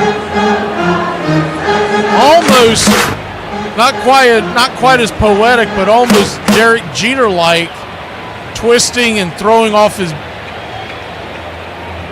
back foot, fading towards the third base line, and got him on the one-hopper. First pitch to Sal Frelick is swung on and fouled back. So when it didn't hurt that Andrew Vaughn, the first baseman, was the runner, but nonetheless, it was a good play. The 0-1. Outside wide, pitch out territory. Just a bit outside.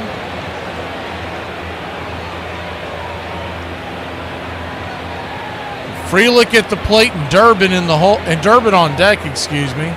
In the hole is Bowers. 1-1 to Sal Frelick. Swing and a miss. 99 miles an hour. Right down the pipe. 1-2. The 1-2. Way outside wide with the bender, 2-2.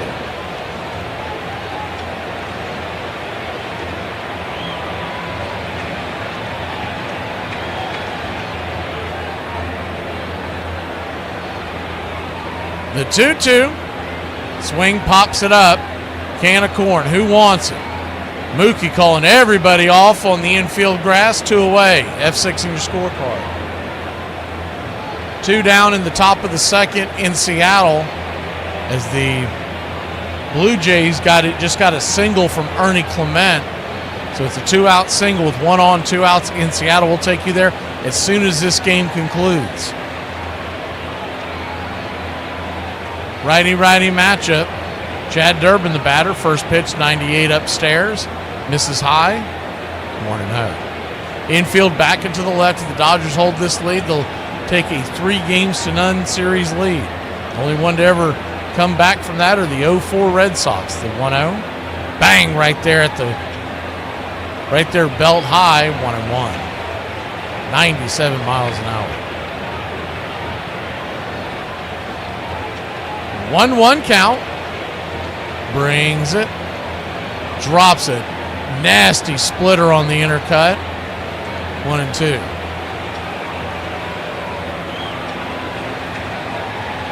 The 1-2. Crowd standing at their feet. Here's the windup. Here's the pitch. Swing and a miss. Strike 3. And that'll do it. Dodgers win. Dodgers win. 3-1 your score. 3 runs, 5 hits, 1 error for Los Angeles. 1 run, 4 hits, 1 error for the Milwaukee Brewers. Player of the game. I think we got to give it to Glasnow in such a low-scoring affair. 5 innings, 1 run, and 8 strikeouts. They're heading to break in Seattle. It's 0-0 heading to the bottom of the second. Seattle grabs the bats. When we return, we head over there. Dodgers take a 3-0 lead. We head to the Emerald City to bring you the American League Championship Series.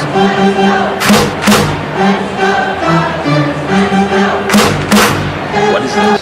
You're going to wear this to the show. You're going to wear the shirt of the band you're going to go see. Don't be that guy. Hey, Star Wars or Star Trek? I like Star Wars. It's the same thing. It is the same thing. It is, yes, it is. It is the same damn thing. It's the same thing. They fly around in space. They have shields. Shield. Yeah. Hey, Braves Country, I'm Mac McGee. Join us for Pitch by Pitch, Play-by-Play, the classic ball of Braves Country baseball. We're bringing you Atlanta Braves baseball all year long. Jump into our pregame show, Braves Country Today, just before first pitch. Stick around for the postgame show, Braves Country Tonight, where we will open up the phone lines and react to your calls or your comments all year long. That's Braves Country Radio, Pitch by Pitch, Play-by-Play, your home for the classic call of Braves Country baseball.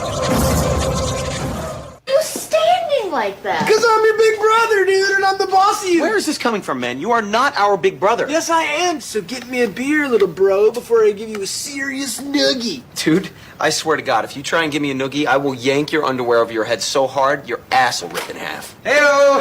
What's up? Can I ass rip in half? Like tissue paper. So I told Courtney, smack me and see what I do. Did she smack you? Yeah, she smacked me. Did you do something? Yeah, I did something. What'd you do? I cried. I cried for like 15 minutes. Baseball was mighty glamorous and exciting to me, but there's no use in blinking at the fact that at that time, the game was thought by solid, respectable people to be only 1 degree above grand larceny, arson, and mayhem. And those who engaged in it were beneath the notice of decent society. Connie Mack.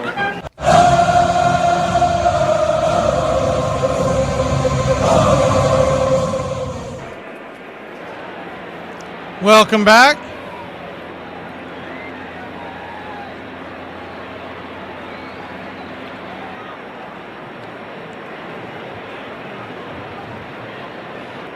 Trying to get everything queued up here for you as we bring in the American League Championship Series.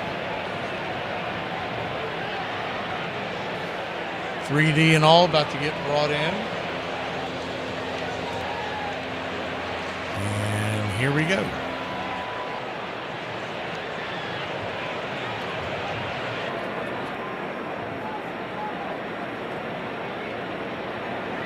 First pitch on the way from Scherzer is right there for a strike. It's 0-1. I think I got us on the right game.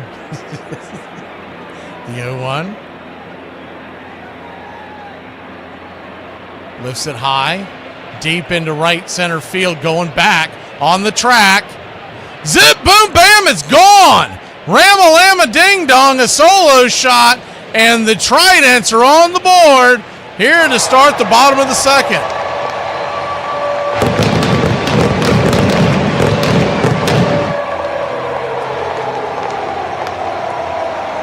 A hanger, a banger.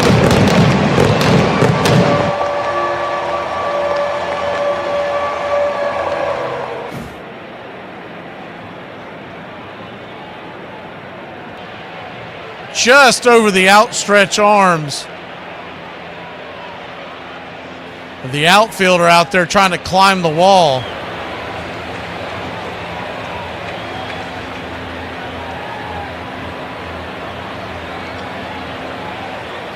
So Eugenio Suarez, the batter.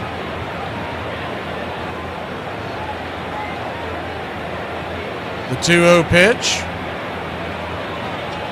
Swung on and misses, 2-1. We'll get it queued up here in a second. Still trying to take myself from one screen to another. The 2-1. Swung on and lifted. into right field, drifting over, making the catch. In right field, F9 your scorecard, 1 away.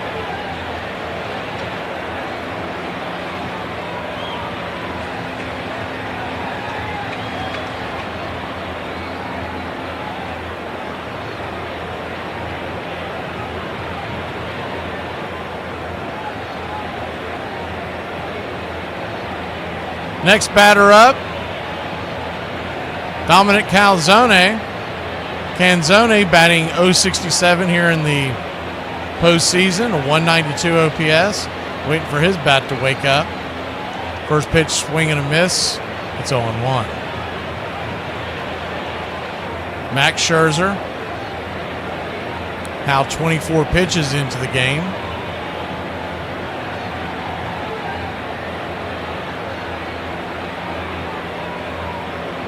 The 0-1. Kicks and fires. Swung on and swatted back foul. It's 0-2. I think I got it timed up now. 0-2 count.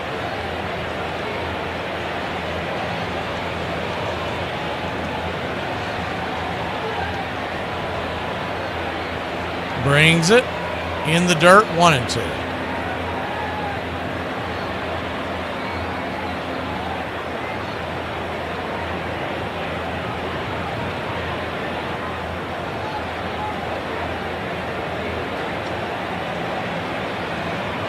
One-two. Swing. Rips it over to second. Should be an easy 4-3 put out. It is. Clement to Vladdy. 2 down. We'll go over the defensive alignments and the start in the batting orders here in a second as we get the dust to settle here on this game. You're just joining us, Dodgers. We just left the Dodgers game. They've taken a 3-0 series lead over the Brewers. The first pitch on the way is swung on and fouled back. It's 0-1. J.P. Crawford, the batter. So it is do or die tomorrow for the Brew Crew, or they'll go home on the brooms of Los Angeles. The 0-1 swing. Fouls it straight back. It's 0-2.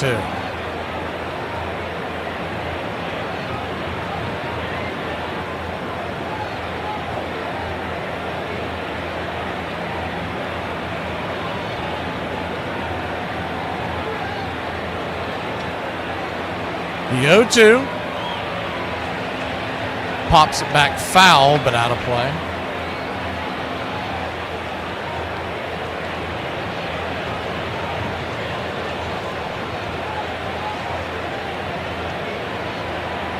Infield back and to the right. The 0-2. Check swing held up. 1-2. Max Scherzer, 31 pitches in here in the second inning. So if he gets Crawford here, he's right about where he wants to be. The 1-2 pitch. Swing, lifts it. High into right field, but not very deep, just before the warning track. Camping out underneath it. F9 in your scorecard, and that'll end the inning. Addison Barger with the catch. We'll be back in a flash. It's 1-0 Seattle. We go to the top of the third here in the ALCS. We can't Ruby Dern your frazzle dazzle. Cars from all over America come to find a new home in Florida, just like you. I moved here after the draft, football. I noticed there was one thing missing from this great town, a celebrity-endorsed used car shop. That's why I founded BJ's Used Autos. Every one of these beauties is freshly painted. They look brand new. We have new models coming in every morning, usually around 2 a.m. We can get you anything. And if you see a car of your dreams, tell us. We can acquire it for you. I've taken the skills I've learned as a pro football player to the used car business. Smash, grab, and run like hell. I'm tackling low prices with hot cars. Two teams dominated the 90s, the Boston Bean Eaters and the Baltimore Orioles. Boston, led by Billy Hamilton and Hugh Duffy, pioneered what would be called the inside game, but the Orioles perfected it. Sacrifice bunts, squeeze plays, double steals. They fought and struggled for every run. In an era of dirty baseball, the Orioles delighted in being the dirtiest. The Orioles were one of the greatest teams ever assembled. Dan Bruthers, the broad-shouldered first baseman, was the greatest power hitter of the 1880s, bettering 314 seasons. Wee Willie Keeler in right field was the game's preeminent place hitter. Asked for the secret of his success, he answered, "Keep your eye clear and hit them where they ain't." He once managed at least one hit in 44 consecutive games. The shortstop was Huey Jennings, known for his distinctive yell as "E-Yah."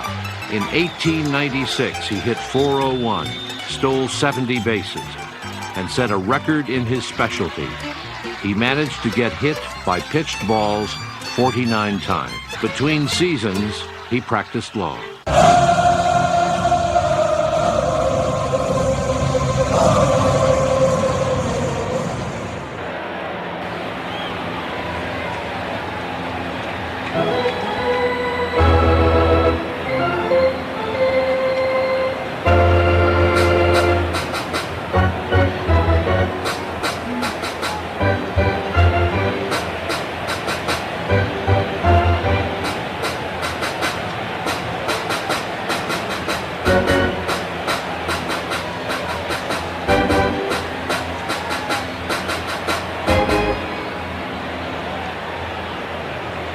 Top of the third, nobody out.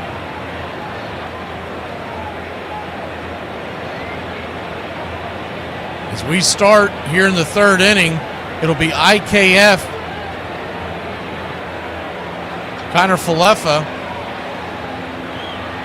for the Toronto Blue Jays. He takes the first pitch upstairs on the outer edge for a strike. It's 0-1. Righty-righty matchup, the 0-1 outside wide, sinker misses, 1-1.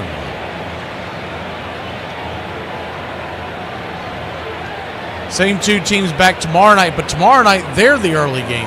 They'll go to their game at 6 o'clock. The 1-1 chops it. That is a fair ball down the left field line, going up against the wall and scooting heading to second base. It's a leadoff double for the Blue Jays here in the top of the third.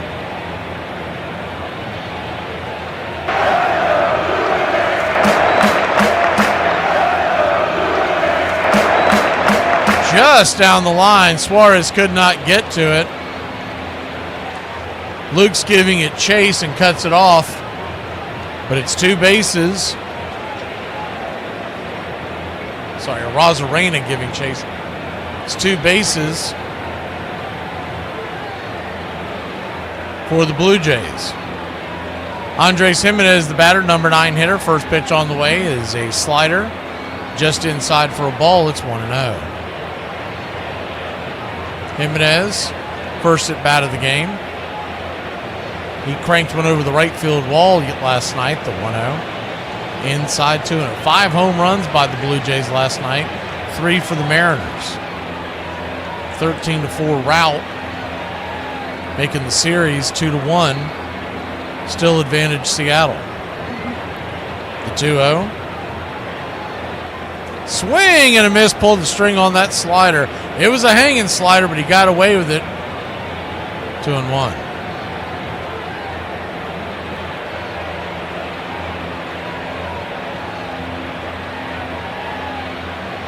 The 2-1. Fists it back foul, 2-2.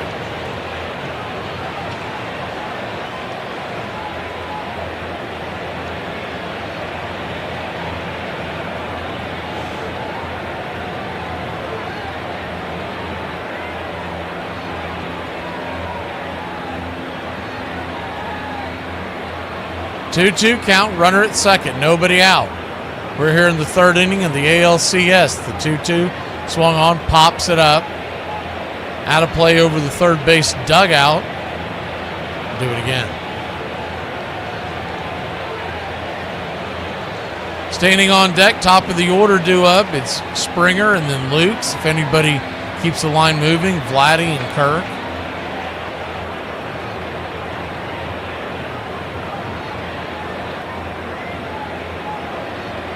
The 2-2. Swing, bangs it down the line, foul.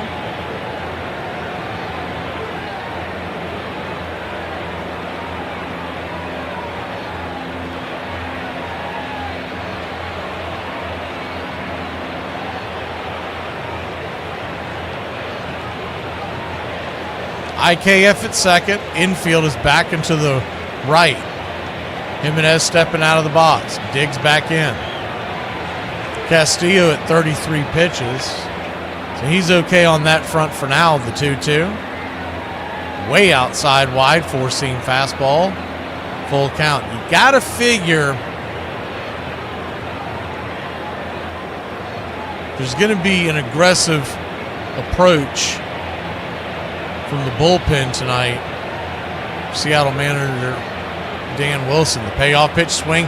He blasted that one, and that one goes over the wall. Another two-run shot, and Jimenez, the number 9 hitter, is on his way to a series MVP. Holy cow, his second two-run home run of this postseason, back-to-back nights on his first at-bat of the game. How far did it fly? 364 happy feet over the wall. And the Mariners coughed up the one-run lead. It's 2-1 Blue Jays.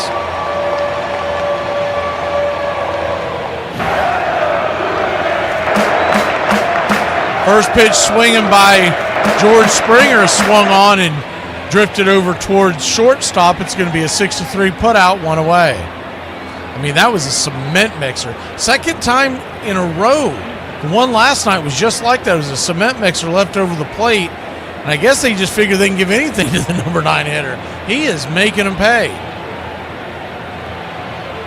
Wow. First pitch is on the way to Nathan Lukes. Takes the first pitch inside for a ball. It's 1-0.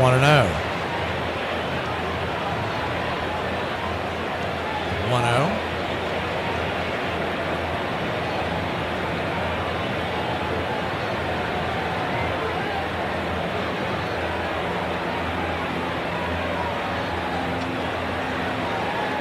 Righty-lefty matchup. 94. Just kisses the inner black. 1-2.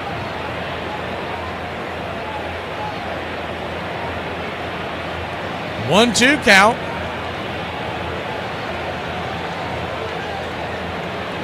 Pitch on the way. Swing, rips it up the middle. Base hit, a worm burner, and the hits keep coming.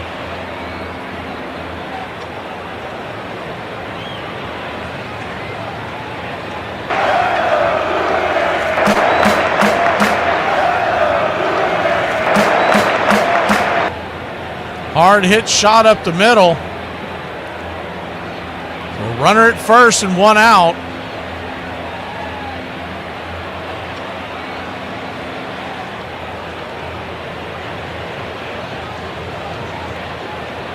First pitch on the way. Swing! That ball is smoked into center field. That's through for a base hit.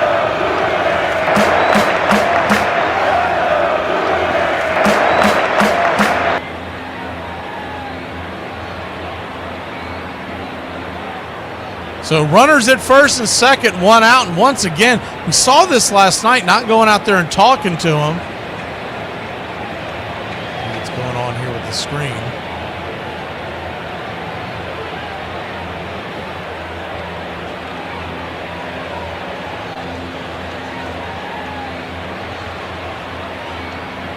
They'll go out there and have a quick powwow.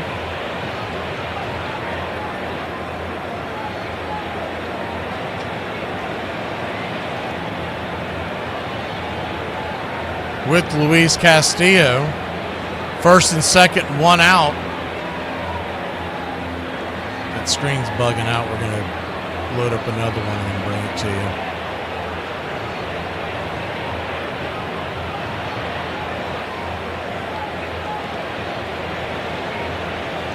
Captain Kirk, Alejandro Kirk steps in. First pitch on the way.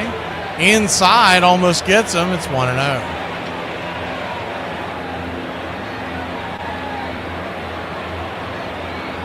1-0.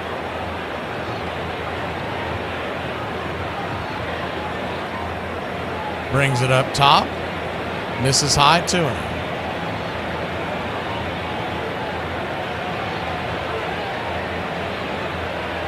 So a 2-0 count as you pull the screen back so you can see what's going on the base paths. Pitch on the way. Right there for a strike, 2-1. 2-1 your score. Blue Jays lead the game. 2-1 series lead for the Mariners. Best of 7 series. The 2-1. Fires it up and in. Pitch misses. Ball 3, 3-1.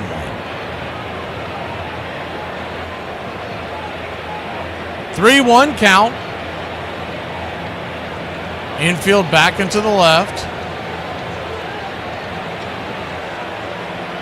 Kirk digging in. The 3-1. And the pitch inside. Kirk thought it was a ball. He started to head down to first, but it is a strike. Hit the top corner for a strike. Not much of an argument there. Payoff pitch. Swing. Whistles it back to the backstop. Do it again. I think we've got it squared up again. The audio and visual.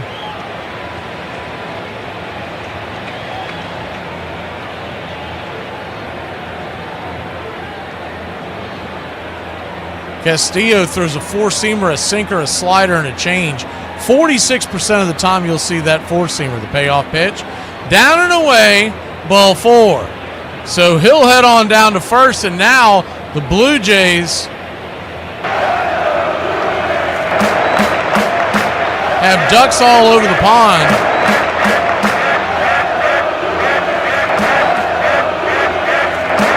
Man, that pitch, that last pitch, I didn't think it was as close as it was. They just showed a replay of the overhead, and he was definitely hit the side of it. Looks like Dan Wilson. Is he going out there to get the ball from Castillo? No, he's out there to talk to him. Okay. I thought he was out there to get him.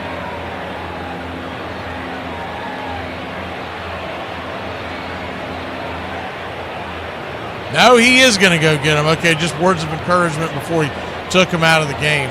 Probably telling him, I'm going to need you later in this series, and if you don't have it tonight, we got to save your arm. It is 2-1. The bases are juiced. We'll be back in a flash. Blue Jays and Mariners. Oh, it's just getting good in the ALCS. Okay, everybody, I'm on day 6. I'm walking from Virginia to Texas, and now I'm going to cross the Rio Grande and get to Mexico and give up my United States citizenship to break back into America so that I don't have to pay taxes and get free housing and free all kind of But listen, I got to start working on my Spanglish. Amigo. Well, I have a date too. Who is it? What's his name? His name is not important. What's important is he's better than you in every conceivable way. Well, damn, that could be anybody! I'm a girl mom. Of course it feels like I'm in the mirror arguing with myself every day. I'm the one she's talking about, and I get it from my mama. I'm a girl mom. Of course she steals all my shampoo, my conditioner, my makeup, my shoes, my socks, and anything else that's hers that she decides she wants to claim. We have to share. She be trying to be selfish. I'm a girl mom. Of course she's my little broke best friend. Of course I'm her broke best friend. I'm a girl mom. Of course I hide in my car and eat snacks so she don't steal them. I'm a girl mom. Of course I can't like the friends that she doesn't like anymore. If I don't like you, she can't like you. I'm a girl mom. Of course there's other teenage girls here every weekend that also call me mom. They call her mama because she's the best mama. The famous Baltimore chop. They would intentionally hit down on the ball, hoping to get a large bounce, which would give the runner time to make it all the way to first base before the shortstop or second baseman could even field it. They would, opposing teams to combat this would flood the area in front of home plate so that when they hit down for the Baltimore chop, the ball would just stop there and the catcher would pick it up and throw the guy out at first. It was an entire set of strategies, tactics, and most importantly, attitudes, which I think that story reveals, that really defined baseball at the time.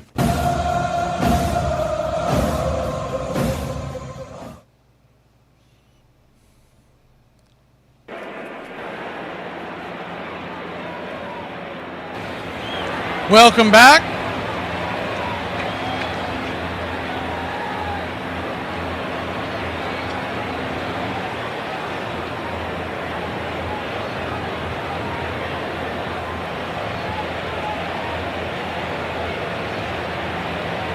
Lefty-lefty matchup is man coming out of the pen is Spire.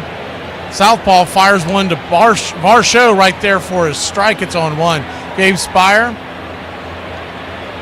1.60 ERA at home this year.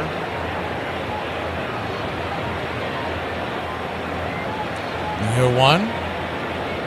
Outside wide.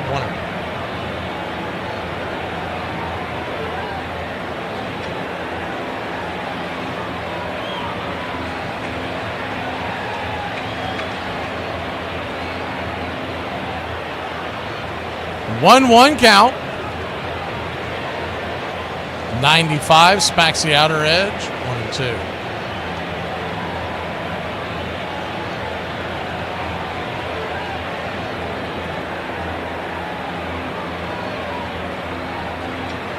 Lefty-lefty, bases loaded, one out.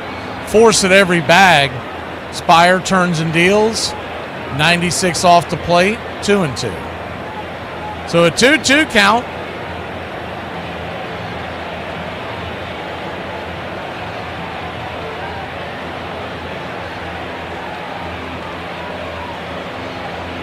Carry a cement mixer is a pitch, not a pitcher. As the 2-2 chops it foul. 2-2. Think about the way a cement mixer, the way it spins slowly.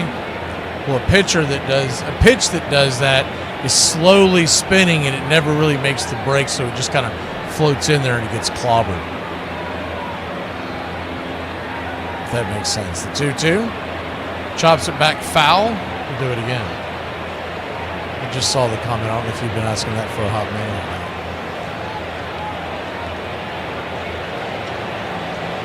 2-2 count. Infield back into the right. Force at every bag. Spire's got to come after Varsho. Can't afford to pitch around him. Trailing by one. Here's the pitch. 96 off the plate. Just misses.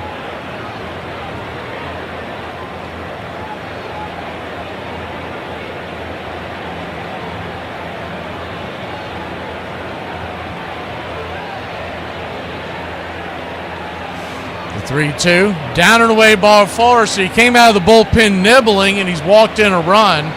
That run will be charged to Castillo, but nonetheless, that's on the back of Spire. You got to come out throwing strikes when they come get you from the pen.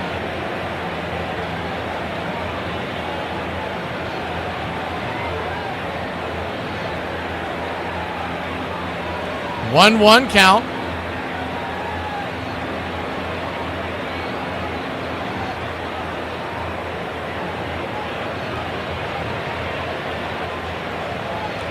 First pitch on the way, down and in, almost gets Clement in the leg. It's 1-0. He bent out of the way to stay out. Probably should have leaned into it.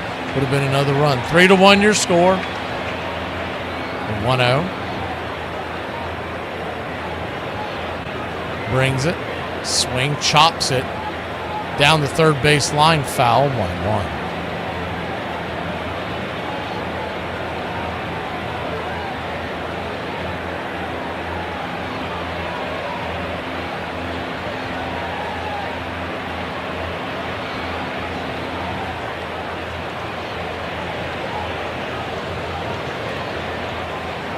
One count.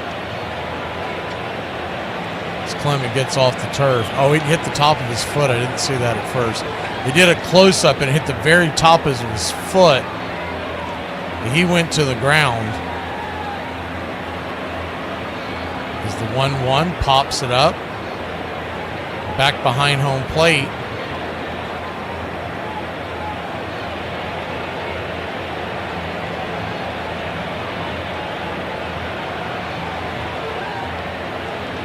1-2. Spires comes set. Looks into Clement. Peers over his left shoulder and brings it. Upstairs, 2-2.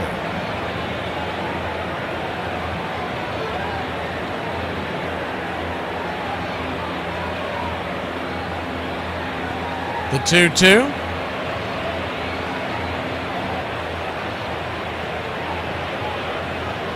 Swing and a miss, strike 3. Got him with the high heat on the inner track. 2 down. Big strike out there for Spire, maybe getting some confidence after walking the first batter. So the bases are still loaded. Now there are 2 outs. And a force at any bat could end the inning.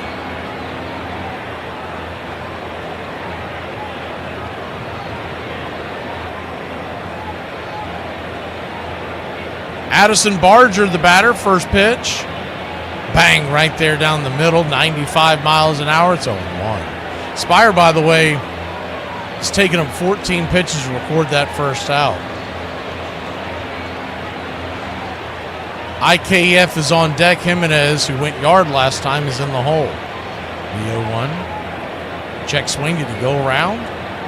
He did not, according to third base umpire Mark Rippinger. 1-1. Taking a second look down the side. Yeah, it looked like he held up. Barely, but he held up. The 1-1 count. Brings it. 94. Outer edge. Just kisses the black. It's 1-2.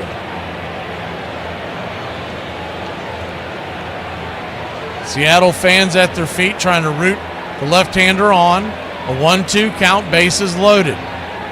Barger looking, trying to break this open on a 2-run lead. A single could double the lead. The 1-2. Caught, looking, strike 3. He got caught watching the paint dry. Smacked it on the black on the outer edge, and that'll end the inning.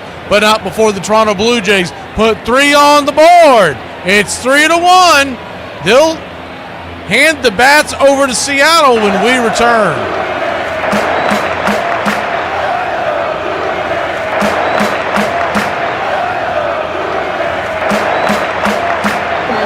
Favor and pull up your calendar so we can see a time that would work best for everybody. Yeah, I'm pretty booked next week. Okay, well, I am too. So, but I do have some time between 9 and 10 on Tuesday, and then I can actually do Wednesday between 12 and 3 if that. Brian, is this your personal calendar or your work calendar? Well, it's my work calendar, but there's some... Do you have a pre-planned excuse for running late on Monday? The excuse was traffic and we work from home, so I don't... Amanda, you said 12 to 3 on Wednesday. I have an opening at 2. So 2 p.m.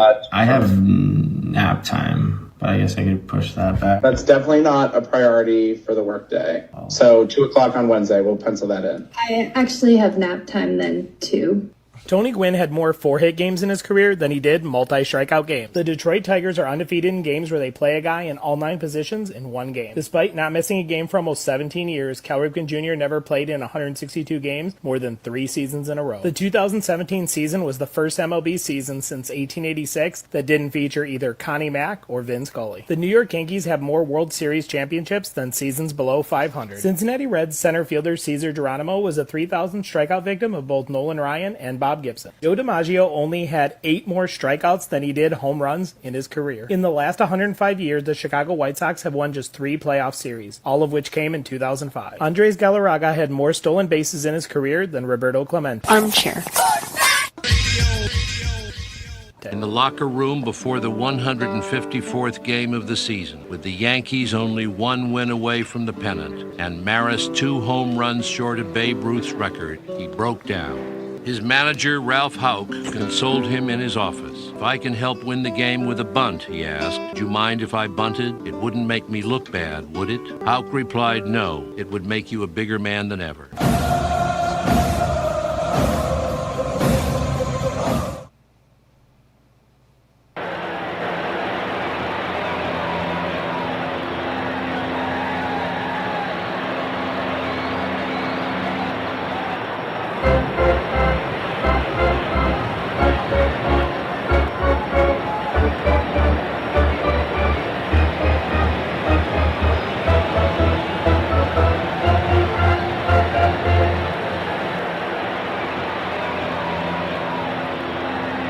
It's 3-1, and we go to the bottom of the third. Rivas will be the batter. Now, he is playing second base. Now, we didn't get a chance to get into the pre-games because we were coming from Los Angeles. As the first pitch on the way is a four-seam fastball that smacks the black on the outer edge. It's 0-1. Scherzer, the pitcher, 33 pitches in. What you'll see from Max Scherzer is a four-seamer half the time, 48% of the time. As the 0-1 misses out wide, 1-1. He's got a slider at 23%, a change 14, a cutter, and a curve. The curve comes in at 12%, and it's a show-me cutter at 2%. Four-seam fastball misses outside wide, 2-1. We're going to try to go through the infield and lineups now. I know it's a little late, but it was impossible to do it at the beginning as the 2-1 pitch. Down and in, 3-1. I just don't feel like I've brought a ball game to someone until I give them the whole 9 yards. Left to right across the outfield for the Toronto Blue Jays, it's Luke's Varsho, and Barger is in right tonight. As the 3-1 down and away, ball 4, and he'll head on down to first.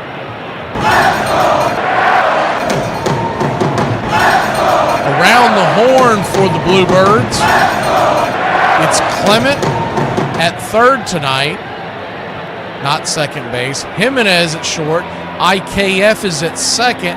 Vladdy at second, and Kirk behind the plate with Scherzer on the bump. As the four-seam fastball is right there for a strike, it's 0-1.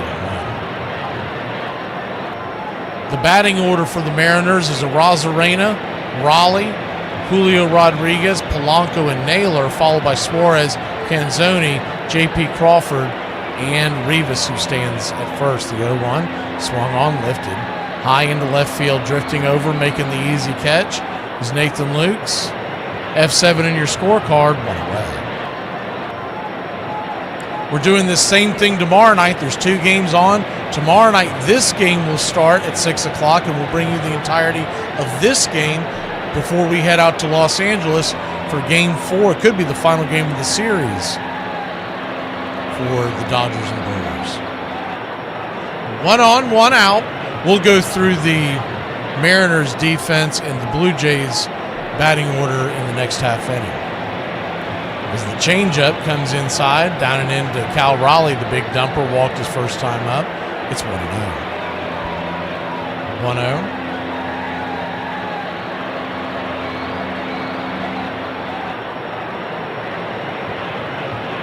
Kicks and fires. Right there at the knees, four-seam fastball, 1-1. And new for 2026, we're going to bring you many more out-of-market games, as many as we can squeeze in. The plan is somewhere between 2 to 3 doubleheaders a week. The 1-1. Turns and flips it over to first. Did he get him? Vladdy thinks he got him. He wants the dugout to take a look at it. Schneider's going to peer in to see if they do want to look at it. It was close. They definitely caught him flat-footed, and he got him on the side. Whether or not he got his hand in there before, oh, I think that he might have gotten him. It's really close. If that finger, yeah, I think they got him. Now, whether or not they can overturn it, that's a totally different story.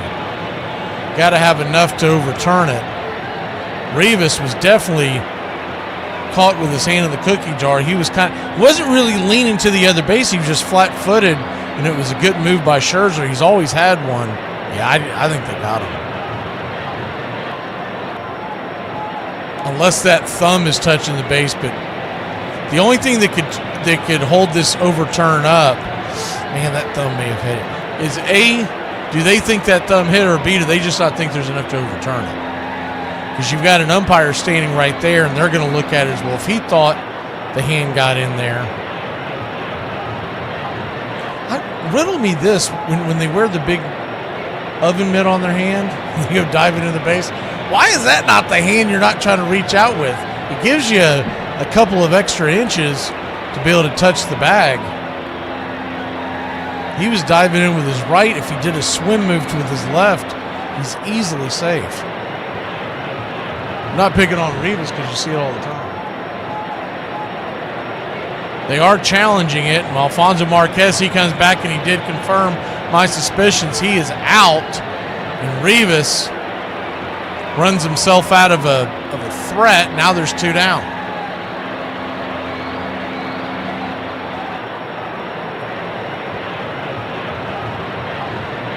He wasn't really looking like he was leaning towards stealing. He just, I don't know if he was daydreaming or just got caught by surprise, but Cal Raleigh back to work. The 1-1 swung on, foul back. It's 1-2. And if you are the Mariners dugout, Dan Wilson, the manager standing there, that has got to drive you nuts because you got the guy with the most home runs in baseball standing at the plate. Is the 1-2 down and in? Did he go around? They said he did, strike 3, and that'll end the inning. But that's got to drive you nuts because one swing could have tied it up, and you got a guy who's a mid-base steal over there getting gunned down. We'll be back in a flash. It's a 2-run game. We go to the 4th here in Seattle. Blue Jays grab the bats when we return.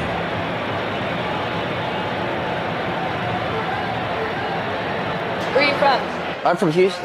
Oh, okay. You ever been to Texas? I haven't been there, but I heard I should go. I heard everything's bigger in Texas. I'd love to disappoint you. Record me. I'm not, dude. No, don't. I'm I saw not. you I'm recording me. I saw you. Don't I'm point doing that that. camera at me. I truly wasn't, dude. You don't want to know I truly what's gonna wasn't. happen to you. I promise. Okay, don't. I promise. Look, you don't know what's gonna happen to you. Don't. No, I did not. Don't give you do that. permission to I did Don't not do give that. you permission. No, I'll no, whoop no. your ass, son. I'll whoop your. Why would I record you with your New Balances I'll put my on? New Balance in your ass. I will. Those ain't even new. I swear They to ain't God, got I no will. balance. Those Little are old boy. stumbles. What are you? Little What are you boy. don't come over here. Little boy, Don't. what? I wasn't recording you. What are you gonna do? I would rather be What are you chill. gonna do? Get out the car. Then. I would rather be chill. Get out the car. Don't I'm saying do get it. out the car. Don't do it. Damn, you big as Yeah. hell. Yeah, I Why am. you I'm so- very big. God, you big as hell. I'm very boy. big. I was playing. Don't want these Gokus, dude. Maris pulled himself together and slammed number 59 in the 3rd inning. The Yankees clinched the pennant. On September 26th, Maris hit his 60th, tying Babe Ruth. Then, for 3 games, nothing. Fastball hit deep to right. This could be it. Way back there. Holy cow, he did it. 61 to Maris. Another standing ovation for Roger Maris. His teammates would not let him back into the dugout until he acknowledged the applause. Roger Maris played for 7 more seasons, never hit as well again, suffered his own debilitating injuries, and was never forgiven for out-hitting the game's greatest hero.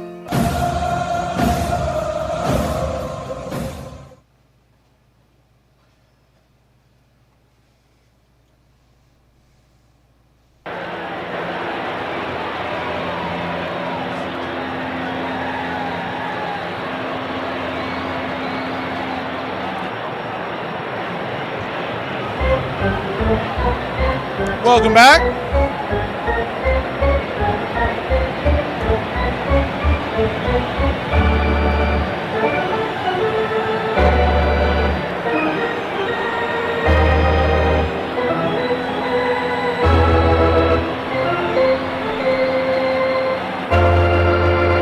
Lefty-righty matchup.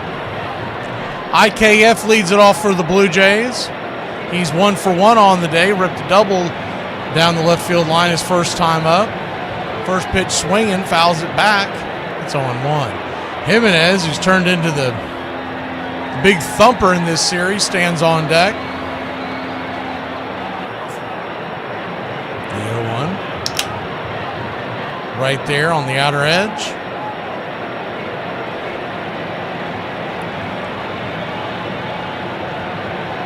Evens up the count 1-1.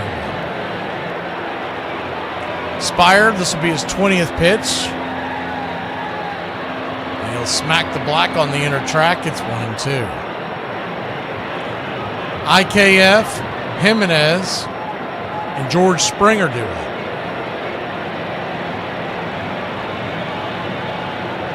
The 1-2. Swing, pops it back, foul, do it again.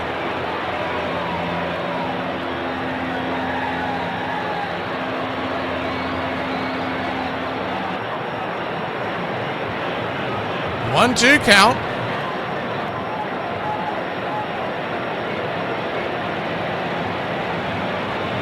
We need to start making those oven mitts for your house at the BCR. And somehow if we could jam a YouTube radio in there, we'd be good to go while you're cooking. The 1-2. Swing, pops that back, foul. Do it one more time. So you got Jimenez, the left-hander, due up. My guess would be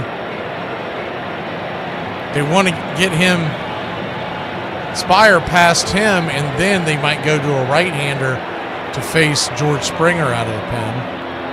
The 1-2. Check, swing, foul. Do it again.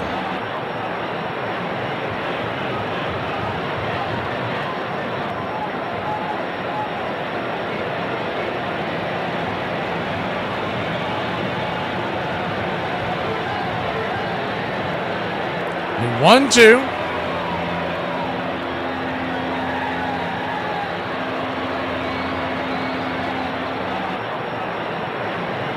Brings it.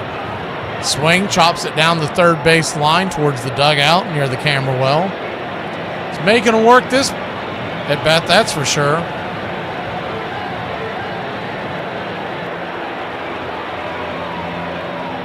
You got a 1-2 count.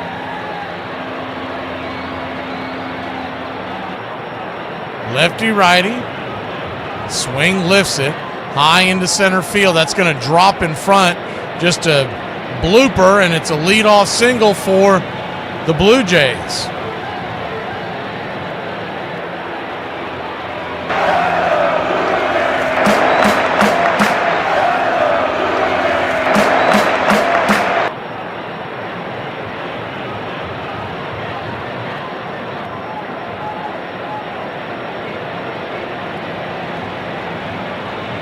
That'll bring Andres Jimenez into the plate. He drops a bunt down the third base line, scooped up by Suarez. He'll fire it to first, and it's a 5-3 putout, but a good job of bunting over the runner by Jimenez as IKF makes it down to second base into scoring position with the top of the order coming up. That's a renaissance man there. Can slam a home run the first at bat and drop a sack bunt down in the second at bat. He's getting high fives in the dugout, and rightfully so. I guess they're going to let Spire face Springer. You do have Lukes on deck. I don't know if Spire would make it back through to face Vladimir Guerrero Jr. We'll see how they play this out. Lefty-righty matchup. The first pitch on the way, inside, 95 miles an hour. Misses. It's 1-0. Infield back into the left. Outfield deep and straight away. There is a right-hander warming up in the pen. I didn't see his number. It almost looked like it was Matt Brash, the 1-0. Swing. That ball is cracked down the left field line. That's going to get down for a base hit, and the Blue Jays will take a 4-1 lead. An RBI double for George Springer.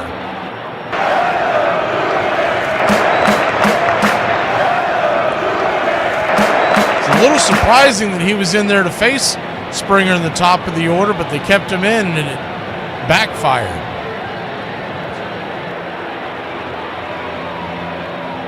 Hard hit ball down the line into the corner.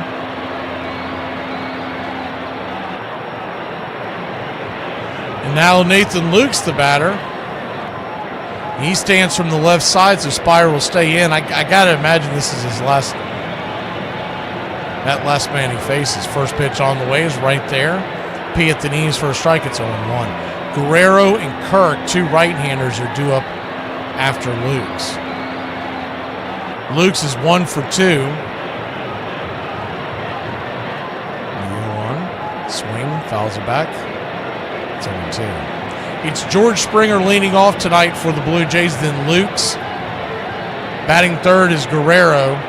Kirk is behind the plate. Varsho is in center. And then finishing out the batting order for the Blue Jays, it's Clement, Barger, IKF, and Jimenez. Left to right across the outfield for the Mariners is the 0-2 pitch. Four-seam fastball misses high, 1-2. Arozarena, Julio, and Robles. Sorry, it is not Robles. I have that jotted down before they made the changes. Canzone out in right field. And around the horn, it's Suarez at third as they chase the runner back to second. J.P. Crawford at short. Rivas is at second tonight. Not Polanco, he's the designated hitter. Naylor at first and Raleigh behind the plate. The 1-2 chops it over to short. J.P. Crawford has it, flips it to first. 2 down, but on the play, Springer goes 90 feet closer and he stands at third base with 2 outs.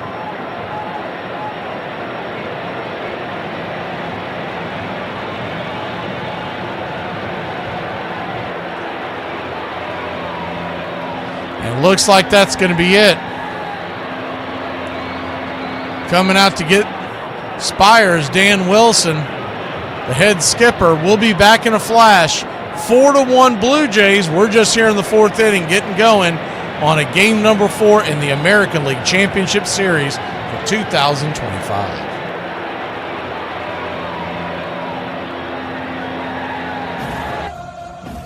On this date in 1920, on a dreary afternoon at the Polo Grounds in New York, popular Cleveland Indian shortstop Ray Chapman suffers a fractured skull when hit in the head by a fastball by Yankees submariner Carl Mays.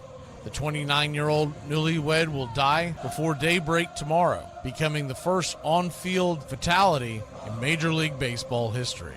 On this date in 1927, Babe Ruth, teeing off on Tommy Thomas' fastball, becomes the first player to hit a home run out of Comiskey Park. The Bambino's 37th home run traveled over the new double-decker roof in right field, powering the Bronx Bombers past the Pale Hose on the south side of Chicago 8-1. On this date in 1954, the first issue of Sports Illustrated is available at newsstands.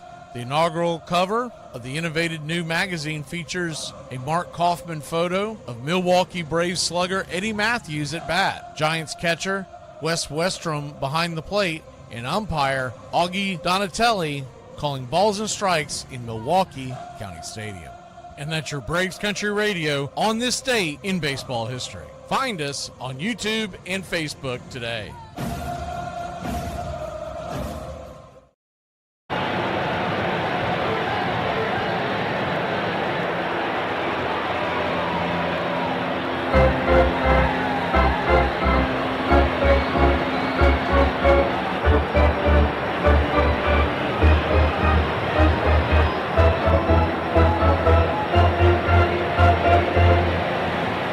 Welcome back. It's 4-1 your score.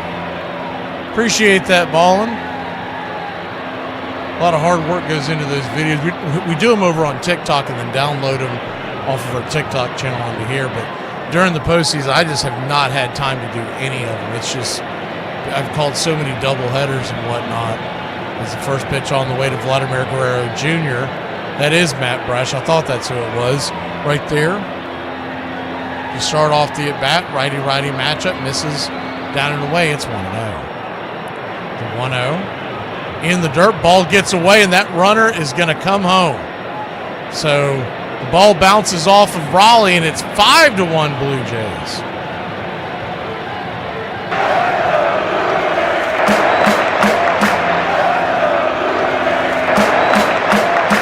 Talk about this all year long, and it's coming home to roost again. Now, that one I wouldn't necessarily blame on the stance, but the catchers nowadays are being taught to sit on one knee, and it's so much more difficult to block a pitch as the 2-0 swing and a miss, 2-1.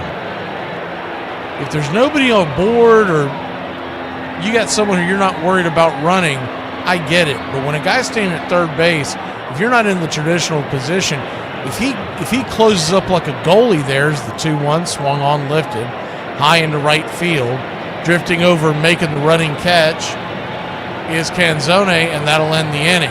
But not before the Blue Jays put another couple on the board. It's 5-1. We go to the bottom of the 4th. Mariners got to grab the sticks and get to Trident.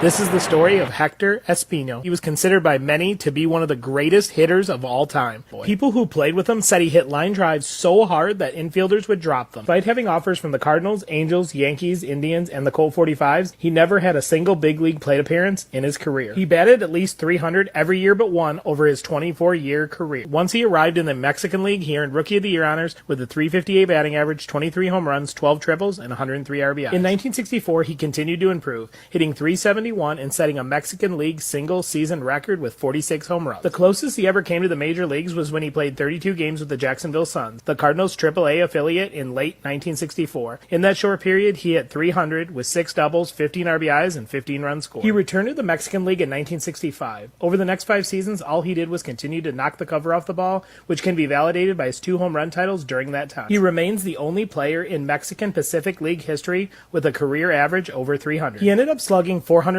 home runs over his career, 24 seasons, 13 batting titles, 6 home run crowns, and 6 MVP awards. Get a job? Yeah. Just get a job? Why don't I strap on my job helmet and squeeze down into a job cannon and fire off into job land where jobs grow on jobbies? The most pugnacious Oriole of them all was the third baseman, John Joseph McGraw. McGraw was born in Truxton, New York, the first of 8 children of an Irish immigrant railroad worker and his wife.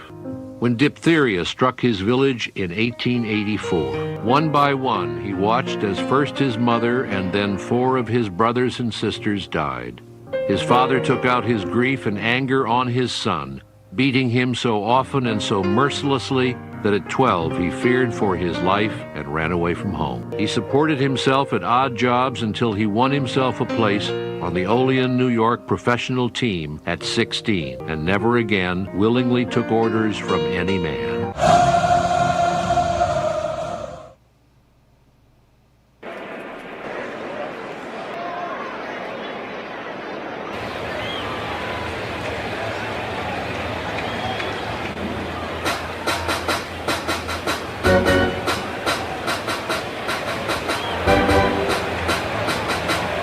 Y'all haven't hyped a video before. It doesn't cost you anything. But on the live, you have to wait 30 minutes after it ends. And as long as the video's been done in the last week, you can do it.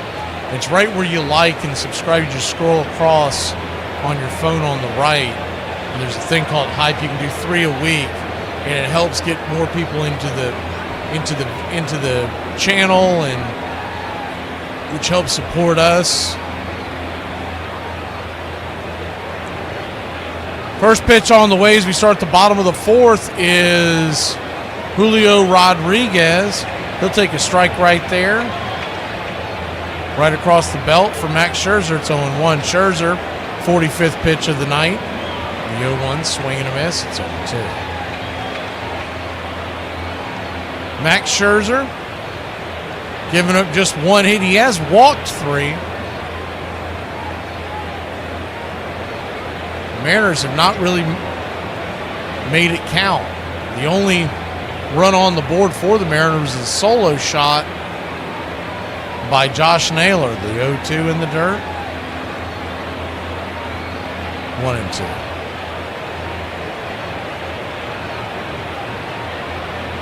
Julio Rodriguez, Polanco on deck, and Josh Naylor.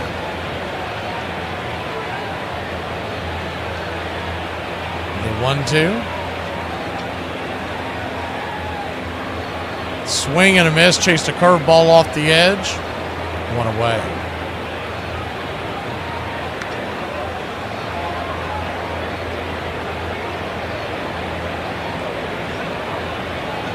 One up, one down, and Polanco the batter.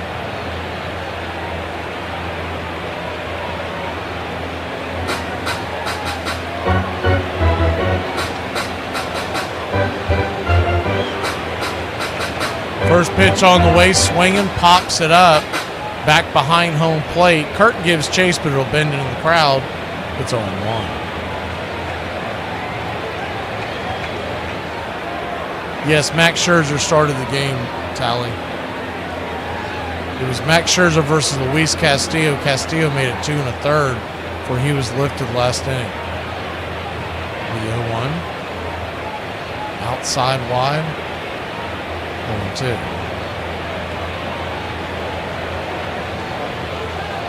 They gave that an earned run for Spire, but that's not right because that was a wild pitch in the dirt, so they should take that off. The 0-2. Down and in. 1-2.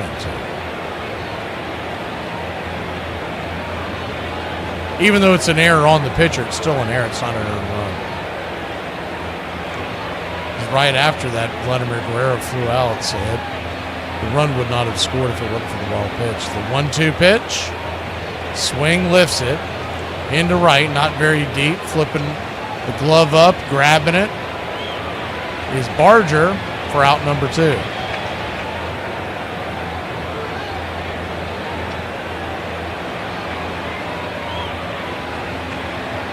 One-two count. God, Scherzer's a jerk. They just showed him pushing one of the coaches in the dugout, like get out of my way type of stuff. Man, freaking jackass. Feebles, I think is the coach's name. First of all, the guy looks like he could whip Scherzer with a sneeze. But second of all, like, what is he doing? The 0-1 count. I just hope he's not involved in the 2027 CBA. The 0-1's foul back. It's 0-2. He ran the MLB PA in 2022 in the CBA, and that I lost a lot of respect for him.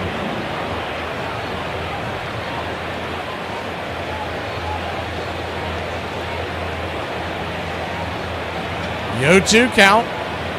Righty-lefty matchup.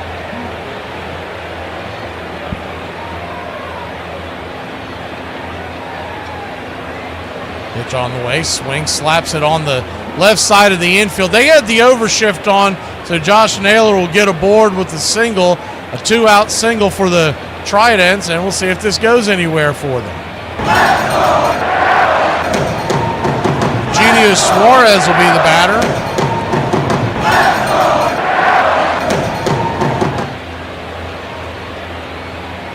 One of those ones, if you're Scherzer, you're like, well, I'm danged if I do, if I danged if I don't, because pretty good pitch, and on a normal defense, it's going to be an easy 5-3. First pitch on the way, swung on, fouled back by Suarez. It's a 1.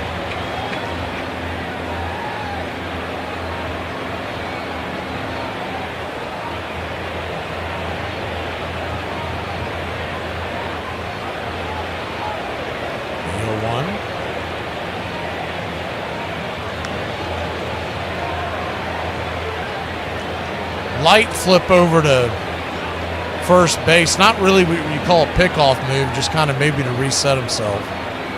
Naylor back in time. He will run. Who was that was talking about slowest, second slowest? I found out what that was. The 0-1.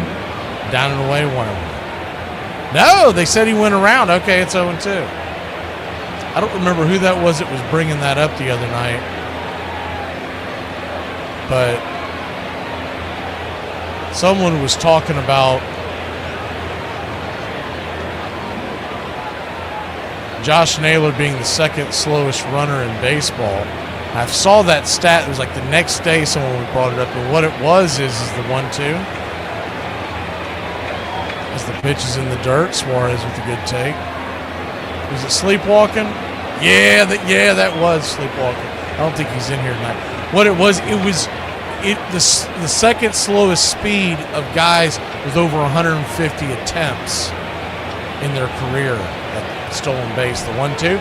Swing and a miss, strike 3, and that'll end the inning. Max Scherzer's pitching a heck of a game. You can't take that away from him, even though he's a lousy player representative on the MLB PA. We'll be back in a flash. All right, we got 2587. Not for long. I make bad financial decisions. Are you stressed out? Yeah. And you could use a vacation? Yes. Introducing planning a trip with friends. What's that? It's been a stressful few months, so what better way to relax than going on a fun trip with your group of friends? That sounds like a great idea. How does it work? It's simple. Come up with an itinerary, pitch the plan to your friends, watch them be sort of interested but non-committal, and the trip never happens. Wait. That's right, dork. Did you forget that all your friends have good jobs and relationships and you have neither? Of course they're too busy for your cabin weekend idea. I used to think that my friends and I would be going on fun, extravagant trips as we got older, but instead I see them once every 5 months. Try it today. Look, dude, I feel guilty all the time for my thoughts and urges, but I'm not going to talk to a therapist who's going to make me, deal with it and confront those issues. Fatigue makes cowards of us all. You can't play fatigued. Therefore, it's up to you to be in prime physical condition. You've got to keep yourself in prime physical condition because a fatigued player is a coward. He batted .321 or better over 9 consecutive seasons and stole 436 bases. Although he was short and weighed barely 120 pounds, he tripped opposing runners on the base paths, blocked them, spiked them, and rarely complained when they did the same to him. We'd spit tobacco juice on a spike wound, he remembered, rub dirt in it, and get out there and play. Mayhem seemed to follow John McGraw wherever he went. When he got into a fist fight with the opposing third baseman in Boston in 1894, both benches emptied. Fans began brawling. Someone set the stands on fire, and the entire wooden ballpark and 170 neighborhood buildings went up in flames.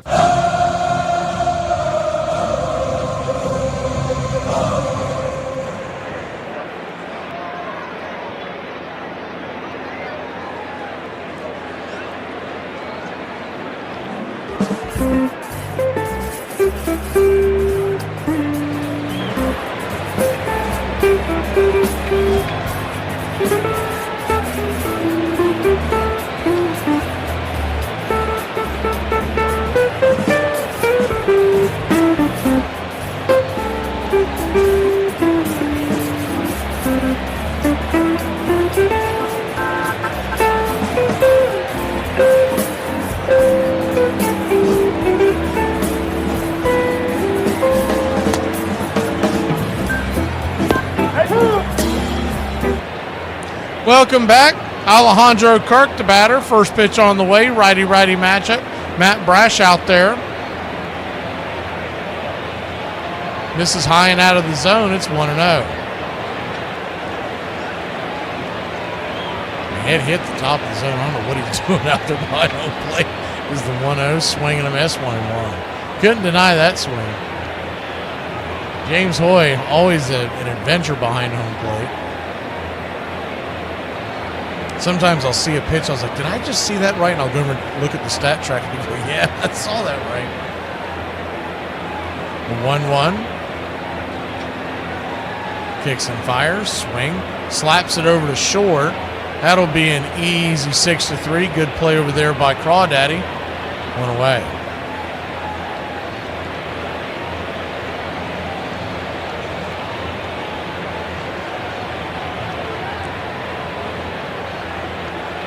One up, one down.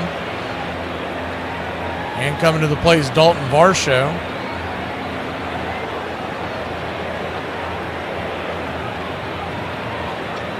First pitch is outside the zone. Slider misses. It's 1-0.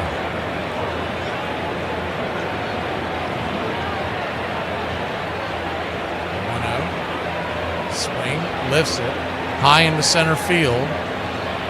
Coming over, making the easy catch is Julio.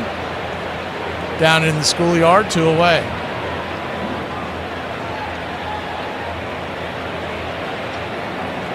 Two up, 2 down. Seattle could really use a quick 1-2-3 inning, try to reset themselves. They trail 5-1 and in danger of losing what was once a 2-game series lead. It'll be knotted up at 2 with game number 5 right here tomorrow night. The first pitch by Clement, swung on and chopped over to short, and that will be an easy 1-2-3. We'll be back in a flash. The Mariners grab the bats. Blue Jays leading by 4. Never make a shopping list. Just forget half of the you were supposed to get. Be a man. Hello, these are the worst things my wife has done since Travis Kelce and Taylor Swift started dating. Number one, she wants to watch the game. She has no concern over which team wins or how the game is played. She just wants to show me pictures of Taylor in the box or talk about what they're going to do after the season's over or where he's going to join her on tour. Number two, she's learning. Now, normally, I am all for people expanding their minds, except when it is to just hurt my feelings. Like, for instance, she learned the other day that Travis Kelce's position is called the tight end.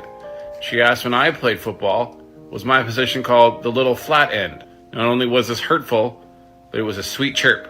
Number three, she gave me a nickname. Travis Kelce has many nicknames, one of them being the Big Yeti.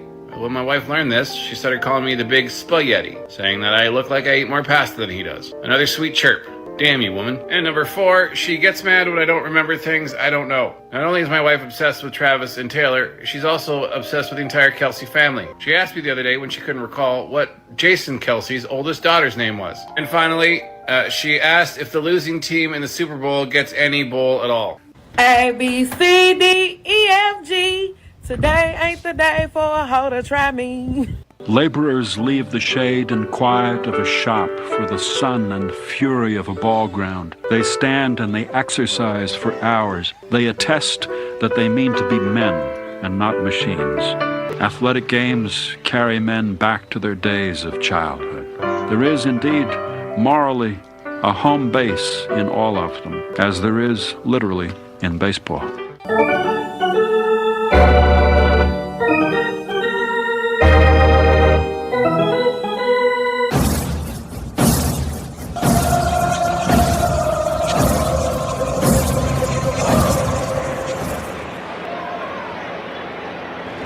2. Welcome back.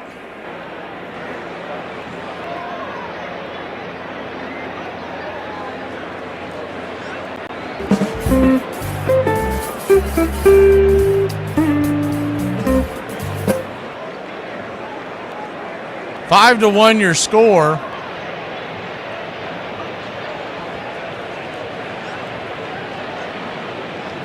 Here in the heading to the bottom of the fifth, Seattle Mariners will have Canzone, Crawford, and Rivas at the bottom of the order due up. That's typically where you're going to have a rally where it begins because you get a few on. Next thing you know, the top of the order's up. That's what the Blue Jays did. And they cracked 3 on the board to take the lead in the third. Max Scherzer stands in and fires the first pitch. 2 pizza pockets and fires it back and just gets a piece of it. It's 0-1. 12 of his 16 first pitches have been for strikes. That's usually a recipe for winning. The 0-1 swung on, dribbled through. That's going to barely get through the infield. You talk about a seeing eye single. It was lightly rolled on the carpet in between second and short and just out of the reach of both. And the Tridents try to get something rolling.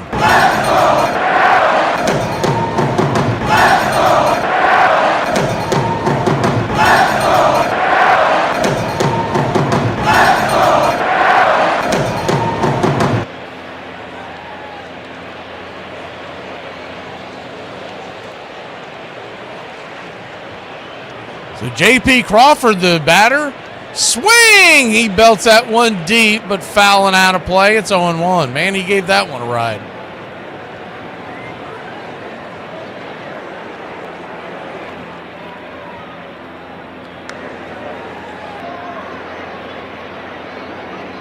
The 0-1 misses high. 1-1 count.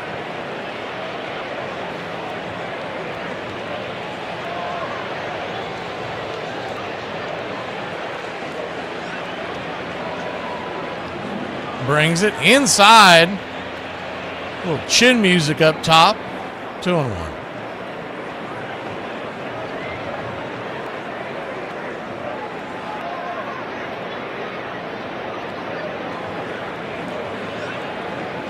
The 2-1 pitch, righty-lefty matchup. Runner at first. Outside, wide, ball 3-1.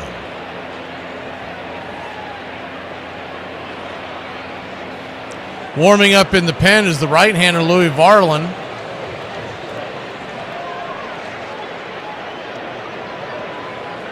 The 3-1. Swing, pops it up.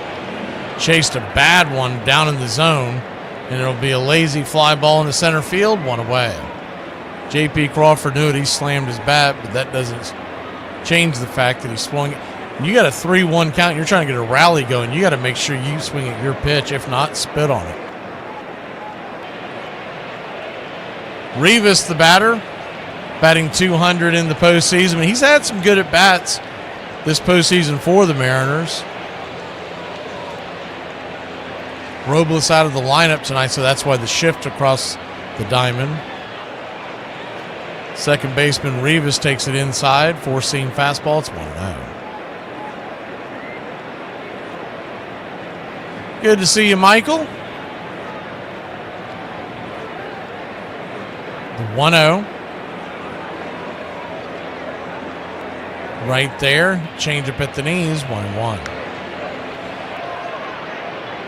Leo Rivas walked his first time up, so no official at-bats in this game. Runner at first, one out. The 1-1 down and into him. If you're the Mariners right now, that's why Wilson had to be disappointed in that swing by Crawford. You're just trying to get guys on the base paths, start chipping away. You don't have to get all 4 runs back in this inning. The 2-1. Outside wide, ball 3-1. So another 3-1 count. See if Rivas makes some pitch to him. Standing on deck is the top of the order. So you got a Rosarena on deck and then Cal Raleigh in the hole. If the line were to keep moving, Julio Rodriguez and Jorge Polanco. 3-1 count. Swing. That ball's lifted into right field, and making the running catch out in right field is Barger. 2 down. That one you don't hate as much because he got a good swing on a pretty good pitch to hit. Just could not get it over the head of Barger. 2 down and 1 on. Rosarena coming to the plate. Randy Rosarena.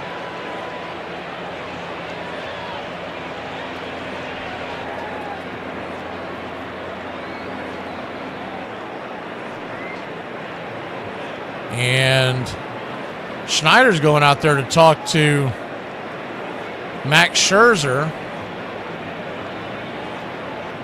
They showed Scherzer like yelling at Schneider, basically telling him to get back in the dugout.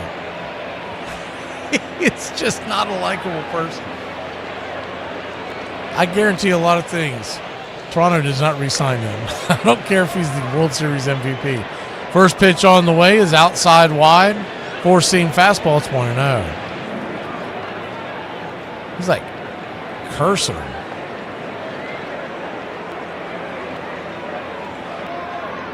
And this is after just seeing him push one of the other coaches in the dugout. I think it was pregame, but nonetheless, the 1-0. Snaps it right there at the knees, 1-1.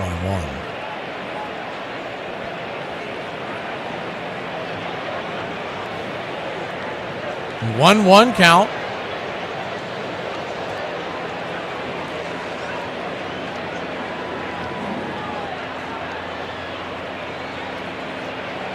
Right down the pipe for a strike, taken all the way, 1-2.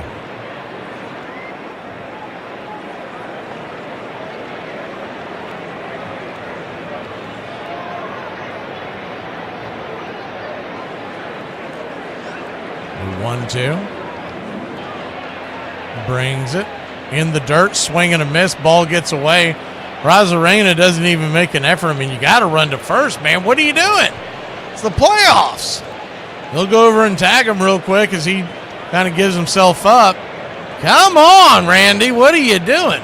We'll be back in a flash. Top of the 6th we go. The Blue Jays lead it 5-1.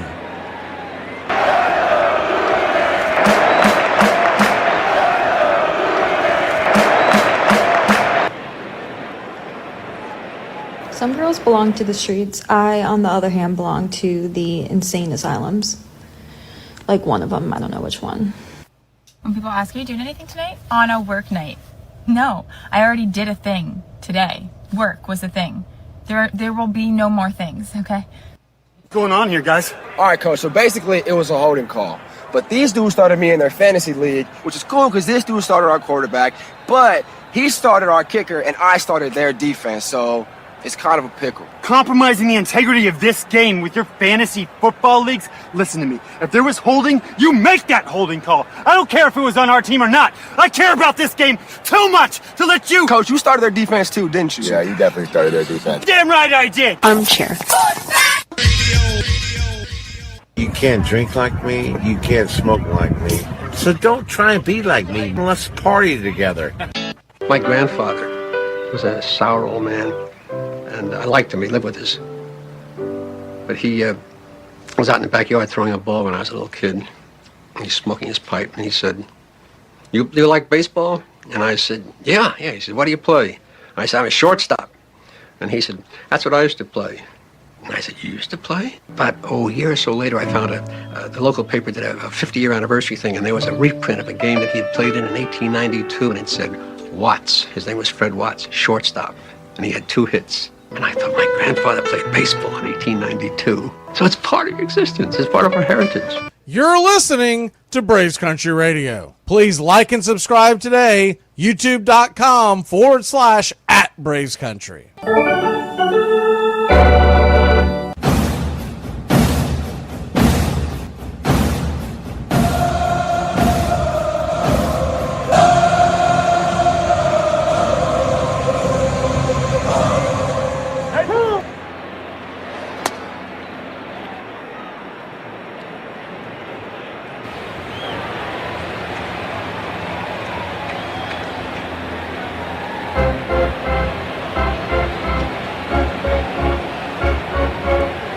We're in the top of the 6th.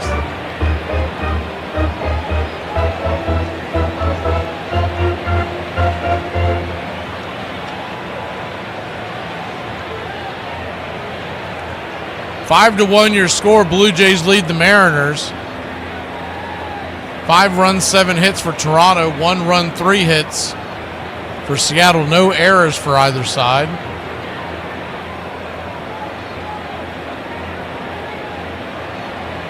And the first pitch coming out of the break is swung on. Heck, I thought that was a highlight. They came out of the break and the guy was swinging the pitch. First pitch on the way is swung on and roasted into left field. It's down for a base hit. And it's a leadoff double for the Blue Jays.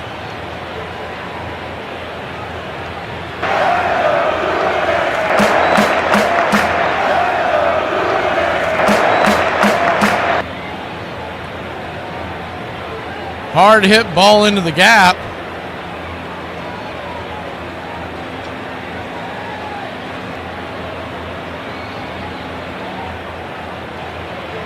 As the first pitch on the way to IKF misses outside for a ball. It's 1-0.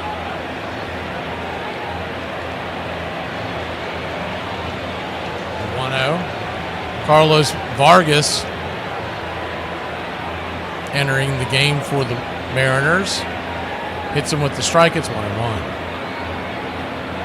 That's the 3rd or 4th time they've done that this postseason. Is the 1-1. Chops it fouled. Back behind home plate, 1-2.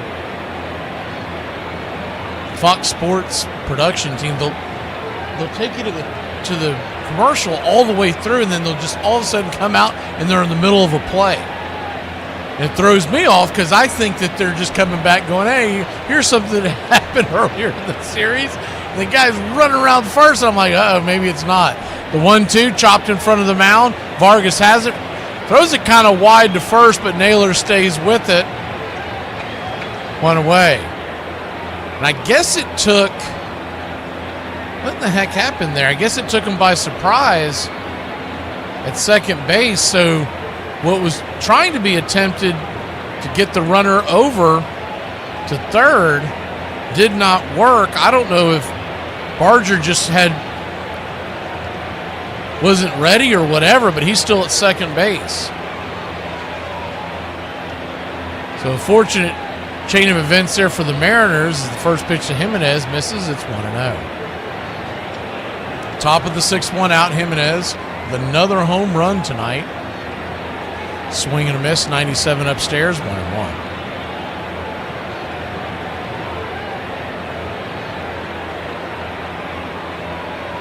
1-1. Swing, pops it back foul. Down the line, giving chase all the way down the third base line is Suarez. It's 1-2.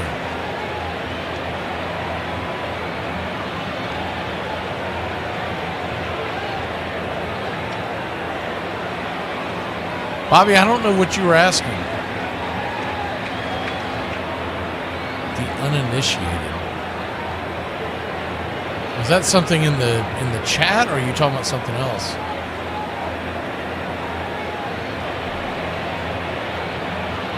So 1-2 count. Yeah, Deb, it's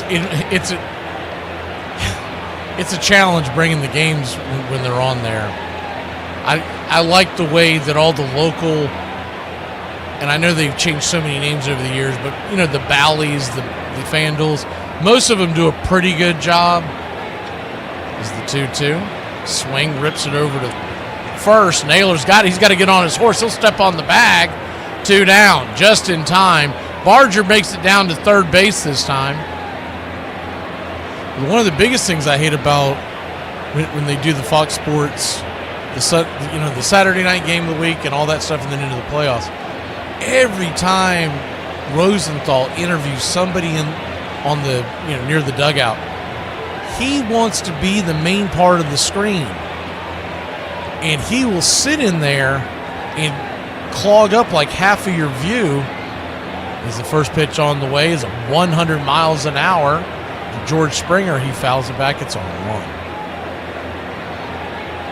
As opposed to just showing you who they're interviewing real quick, and then you hear their audio if you really want to hear the interview.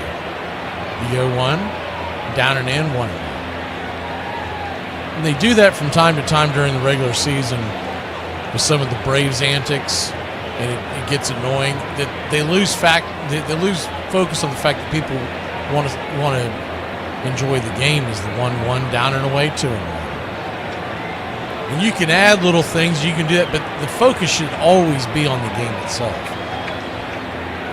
2-1 count. That's why I don't like coming on the screen and giving you the game like some of the channels do. Is the 2-1 lifted high into center field, and that'll end the inning. I just feel like those channels are trying to make it about themselves. Like nobody wants to see me when they can see what's going on the scoreboard.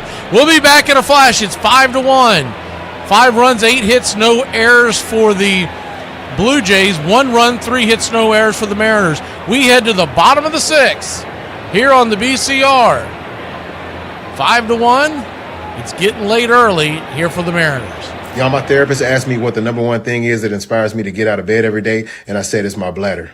I worked 10 hours! All I want is great stuff! That's a little excessive. CEO of Peggy. I'm starving! What did you eat today? I ate nothing! Nothing! Could you see where the coach would be upset if the star player is coming in at 2 a.m. and is hungover? Without question. You were quoted as saying, "There's only one difference between Otto and me. He likes candy bars and milkshakes. I like women and scotch." Well, probably wasn't a good thing to say to your head coach. Armchair. I can be whatever you want. You just tell me what you want and I'll be that for you. You're dumb. I could be that. You won't let me draft the players I want to play. It's fantasy football, so the Hulk should be able to be on the team. If you can buy $30K for a car, you can pay $30K for me. I beg your finest pardon. You said that I should pay $30K for you when the only place you're going to drive me is crazy? Absolutely not. That's not even delusional. That's dementia because you done lost your damn mind. You think about it. What is there in your life, besides your love of family maybe, that carries all the way through from almost your earliest recollections till the day you die, and you care about it in one way or another? There are very, very few things that make that list. We come to things at various times in our lives when we can comprehend them, when we have an interest in them. But we have a child's interest in baseball, in my case from the time I was 5. I can't imagine never having an interest in baseball. So it will be one of the few things in my life that I have cared about in one way or another, all the way through.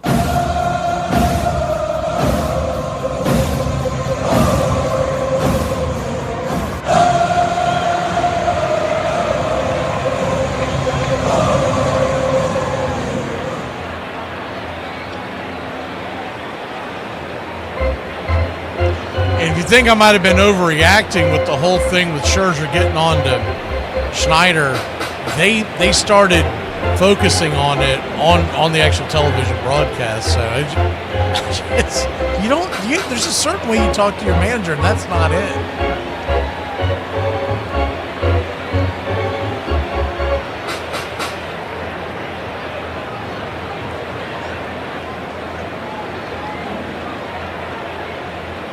Max Scherzer, they're showing him he is, what is he, 5th all-time on the strikeout list in the postseason. First pitch on the way is swung on and banged down the line foul. Cal Raleigh, the batter, it's 0-1. If you're surprised by that, all the names are modern because A, you have many more rounds nowadays, and B, strikeout is much more as the 0-1 pitch is swung on and lifted high, but not deep enough. Raleigh, F9 in your scorecards, Barger waits for it to come down, 1 away. But all the names they had on there, like there was nobody pre-1980s. Heck, I don't think there's anyone pre-1990s on that list. I'd have to see it again. I know I saw Smoltz and Pettit.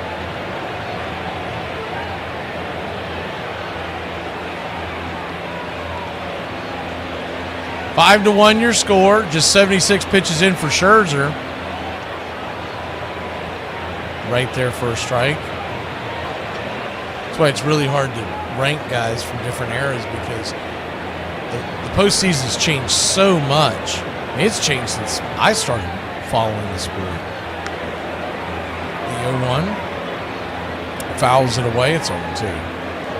I remember people losing their mind when they started the wild card in the early 90s.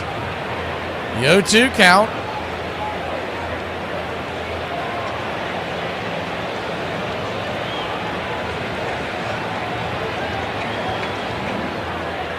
Scherzer looking in. The 0-2. Swing and a miss. Strike 3. 2 down. 2 up, 2 down.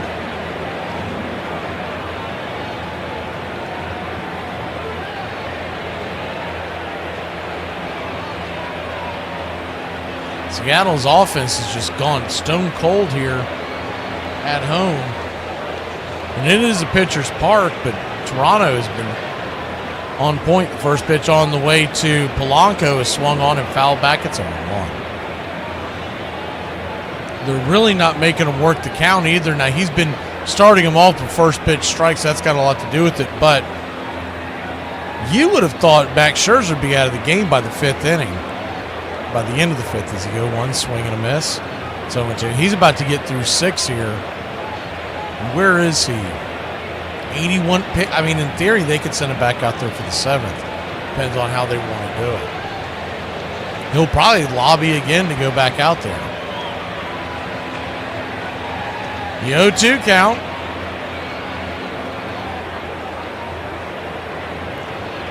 Kicks and fires. Swing, chops it down the line foul. Do it again.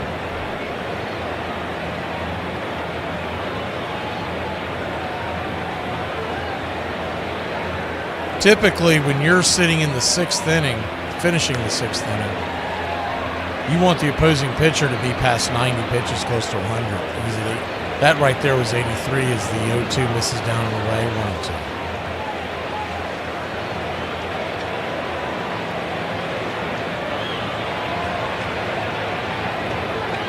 The longer he goes, the deeper into the bullpen Schneider can deal. As the 1-2 down and in, 2-2. Standing on deck is Naylor. In the hole is Suarez. Polanco trying to work his way aboard, just scratch a run across, something to start clawing away. Is the 2-2 in the dirt, 3-2. Talked about it last inning, but when you're trailing by 4 in the postseason, you don't have to get it all back at once. You'd like to where you're not going into the 8th inning, 9th inning trailing by 5. The payoff pitch. Brings it. Swing. Just got a piece of it, rolled it foul. But he can't be denied that Scherzer's pitched a very good game. He's had his control down. He's been working his stuff. Kept the ball down. He's had them guessing. He's had them swinging it. Ghosts coming in and out of the zone. The payoff pitch. Inside. Did he go around? Looked like he didn't. He did not. Ball 4. So Polanco heads on down to first, see if he can get something going. Schneider's coming out there, and he's making the move to the left arm before Scherzer could even argue with him. We're not going through this again, my man. You're going. You just walked a guy. You're on fumes. Scherzer's mad, but most pitchers are when they get pulled from the game. He'll hit the showers. We'll be back in a flash. Here on Braves Country, it's 5-1. We're in the bottom of the 6th.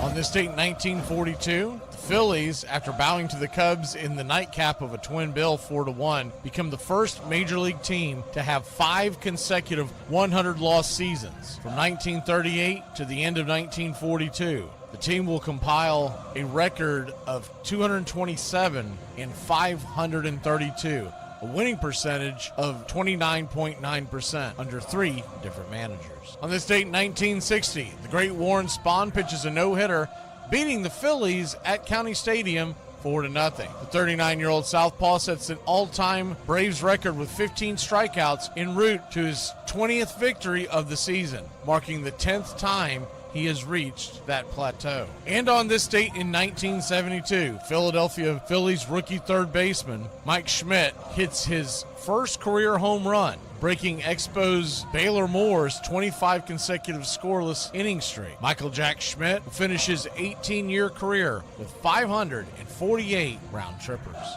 And that's your Braves Country Radio on this date in baseball history. Find us on YouTube and Facebook today. Mac McGee and I, we're on the same team. The Country Club for Braves Country Radio. And we need more players. We need you to help us win the battle against hunger and poverty. You can sponsor Braves Country Radio. Teamwork is what The Country Club for Braves Country Radio is all about. And that's why we need you. For just $15 a month, don't get greedy. Ask for $2.99. you can sponsor a child just like Braves Country Radio. I've been able to really help. Braves Country Radio. And it feels so good. It's so easy. Just reach out now and start sending your love around the world. The Country Club for Braves Country Radio. If you join our team, we really can bat 1,000. Mac McGee. Who's waiting for help. There's room on our team for you.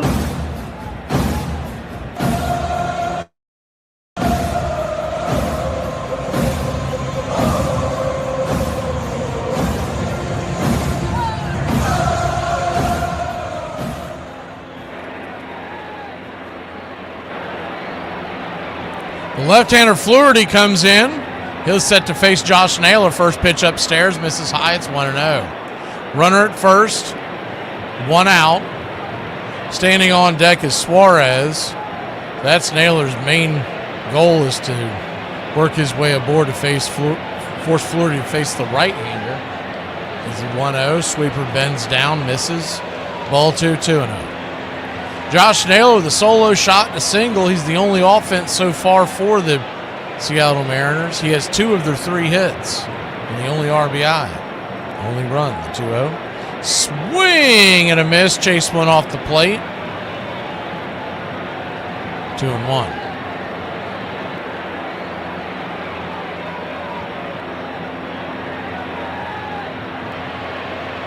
Two-one count. Kicks and fires in the dirt, 3-1. Good take by Josh Naylor. On deck is Suarez. 49 home runs in the regular season. Canzone's due up after that. They may pinch hit if it goes that far. They typically do when the lefty comes on. Stepping out of the box real quick. And are they calling? Is that a warning or is it an automatic strike? He didn't give the... Naylor looks pretty ticked off, but he didn't... I think he just gave him a warning. The 3-1. Down below the knees, ball 4, and he'll head on down to first.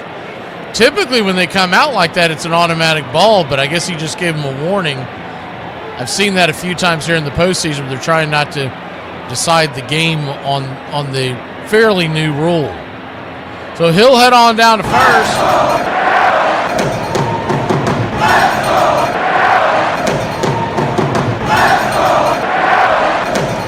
Runners on first and second, 2 outs, and Eugenio Suarez, he could change this game with one swing. Mariners trail by 4 with 2 men on and 2 out. First pitch, 91 at the knees, good cutter by Fluharty. It's on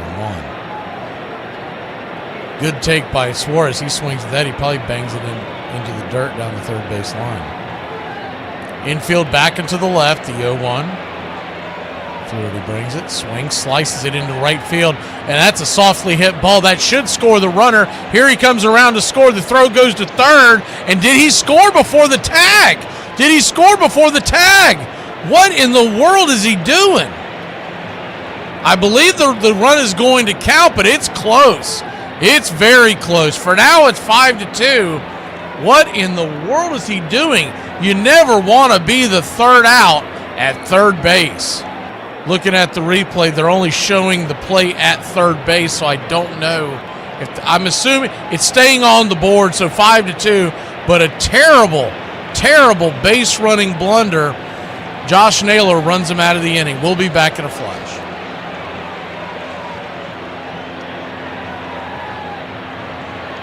Harry Potter or Lord of the Rings? It's the same thing. It's the same thing. It is not. Yeah, there's an old guy with a beard. There's little halflings that run around with sticks and pretend to be magicians.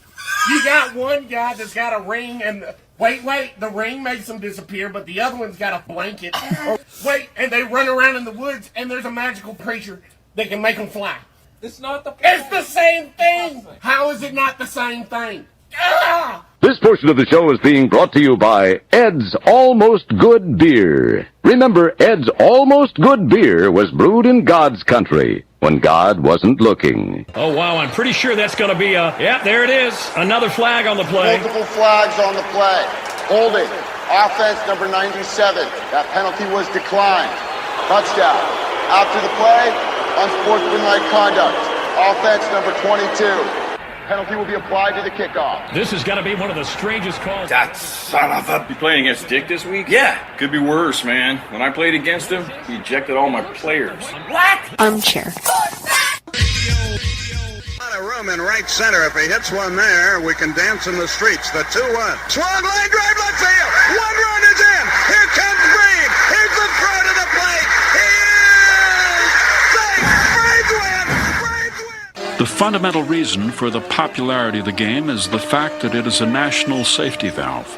A young, ambitious, and growing nation needs to let off steam. Baseball serves the same purpose as a revolution in Central America or a thunderstorm on a hot day. A tonic, an exercise, baseball is second only to death as a leveler. So long as it remains our national game, America will abide no monarchy, and anarchy will be too slow.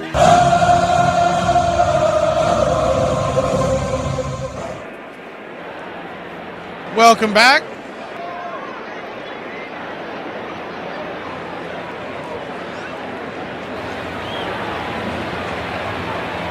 We're heading to the top of the 7th. Double G's for the puppies. They love the double headers.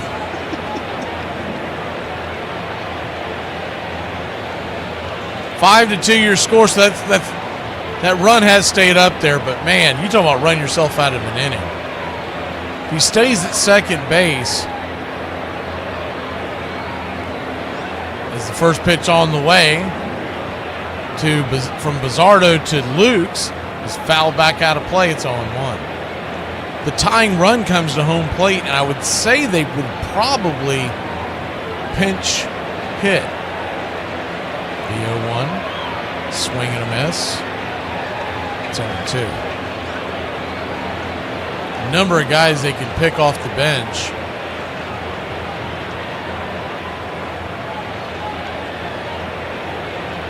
You'll probably see it in the next inning unless they change pitchers going into that inning. The 0-2 foul back. We'll do it again. Sitting on the bench for the Tridents, Victor Robles.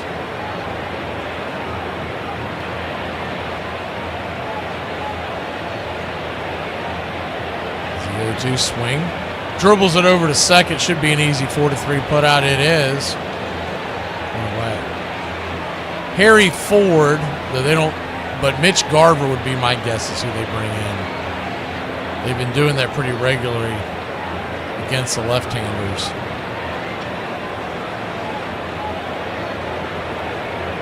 He just crossed home plate, by the way. They're finally showing the overview where he crosses home plate, but just a dope. We saw that earlier in the postseason. I can't remember who the teams were, but it was very close, and it was closer than that. They had to review it, but you just don't do that. Not to mention the fact you don't want to be the last out at third. Vladimir Guerrero Jr. takes the first pitch, 97-mile-an-hour sinker on the outer edge. It's 1-1. You got Mastroboni, left-handed bat, so he's not really an option. You've got is the 1-1 swing, lifted high and deep into right field. I don't think that's coming back. It's not. That ball is gone. A solo shot, and Guerrero goes bonzo one more time. His 5th home run of the postseason. And he drills it over the right field wall. 359 happy feet, 103 miles an hour off the bat. And it's 6-2. They get that run right back. It was a heater on the outside part of the plate, and he just stepped into it, stuck his foot in the ground, and drove it over the right center field wall. Canzoni very close to trying to rob that, but just past his outstretched glove. First pitch on the way to Kirk is right there for a ball. It's 1-0. So back to the drawing board for Seattle. Not only did they run themselves out of that inning, now Bizzardo coughs up the run, and it's back to a 4-run game. The 1-0, outside wide 2-0. 2-0 count. And you look how the Blue Jays will probably counter that if they bring in Garver to pinch hit. The 2-0's right there for a strike. It's 2-1. They have a few guys that they can go to from the right side. It's a 2-1. Right there on the outer edge, 2-2. They had Varland warming up earlier in the pen. That would be my guess of where they would go. But they also have the right-handed arms of Rodriguez. And Hoffman is the 2-2, outside wide, full count. Maybe saving Hoffman and Dominguez for later in the game. Full count, standing on deck is Varsho. The payoff pitch, swing, pops it back foul. Do it again.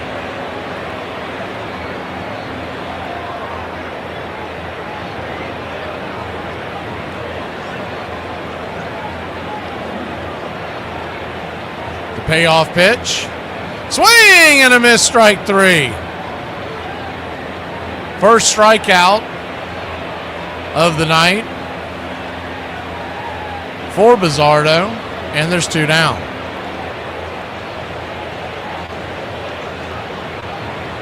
Man, they just showed that replay again. Canzoni, he was just a few feet from being able to rob that at the wall. That would have been a hell of a catch.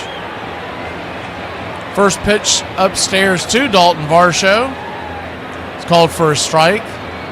Top shelf, intercut. It's 0-1. The 0-1. Down and in. 1-0.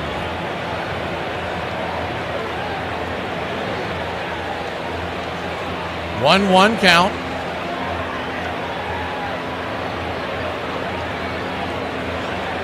Swing, chops it foul. 1-2.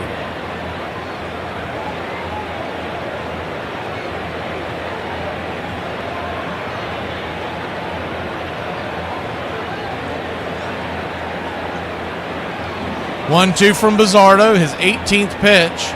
Inside, 96 miles an hour. 2-2.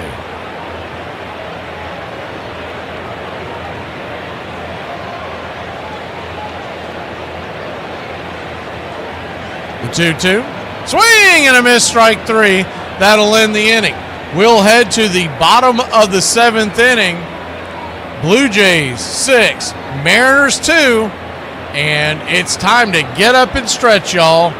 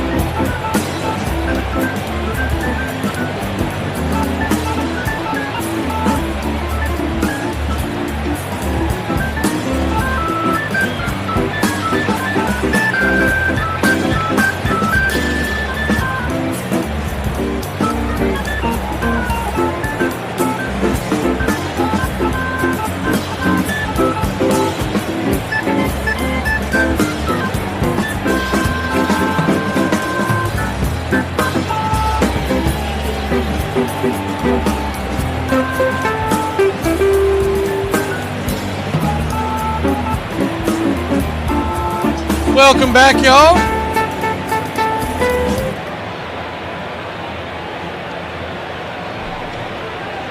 Canzone will stay in because Louis Varlin comes into the game, so they did not. I mean, I think I would have brought him out there to play that cat and mouse game, but nonetheless, righty-lefty matchup, it's 0-1. The 0-1, it didn't matter. He'll chop it over to first. 4-3 put out. One away.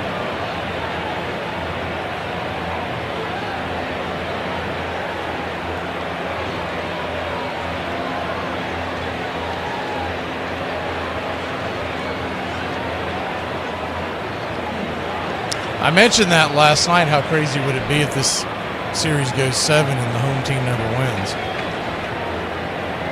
First pitch on the way from Varland to J.P. Crawford, smacks it on the ground. That's going to be an easy one pitch out. 6-3 in your scorecard, 2 down. 2 down.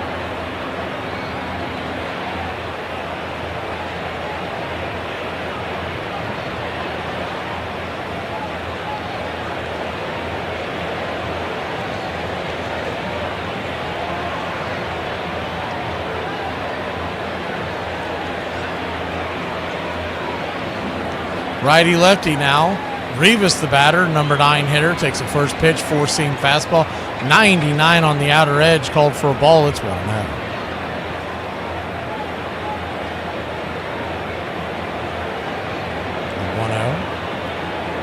Right there at the knees, 99 four-seamer.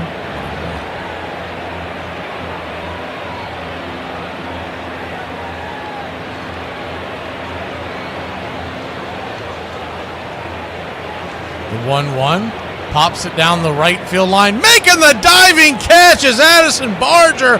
He barges through the door with one hell of a catch in the corner, flat out on his belly, and that'll end the inning. We go to the 8th inning here on the BCR, and you know what that means. 106 miles to Chicago. We've got a full tank of gas, half a pack of cigarettes. It's dark, and we're wearing sunglasses. Hit it. It's happy hour. When wins become losses and losses become wins. You guys going to happy hour? Yeah? Yeah, I'll come for a couple. Just a couple, though. Not like last time. When buying a beer, don't make this mistake. Buying only one beer can cause a misalignment in your spine due to the uneven weight distribution. This can cause unnecessary back pain and potential spine issues. To prevent this, carry 2 beers, ensuring your body is balanced and proper health maintained. Okay.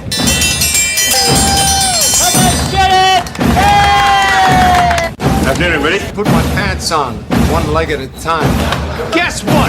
I got a fever, and the only prescription is no... Ladies and gentlemen, we interrupt our program of dance music to bring you a special bulletin from the Intercontinental Radio News. You're in Braves country. Pregame, salad. They're making it laws where you can't drink when you want to. Pretty soon we're going to be calling this country. Oh, yeah.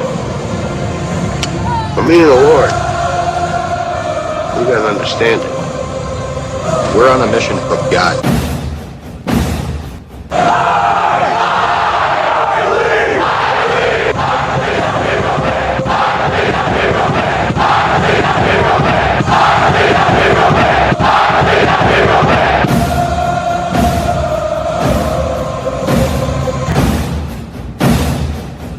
If you want to stop me, you're gonna have to kill me!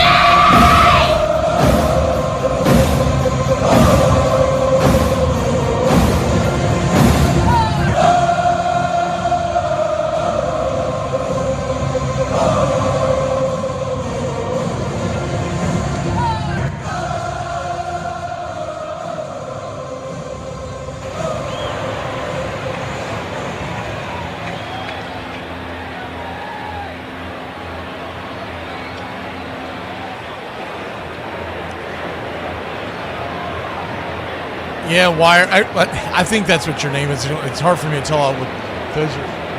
3 I's or an ILRE, but Wire. There's 6 pitches, and they were quickly retired. So we go to the 8th inning, top of the 8th. It's getting late early. Mariners are going to try to look to keep it right where it's at.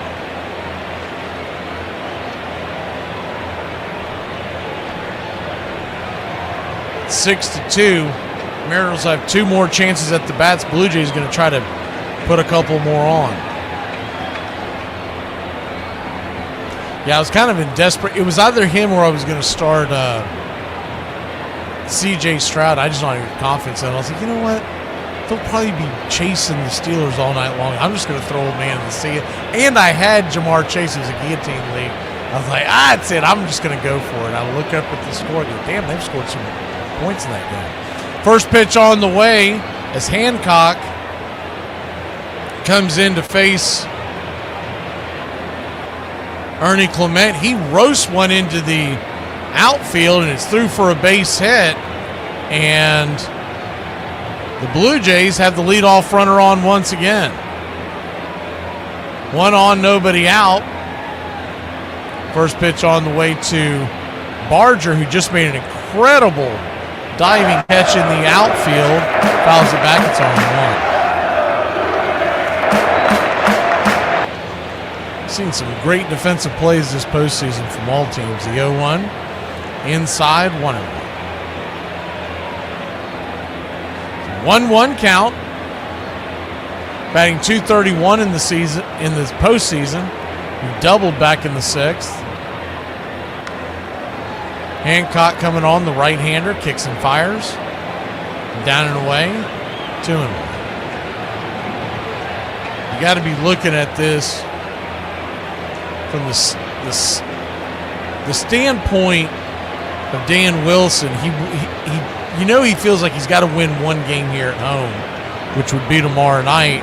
Is his best chance down by 4 right now. He's not giving this game up, but he's definitely going to keep all his bullets in the chamber for tomorrow night in a game that feels like a must-win, because you go back to Toronto and you're down 3-2 as the 3-1 foul back, full count. And though all the away teams have won, you can't bank on that. You can't go, we'll just go back to Toronto and win 2. It'll be all right. Full count. Reminds me of, remember in the 87, is the pitch outside wide, ball 4, and he'll walk the second batter of the inning, so 2 on, nobody out.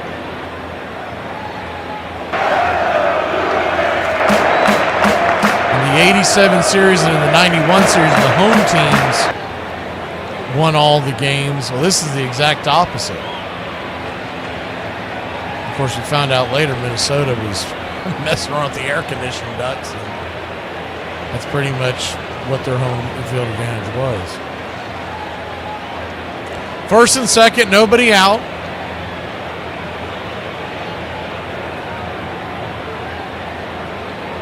IKF standing in, showing bunt. First pitch up top, 95 miles an hour.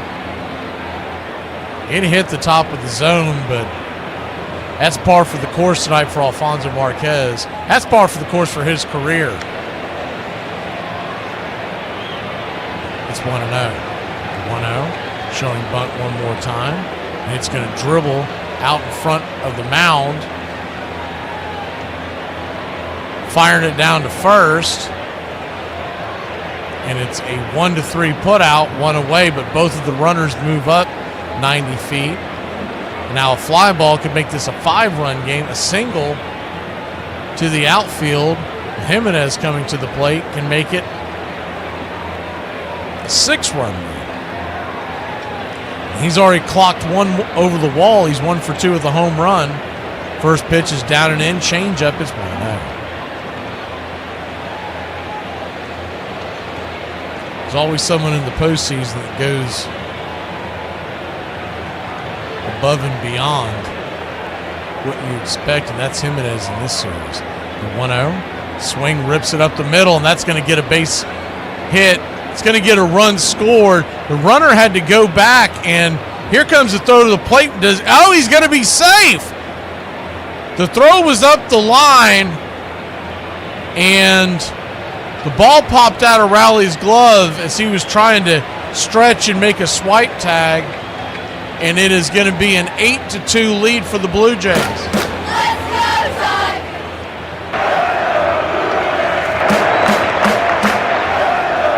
Infield was drawn in and leaning back towards second base was Miles Straw, who came in to pinch run for Barger. He slid over the plate, but then got back up and touched the plate. But when the ball was first hit up the middle, he darted back to second, thinking the ball may be caught. He didn't want to get doubled up, so he had to turn around.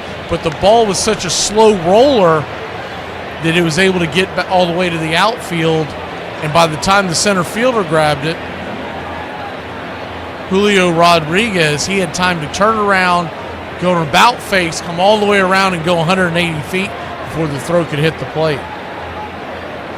1 on, 1 out, inside pitch. From Hancock to Springer, it's 2-1.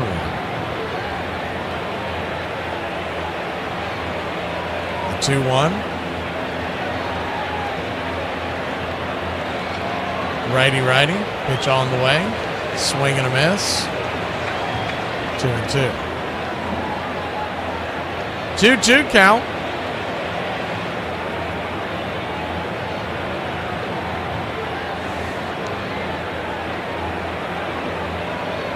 Swing lifted. High into left field, but out of play. We'll do it again. Luke's on deck. Guerrero in the hole. Blue Jays now lead it by 6. We're in the top of the 8th.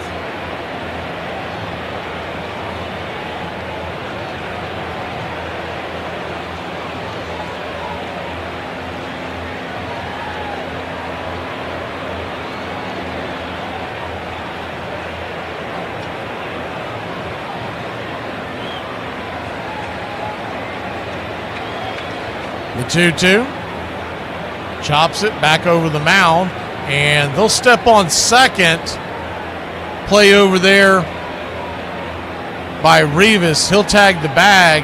They'll get the lead runner, but Springer will be safe at first, and there are 2 outs.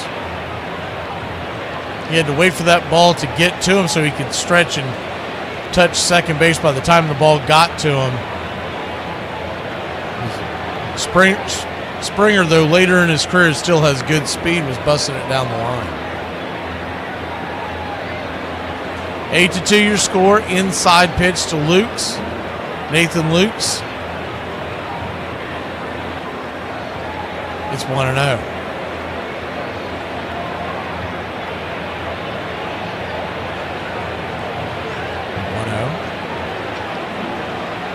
Swing, fouls it out of play.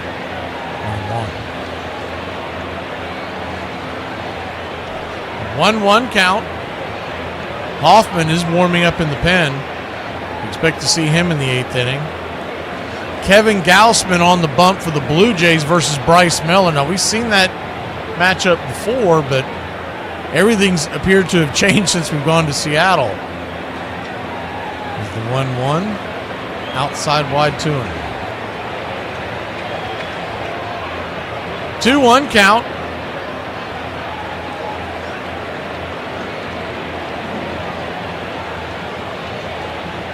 Kicks and fires. Down and away. 3-1.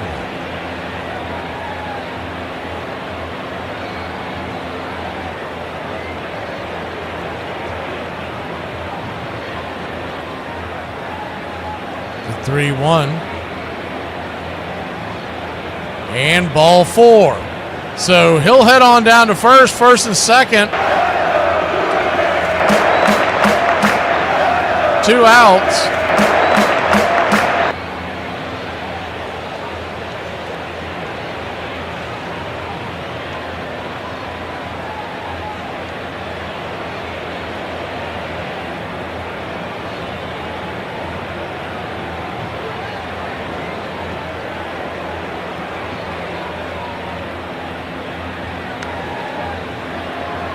Hancock 23 pitches in. Doesn't look like they have any, not showing any signs of taking him out. He might be there for the long haul unless Seattle can score some runs next inning. Vladimir Guerrero Jr. seems like he just hit that home run. He's coming back to the plate. He's 2 for 4. The solo shot his last time up. First pitch swinging, bangs that high, deep, into right field. Drifting over, making the catch at the warning track is Canzone, and Pizza Pockets will put it in his glove, and that'll end the inning.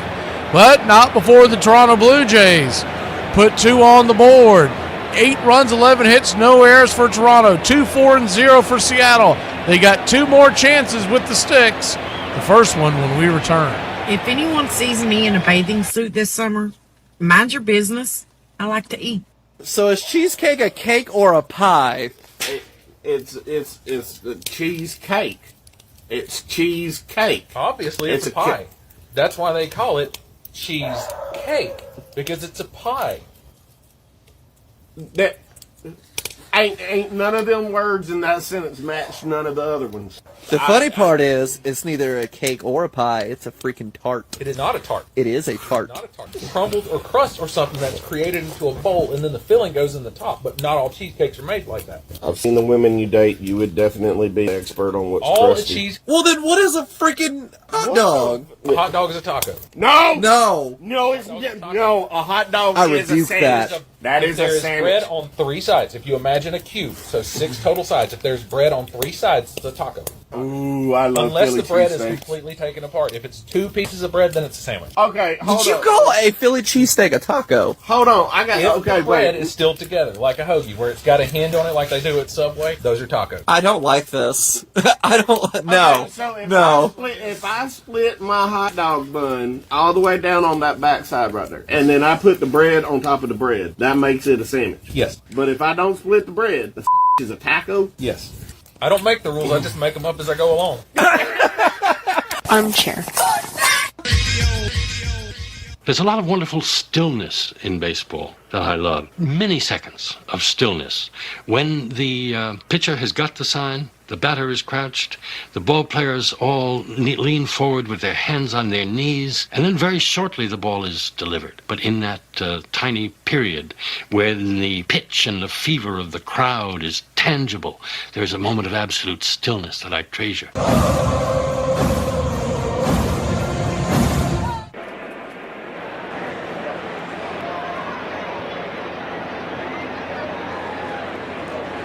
Welcome back. We are going to the bottom of the 8th.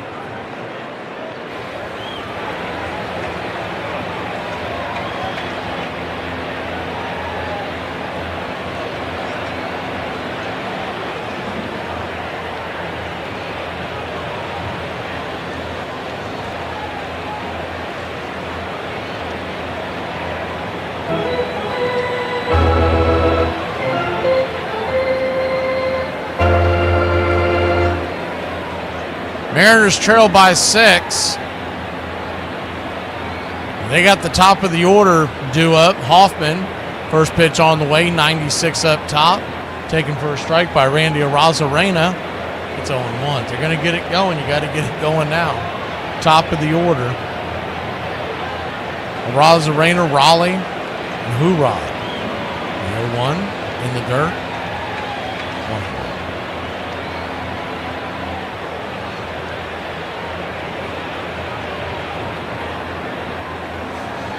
1-1 count.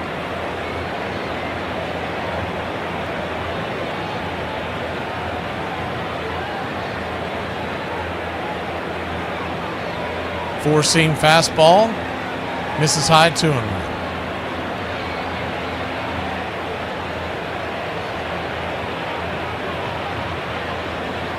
The 2-1.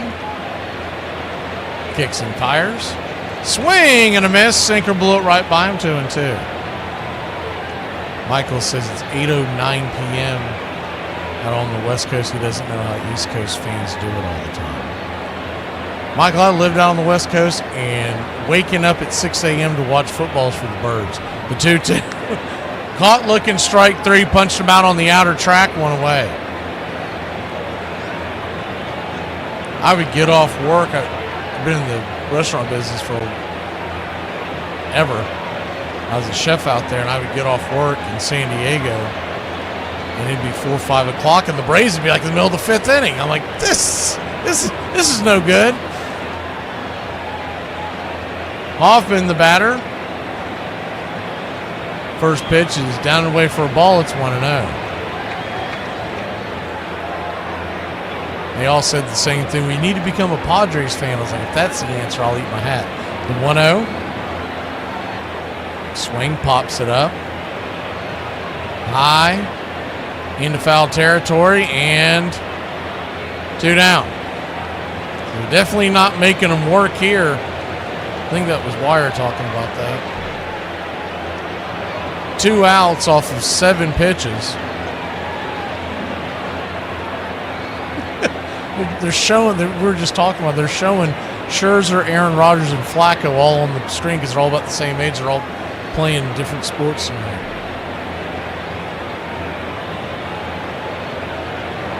Actually, I would have guessed that Flacco was the oldest, but he's the youngest of those 3. He's 40. The other 2 are 41. The 0-1 to Hoorod as he takes the first one down the pipe for a strike. Righty-righty matchup, the 0-1 in the dirt. Good take. 1-1 count. You got Gausman going tomorrow versus Bryce Miller. And remember, that's an early start. That's 6 o'clock Eastern, 3 o'clock local. As the 1-1 fouls it back. The Dodgers, Brewers, they're flip-flopping. They'll be the 8:30 Eastern, 5:30 local tomorrow night. So we'll do just what we did tonight, and we'll bring you the beginning of this game, this series. And as long as it's competitive, we'll stay with that until that ends, and then we'll go or I guess we'll go south to Los Angeles from Seattle to bring you the end of the Brewers Dodgers. Dodgers with a chance to sweep it. Shohei Ohtani's on the mound. The 2-2. Check swing. Did he go around? Well, either way, caught looking strike 3. I think he actually called him out on the corner, and that'll end the inning. We go to the 9th. Quick inning for the Blue Jays. What was that? 12 pitches? We'll be back in a flash. Top of the 9th we go. The Blue Jays lead the Mariners 8-2.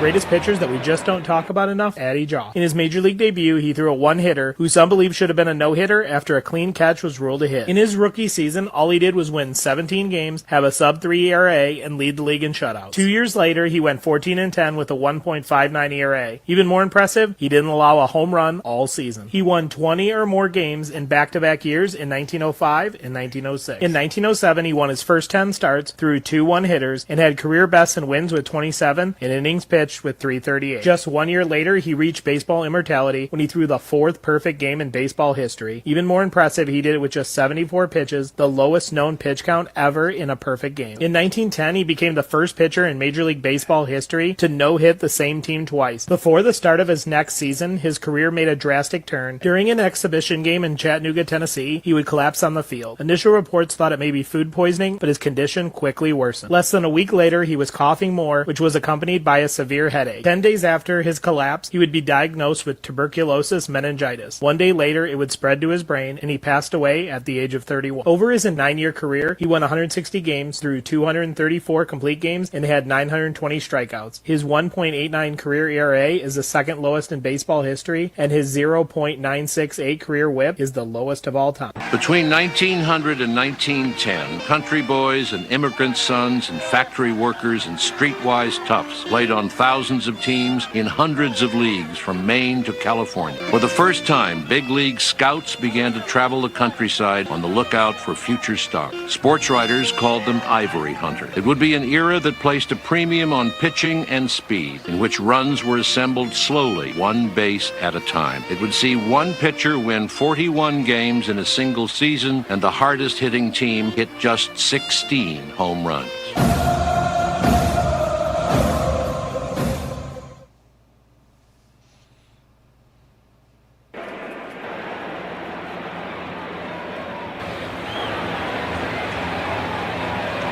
Welcome back.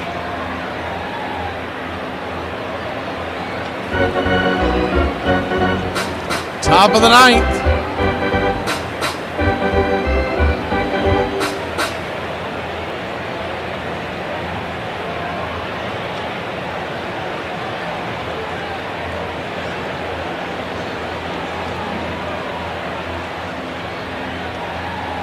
Eight to 2 your score. Blue Jays lead the Mariners. Alejandro Kirk leads us off. First pitch on the way. Yeah, Hancock's out there to take one for the team. He fires a pitch up high for a ball. It's 1-0. Emerson Hancock 25 pitches into the night. The 1-0. Inside, 2-0. Kirk batting .219 in the postseason, but with 3 home runs. The 2-0. Right there, 4-seam fastball, 2-1.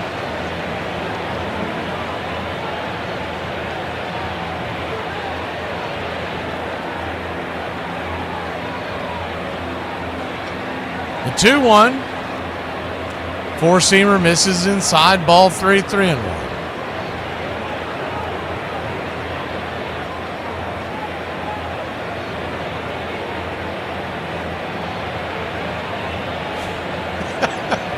The 3-1 right there, 3-2. I didn't see that comment. I guess it was about 5 minutes ago. Wire says, I'm not talking about pitches again. This is where the series gets decided. People are talking about pies and music. The payoff pitch. Swing and a miss, strike 3. Got him right there. Chasing off the edge, 1 away.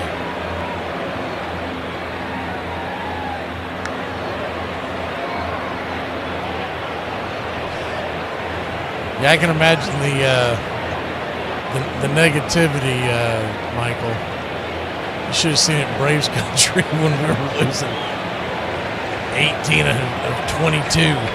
The changeup is a swing and a miss strike. It's 0-1. Dalton Varsho, the batter. Righty-lefty matchup. The pitch. Swing belted. Down the right field line. If it's fair, it's gone. Just foul. Hooked into the corner. It's 0-2. 0-2 count. If you're looking for positives as a Mariner fan, you have to look at the fact that the series is going to be tied, in all likelihood, as the 0-2 off the plate 1-2. And Randy Arozarena is hitting just 158 in the postseason. Suarez is hitting just 167. 1-2, swing and a miss, strike 3, 2 down. You got to figure at some point one of those bats gets hot. Cal Raleigh, he's had some big hits, but he hasn't really been scorching hot. And Julio Rodriguez batting just 222, Polanco at 250. So if they put some hits together tomorrow night, and Miller is Miller, you got to like your chances. The first pitch is a swing and a miss strike. It's 0-1. On the Toronto side, you've got some guys who haven't really hit that well that you would expect, especially Alejandro Kirk, is the 0-1. Did he make the catch? Sliding attempt out there by Julio. I guess he did. Looked like he almost trapped it, but I think he got his glove underneath it. Taking another look. Yeah, he got it. Barely. But he got it. Go on and get in the dugout before they put the challenge out there. We'll be back in a flash. Bottom of the ninth we go. Last chance for the Tridents when we return. Hate your life and die on the job. Be a man. Once a year, there comes a chance for a fresh start. An opportunity to change oneself for the better, and that time is now. So I'm gonna go full throttle, and everyone around me is gonna hear about it. My name is Max, and I'm the most annoying person on January 1st. Oh, starting hungover? You do you. How were the bars at midnight? I wouldn't know, I wasn't even awake. Yes, the new year is about personal resolutions, but it's also about making other people feel bad. If people don't hear about my resolutions nonstop, what's the point? Everyone always said the gym would be packed on January 1st, but I was like the only one there. I guess it was 5 a.m. You know you really shouldn't be drinking that coffee. It's not good for you. Some might argue that making small, consistent changes over the course of the year would be more efficient than going 0 to 100 arbitrarily on January 1st. But I'll get more attention this way. Hey, do you have the time? No. Could you check your phone? I'm just doing 5 minutes of screen time a day, so everyone's gonna f***ing hate. I'll give it up on all of these by mid-February, but until then, strap in. I'm gonna go write my poem of the day. I started blasting. Bang! Bang! Well, I don't see so good, so I missed. Then they ran away. I ran after them. Okay. Bang! Try to shoot him in the back. But I don't run so good either. Anyway, you guys all think I'm a hero. and I'll accept that responsibility. I think maybe the biggest appeal of baseball is that it looks so simple, it looks so familiar, and in its outward dimensions, it is still almost exactly the same game that we played when we were kids, or that we first saw with our fathers when we sat in the stands. There is a continuity there that is very attractive to us because so many other institutions that we've known have disappeared or fallen into disarray. Our families, our cities, our politics. But baseball feels the same. It feels very much the same, and I think this is probably its prime attraction. Braves Country Radio, your home for the classic call, Braves Country Baseball.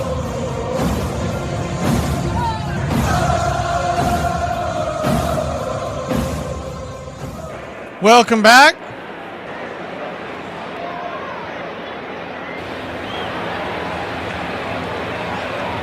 Mariners trail by 6. Polanco leads the Tridents off as we head to the bottom of the 9th inning. It'll be Polanco, Josh Naylor, and Eugenio Suarez. You got to figure the Seattle radio is going to be going nuts over Naylor running them out of that inning. And they scored that second run in the 6th. It was still 5-2. And the tying run was going to come to the plate, and he ran him out of the inning. And then next thing you know, Toronto added a run the following frame and then added 2 in the 8th and never looked back. Should be a good pitching match tomorrow. Gausman, I expect him to pitch better than he did the first time. Bryce Miller's looked very good in the postseason. I think we've called all of his games. Sir Anthony Dominguez is on. Try to close out the 9th here. He's thrown 3 2/3 here in the postseason with 1 run earned. 5 walks though. Oof. I guess they figure with 6-run lead, they can put him out there. Man, that's that'll make you grind the roll aids if you're Schneider. 5 walks and 3 innings of work in the postseason.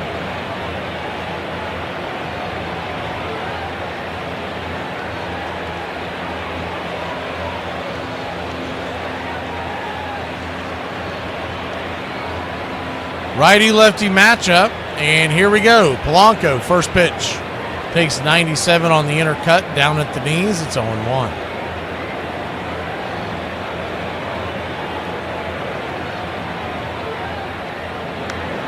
The 0-1.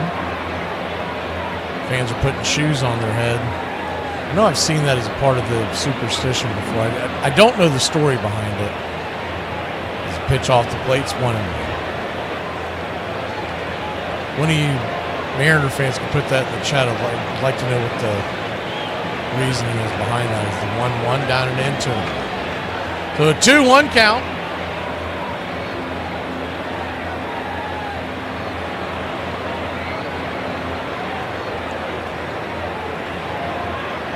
Kicks and fires. Swing, pops it up. High in the sky, making the catch. Route number 1 there in center field is Varsha.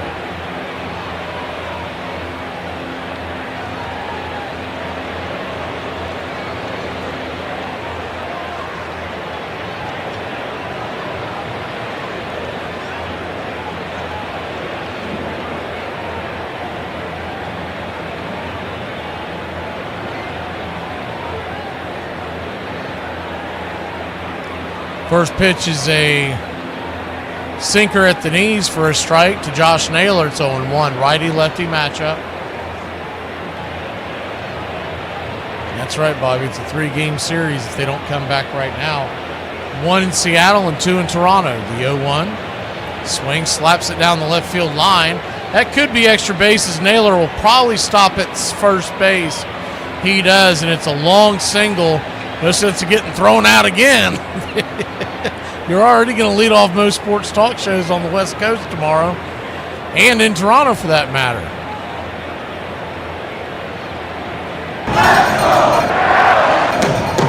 So 1 on, 1 out.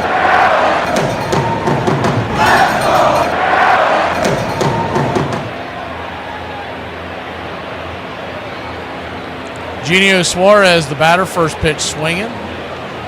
With a miss, it's 0-1.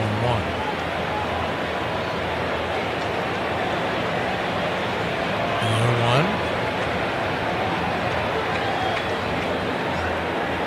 Kicks and fires. Down below the knees. 1-1. 1-1 count. Righty Bassett and lefty Little are warming up in the pen. Actually, they look like they are warm and ready to roll. 1-1. Swing and a miss. It's 1-2. I don't think Schneider will be messing around here. They get another runner on, another batter on. We may get another pitching change. The 1-2 from Dominguez. Looks into Kirk. Kirk sets up on the outer edge. Just misses outside. 2-2. On deck is Canzone. Crawford in the hole.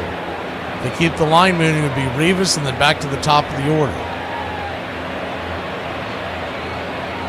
The 2-2. Swing, pops it up. High in the sky. Can of corn. Second base side. Over there to make the catch is IKF. Kiner Falepa fires it back into the infield. 2 down. Trident's down to their last out. Canzone, the batter. He's 1 for 3 on the day, batting 111 in the postseason. That's another guy who hasn't hit.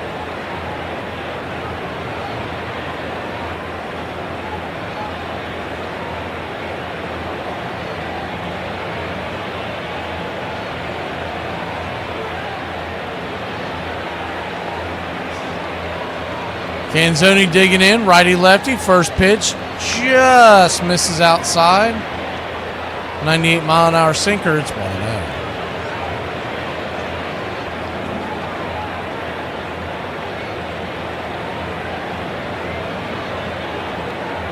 The 1-0. Four-seam fastball misses, 2-0. So the 2-0 count. Seattle trails by 6. Series 1 out away from being tied up.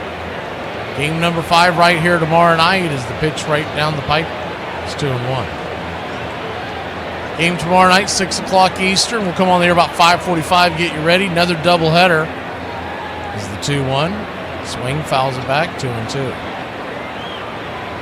It'll be Mariners, Blue Jays, 6 o'clock, and then Dodgers, Brewers to follow. They started about 8:30. The 2-2. Way outside. Just a bit outside all the way to the backstop. And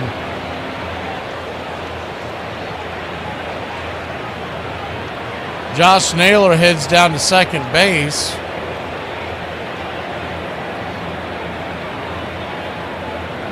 That'll eliminate the force play at second.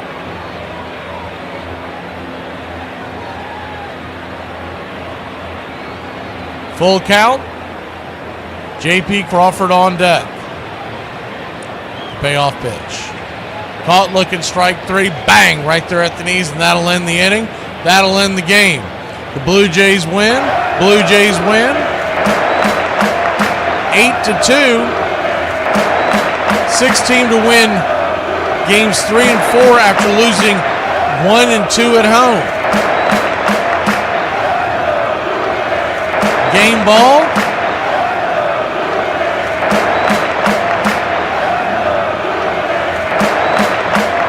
Go a couple of different ways. You know what? I'm going to give it to Jimenez. Not only did he hit the home run, he's 2 for 3 with 4 RBIs. And remember, he even dropped a sac bunt. And that's not nothing in my book. We'll give it to Jimenez. And we'll see you tomorrow night, 6 o'clock Eastern. First pitch of this series. And then it's Brewers-Dodgers. Dodgers trying to warm up the Brew and see if they could sweep the Brew crew out of the building.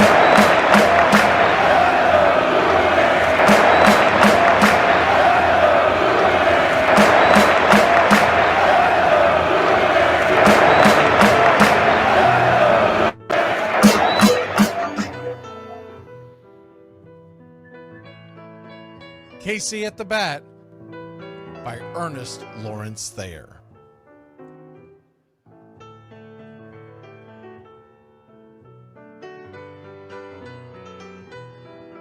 The outlook wasn't brilliant for the Mudville Nine that day. The score stood 4-2, but with 1 inning more to play. And when Cooney died at first, and Barrows did the same, a pall-like silence fell upon the patrons of the game. A straggling few got up to go in deep despair. The rest clung to the hope which springs eternal in the human breast. They thought, if only Casey could but get a whack at that, we'd put up even money now with Casey at the bat. But Flynn preceded Casey, as did Jimmy Blake, and the former was a hoodoo, while the latter was a cake. So upon that stricken multitude grim, melancholy sat, for there seemed but little chance of Casey getting to the bat. But Flynn let drive a single, to the wonderment of all, and Blake, the much despised, tore the cover off the ball. And when the dust had lifted, and men saw what had occurred, there was Jimmy safe at second, and Flynn a hugging third.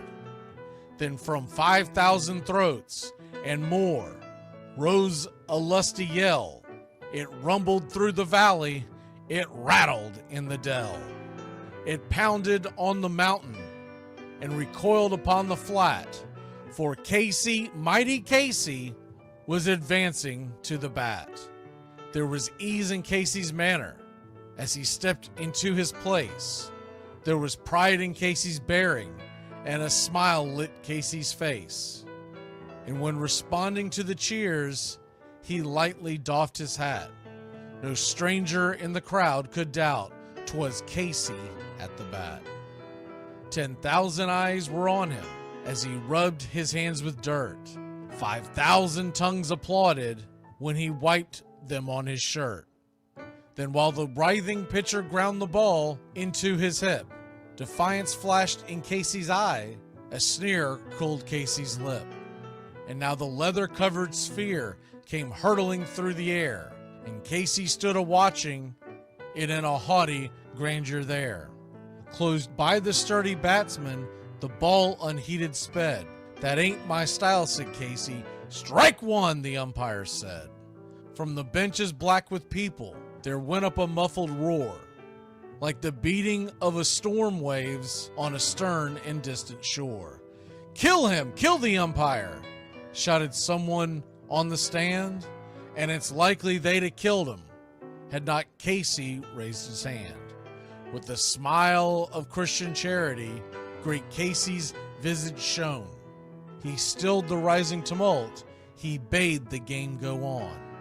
He signaled to the pitcher, and once more the dun sphere flew.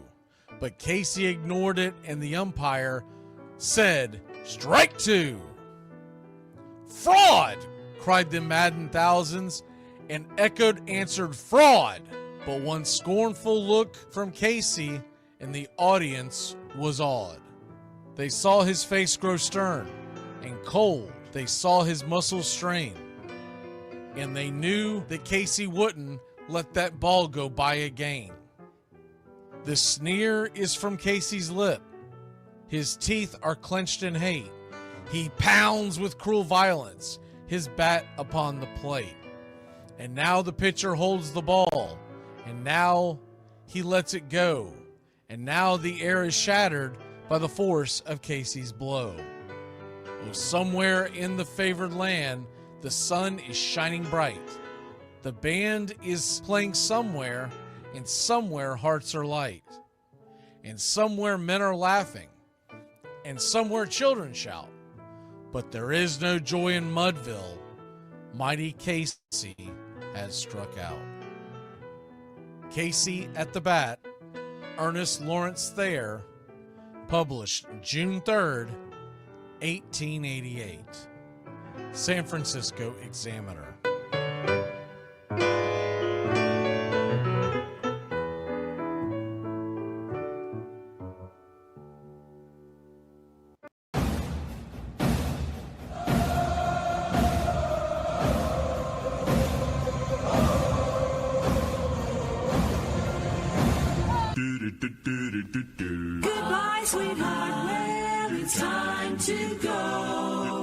We're back tomorrow with another show. Well, unless we're fired, we'll talk to you then. Goodbye, sweetheart. Goodbye. Goodbye. Guys and gals, it's time to go. We'll see you on the next show. Same bat time, same bat channel. It's closing time, y'all. You don't have to go home, but you can't stay here. Have a great one. On your way out, please like and subscribe. And don't forget to tip your favorite bartender. We'll see you. I'm Mac McGee, signing off for Braves Country Radio.